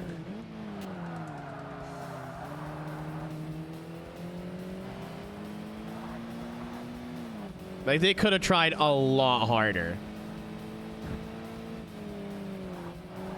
Size is not entirely relevant, car. Again, it's like what they choose to do with it. A lot of the maps too, like, the issue is they're made to be driven at 240 miles an hour. So if you're driving like a starter car, it's just like watching paint dry.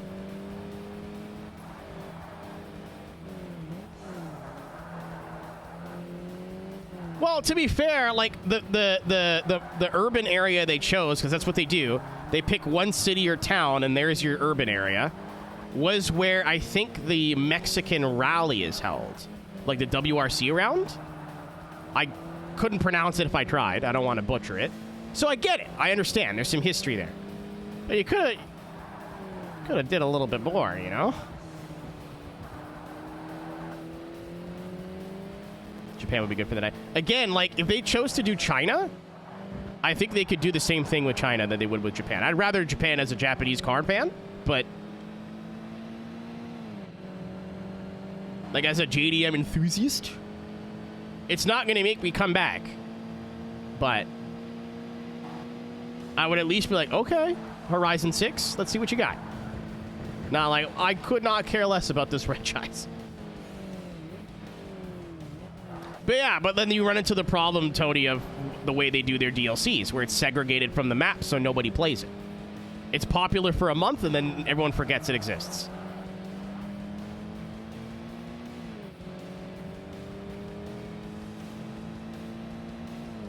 And especially because we got some raiders.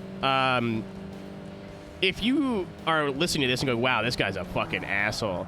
My opinions, and a lot of us in chat, opinions on Forza come from having been fans or players, oh my ass, of the franchise for 20 years.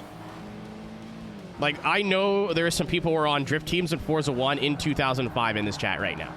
So a lot of us are burnt out from the loop. Especially if you've never played a Horizon game before, Horizon 5 fucks. It's great. But if you played 2 and put like hundreds of hours into 2, and played 3 and puts hundreds of hours into 3, and played 4 and put hundreds of hours into 4, 5 is... it's a game. There's a gear there. I think Motorsport 8's a different can of worms, but...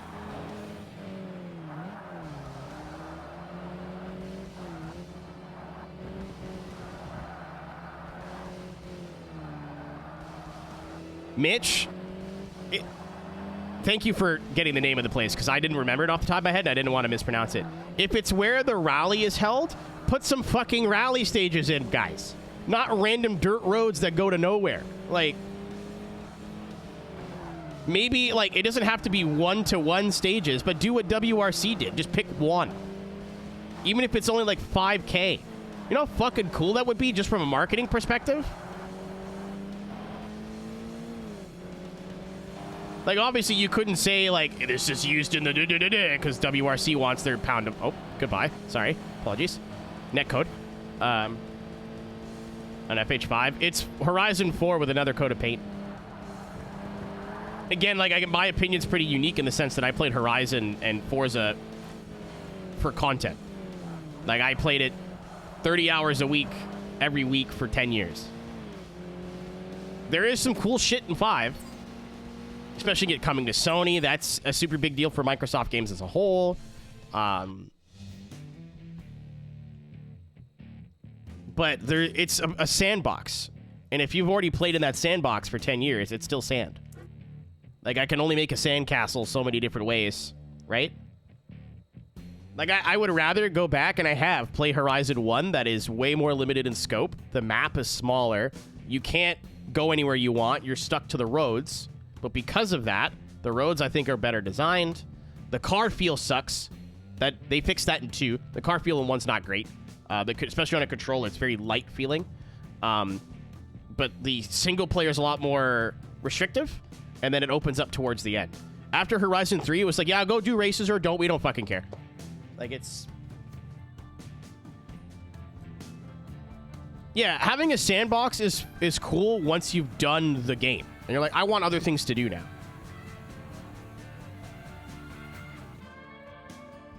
Yeah, Horizon 3, I think, was the beginning of the end. Well, I won't say the end, because they can come back from this. And obviously, they're doing something right, because they just put the game out on PlayStation, and there's a new wave of fans that come in that haven't played all the older games to death, that don't feel this. Like, fuck, dude, I do want just a platform where I could get a Bugatti and throw it off a sand dune and play for an hour, a couple hours a week. You know what I mean? There are people that want that. Clearly, because it's, you know, selling Game Pass games and selling on different platforms and whatever. But I guarantee you, Pop, if they do Japan, they're going to do what they did to Mexico, and then that'll be the end. Then people will be really mad. Because for a lot of Horizon fans get mad at some of the most trivial shit as it is. Hey, the Viper sounds bad. We have bigger problems, guys. There are bigger issues than the Viper sounding like a tractor. Uh-oh.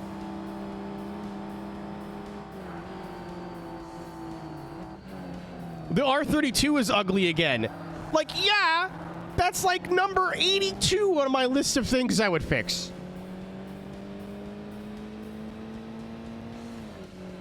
What's the accurate road Atlanta in it? Have you seen the one in this game, Drew? It's interesting. The S's are certainly the S's.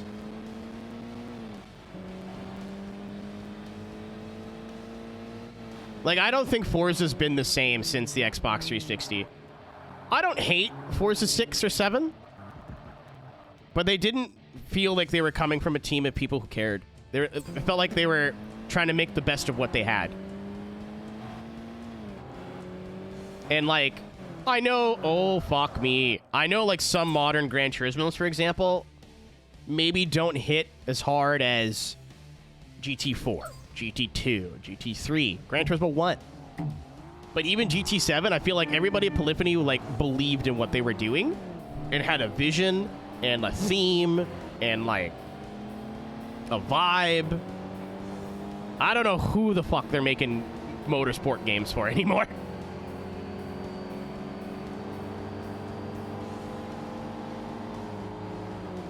Oh, the single player has been bad since, like, oh shit, like Motorsport 3 or 4. I can't remember. Like, 4 was good-ish. There was lots of stuff to do, and the events were fun, but it was like, here's a season mode, and then an event list when you're done. Like, it was already pretty bare, like, pretty plain as it is.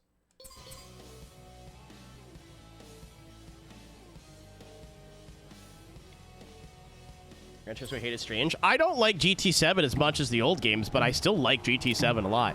Unfortunately, Polyphony are really fucking good at making video games.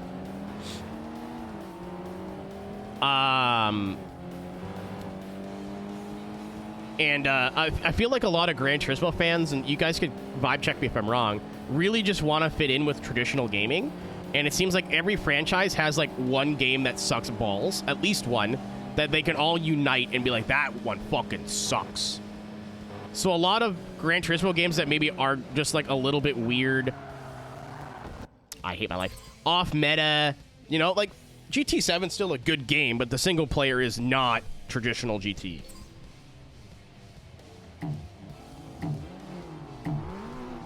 Yeah, Laura, exactly. But they need something to hate. The slipstream? Yes.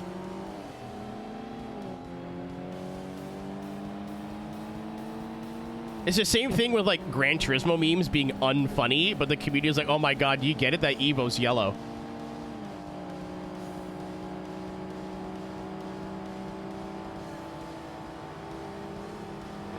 So there's no equivalent. I'll make this corner eventually.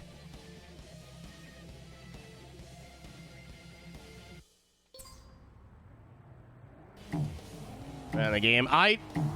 There's stuff I would do different. There's stuff I definitely don't like, but it's still like an 8 out of 10 game.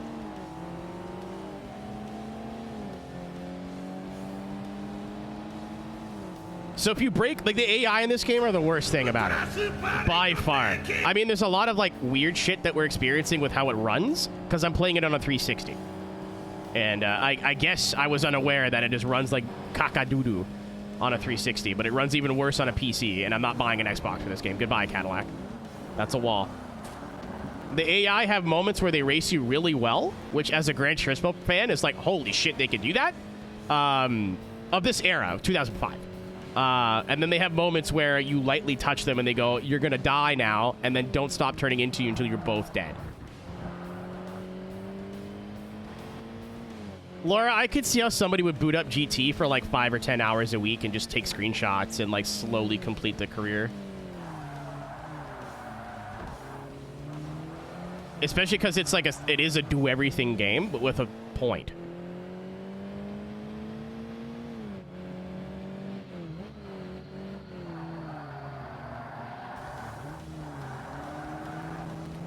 Reflexer, if that's something you're upset about, it's still a valid criticism, because it would be cool to have like street cars with race interiors, even if it was really generic.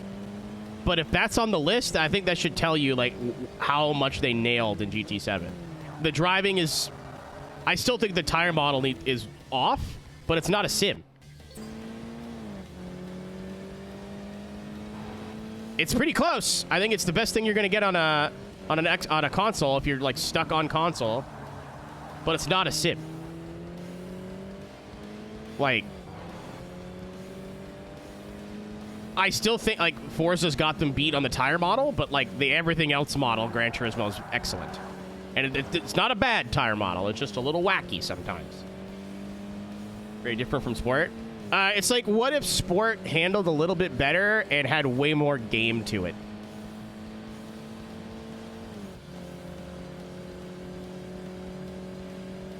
Like, Sport feels like GT7 Prologue in comparison, because a lot of the single player elements from Sport were added in later on.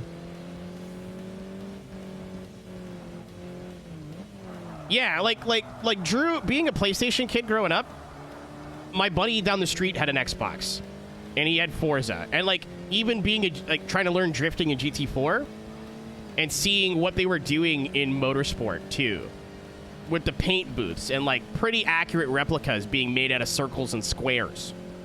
What they were able to do with the online mode, like having actual judged competitive drifting in a video game, was bananas to me as like a 14-year-old. Like the online community, not that there was nothing to do in GT at the time. I'm not sure if GT5 was out yet when Forza 2 was a thing. I don't think so. But I was like, holy fuck, this online's amazing. Like, there's a whole ecosystem. It reminds me a lot of what iRacing is today, where they're like, yes, there's the main racing thing, but there's so much other shit going on around it. Like, there's livery makers, there's tuners, there's drift drivers, there's drift tuners, there's drag racers, so much drag racing. Like, there's so much going on in Motorsport 2 outside of just joining a race. And even then, like, there'd be toge racing where at the time there was no Fujimi Kaido, but they would just run sections of the Nürburgring and no passing, like Initial D style rules. Time Attack. There was League Racing, but you didn't need to be in a forum or a Discord to jump into it. It would just say, hey, B class, no Forza Aero, no, like, Lotus Exige. Sorry, Laura. Like, no Lotus Exige, because it was a leaderboard car for B class at the time. So it made the racing a lot closer, because you weren't racing the same 3 cars over and over again.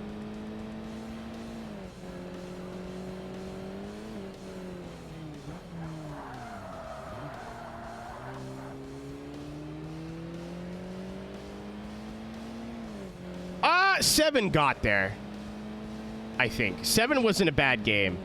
The only, like, really... I haven't played the new one. The only really bad Motorsport was 5. The new one allegedly stinks pits, too, but I have not touched it. Yeah, FM7 took 2 years to get there. So, that is some cope, but it sucks, man, because they updated FM7 and fixed, like... Because it's turned 10. That's what I want to do. They like, hey, we fixed this one thing, but it broke 6 other things. Because that's just what they do. By the time they finally got to the point where they were adding new, really cool things, like Hangouts, that should have been a thing in the game from day one once they got to the Xbox One, where you could just jump into a session on a track with your friends, jump out, switch cars, jump back in. That was so fucking cool. It seems like they just started adding in new cool shit and then got pulled off it to work on the new game. Where none of it made it to the new game anyway.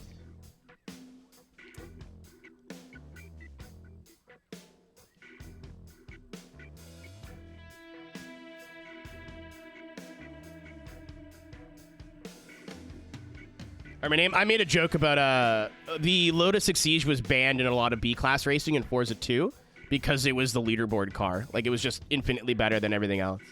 So I said they banned the Exige because it was OP. Sorry, Laura. My bad. Yeah, not you specifically. I was making a joke. Road America. Yeah, I mean, I don't know if it's solid now compared to its competition, but it was... my favorite one they did on that console, but let's say Forza 7 is like a 70 to 75 out of 100. It's still not better than Forza 4 to me. Even though Forza 7 does have a lot of features that 4 doesn't. The UI in 4 was better. The community, when it was thriving, was so much easier to navigate. I'm still a big proponent of, like, I shouldn't have to go on a Twitch stream or a Discord to find people to play with. I should be able to do that in the video game that I paid for. Like, public custom lobbies disappearing was the, like, you need that in a game, in a track racer like that. You need that. You need it. I know Xbox was like, we want our looking for a group feature to, like, do that. It's the same thing. It's not. You know how many invites I got to play Destiny 2? Because someone with Aerodynamic with a C, not a Q, was putting out Destiny 2 invites? I don't own Destiny 2. I've never played Destiny 2. I used to get, like, 4 game invites a week to play Destiny 2. That feature never fucking worked. Russell does Modern Forces quite a bit, I think. I don't know if there's a mod here. If we could get a shoot-out for Chaos Fox. I forget the suffix of their Twitch name. It's Chaos Fox, like CA2 or something.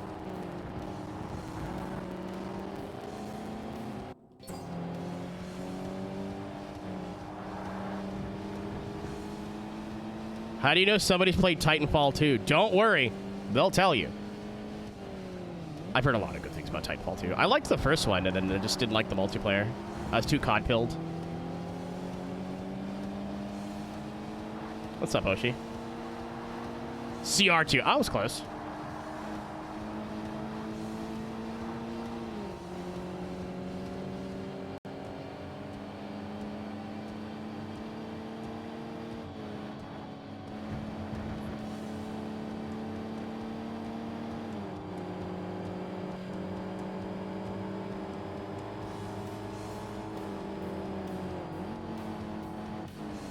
You're not driving a GTP, you cannot brake at the 3 board.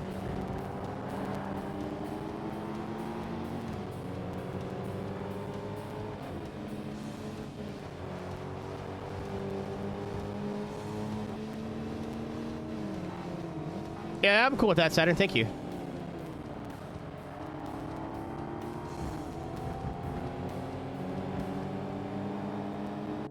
A good debate stream. We don't always agree, but I think everybody here has their head pretty well adjusted.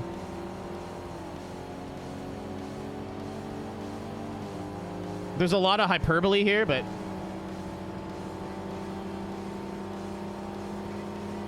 This Mid-Ohio... Road America. Fuck. Like, there's a lot of hyperbole of, like, this game sucked, or, like, this game was the best game ever made, but, like, every time we get into, like, some pretty nuanced takes...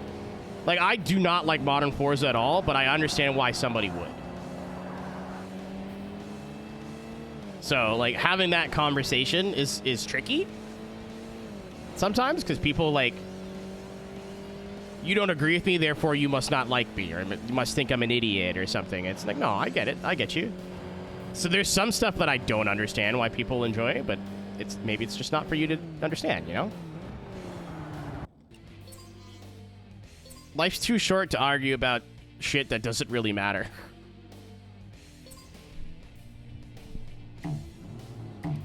Except for hot dog or hamburger style. That's pretty important, and I will not elaborate further. No further questions at this time. I would love if the audio stopped being a bastard. Which we can put a lot. In iRacing, what I've been doing is watching just onboards. I started driving GT4s this season, and I kind of don't know where to brake in a lot of tracks. A lot of tracks I'm driving for the first time. A lot of tracks I'm driving seriously for the first time. Like, everybody knows Spa. But I don't know, like... Holy shit, something bad happened back there. But I don't know, like, run consistent fast lap times Spa.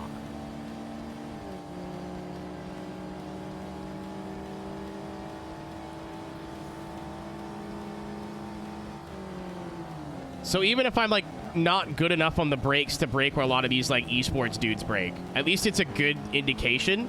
I'm like, okay, he in the GTP, going up the hill here, the guy brakes and turns in, and it's really no braking point that I could see on the reference lap.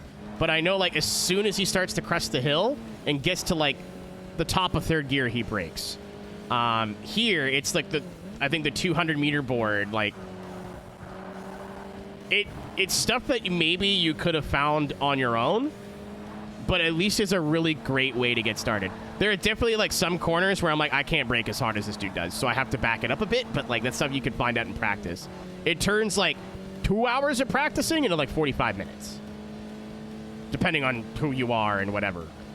And there's some corners I'm like, oh, I can't do that corner flat out, and then you watch the reference lap, like, oh, fuck yeah, I can. Like yesterday, I couldn't go flat in Eau Rouge in the open setup GT4 car that I was driving, the Porsche. I went back and watched the reference lap and realized I was turning in way too early. So I started turning in later, and it's still scary, but it's a lot easier to do than it was trying to turn in where I was. Yeah, like you find, like a lot of tracks will have like those 3-2-1s or like 400, 300, 200. You could use those, or you could use like trees. You could use as long as it's something consistent, like not a shadow or something that might move. You could use like people standing on the side of the track. You could use billboards. You could use something on the inside of the track. You could use something on the outside of the track. When I was in karting when I was a kid, don't do this, but you can. I used engine revs. I knew when the engine RPM got to a certain sound, that's when it was time to brake.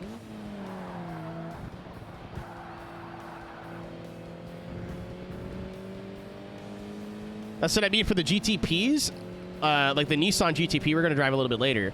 Going up the hill here, I know when I start to hear it wind up in third gear, it's about time to brake. Some games they don't, Skelly's. Like, I don't think in GT, if you're running a daily race, I think it's the same time of day all week.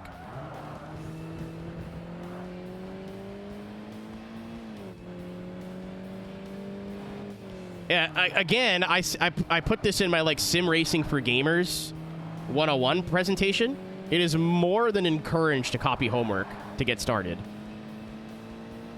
Whether you're like, another thing you could do, like let's say in iRacing, let's say you run a race and your best lap time is 1:35. And then you look at the pole time and the average lap time from the winner, and it's like 1:32. Just watch their laps. Go in cockpit, see where they're doing, see where they're braking. You won't get like data, like brake pressure and throttle pressure, but you at least get like, oh, I can brake that late? Fuck, I didn't know that. Cool. When I was getting started, anytime I watched a fast lap, I'd always pick up time. It wouldn't be as much, like I wouldn't be pick up 3 seconds, but if it's little things. Yeah, there's penalties. Sometimes it's just like an incident point, which will go on your safety rating. Sometimes it's a like slow down penalty. Sometimes you can just get straight up DQ'd. Depends on how like egregious it is. Yeah, we were just racing at Spa, NASCAR fan. So, uh-oh. Time for the biggest blocks you've ever seen.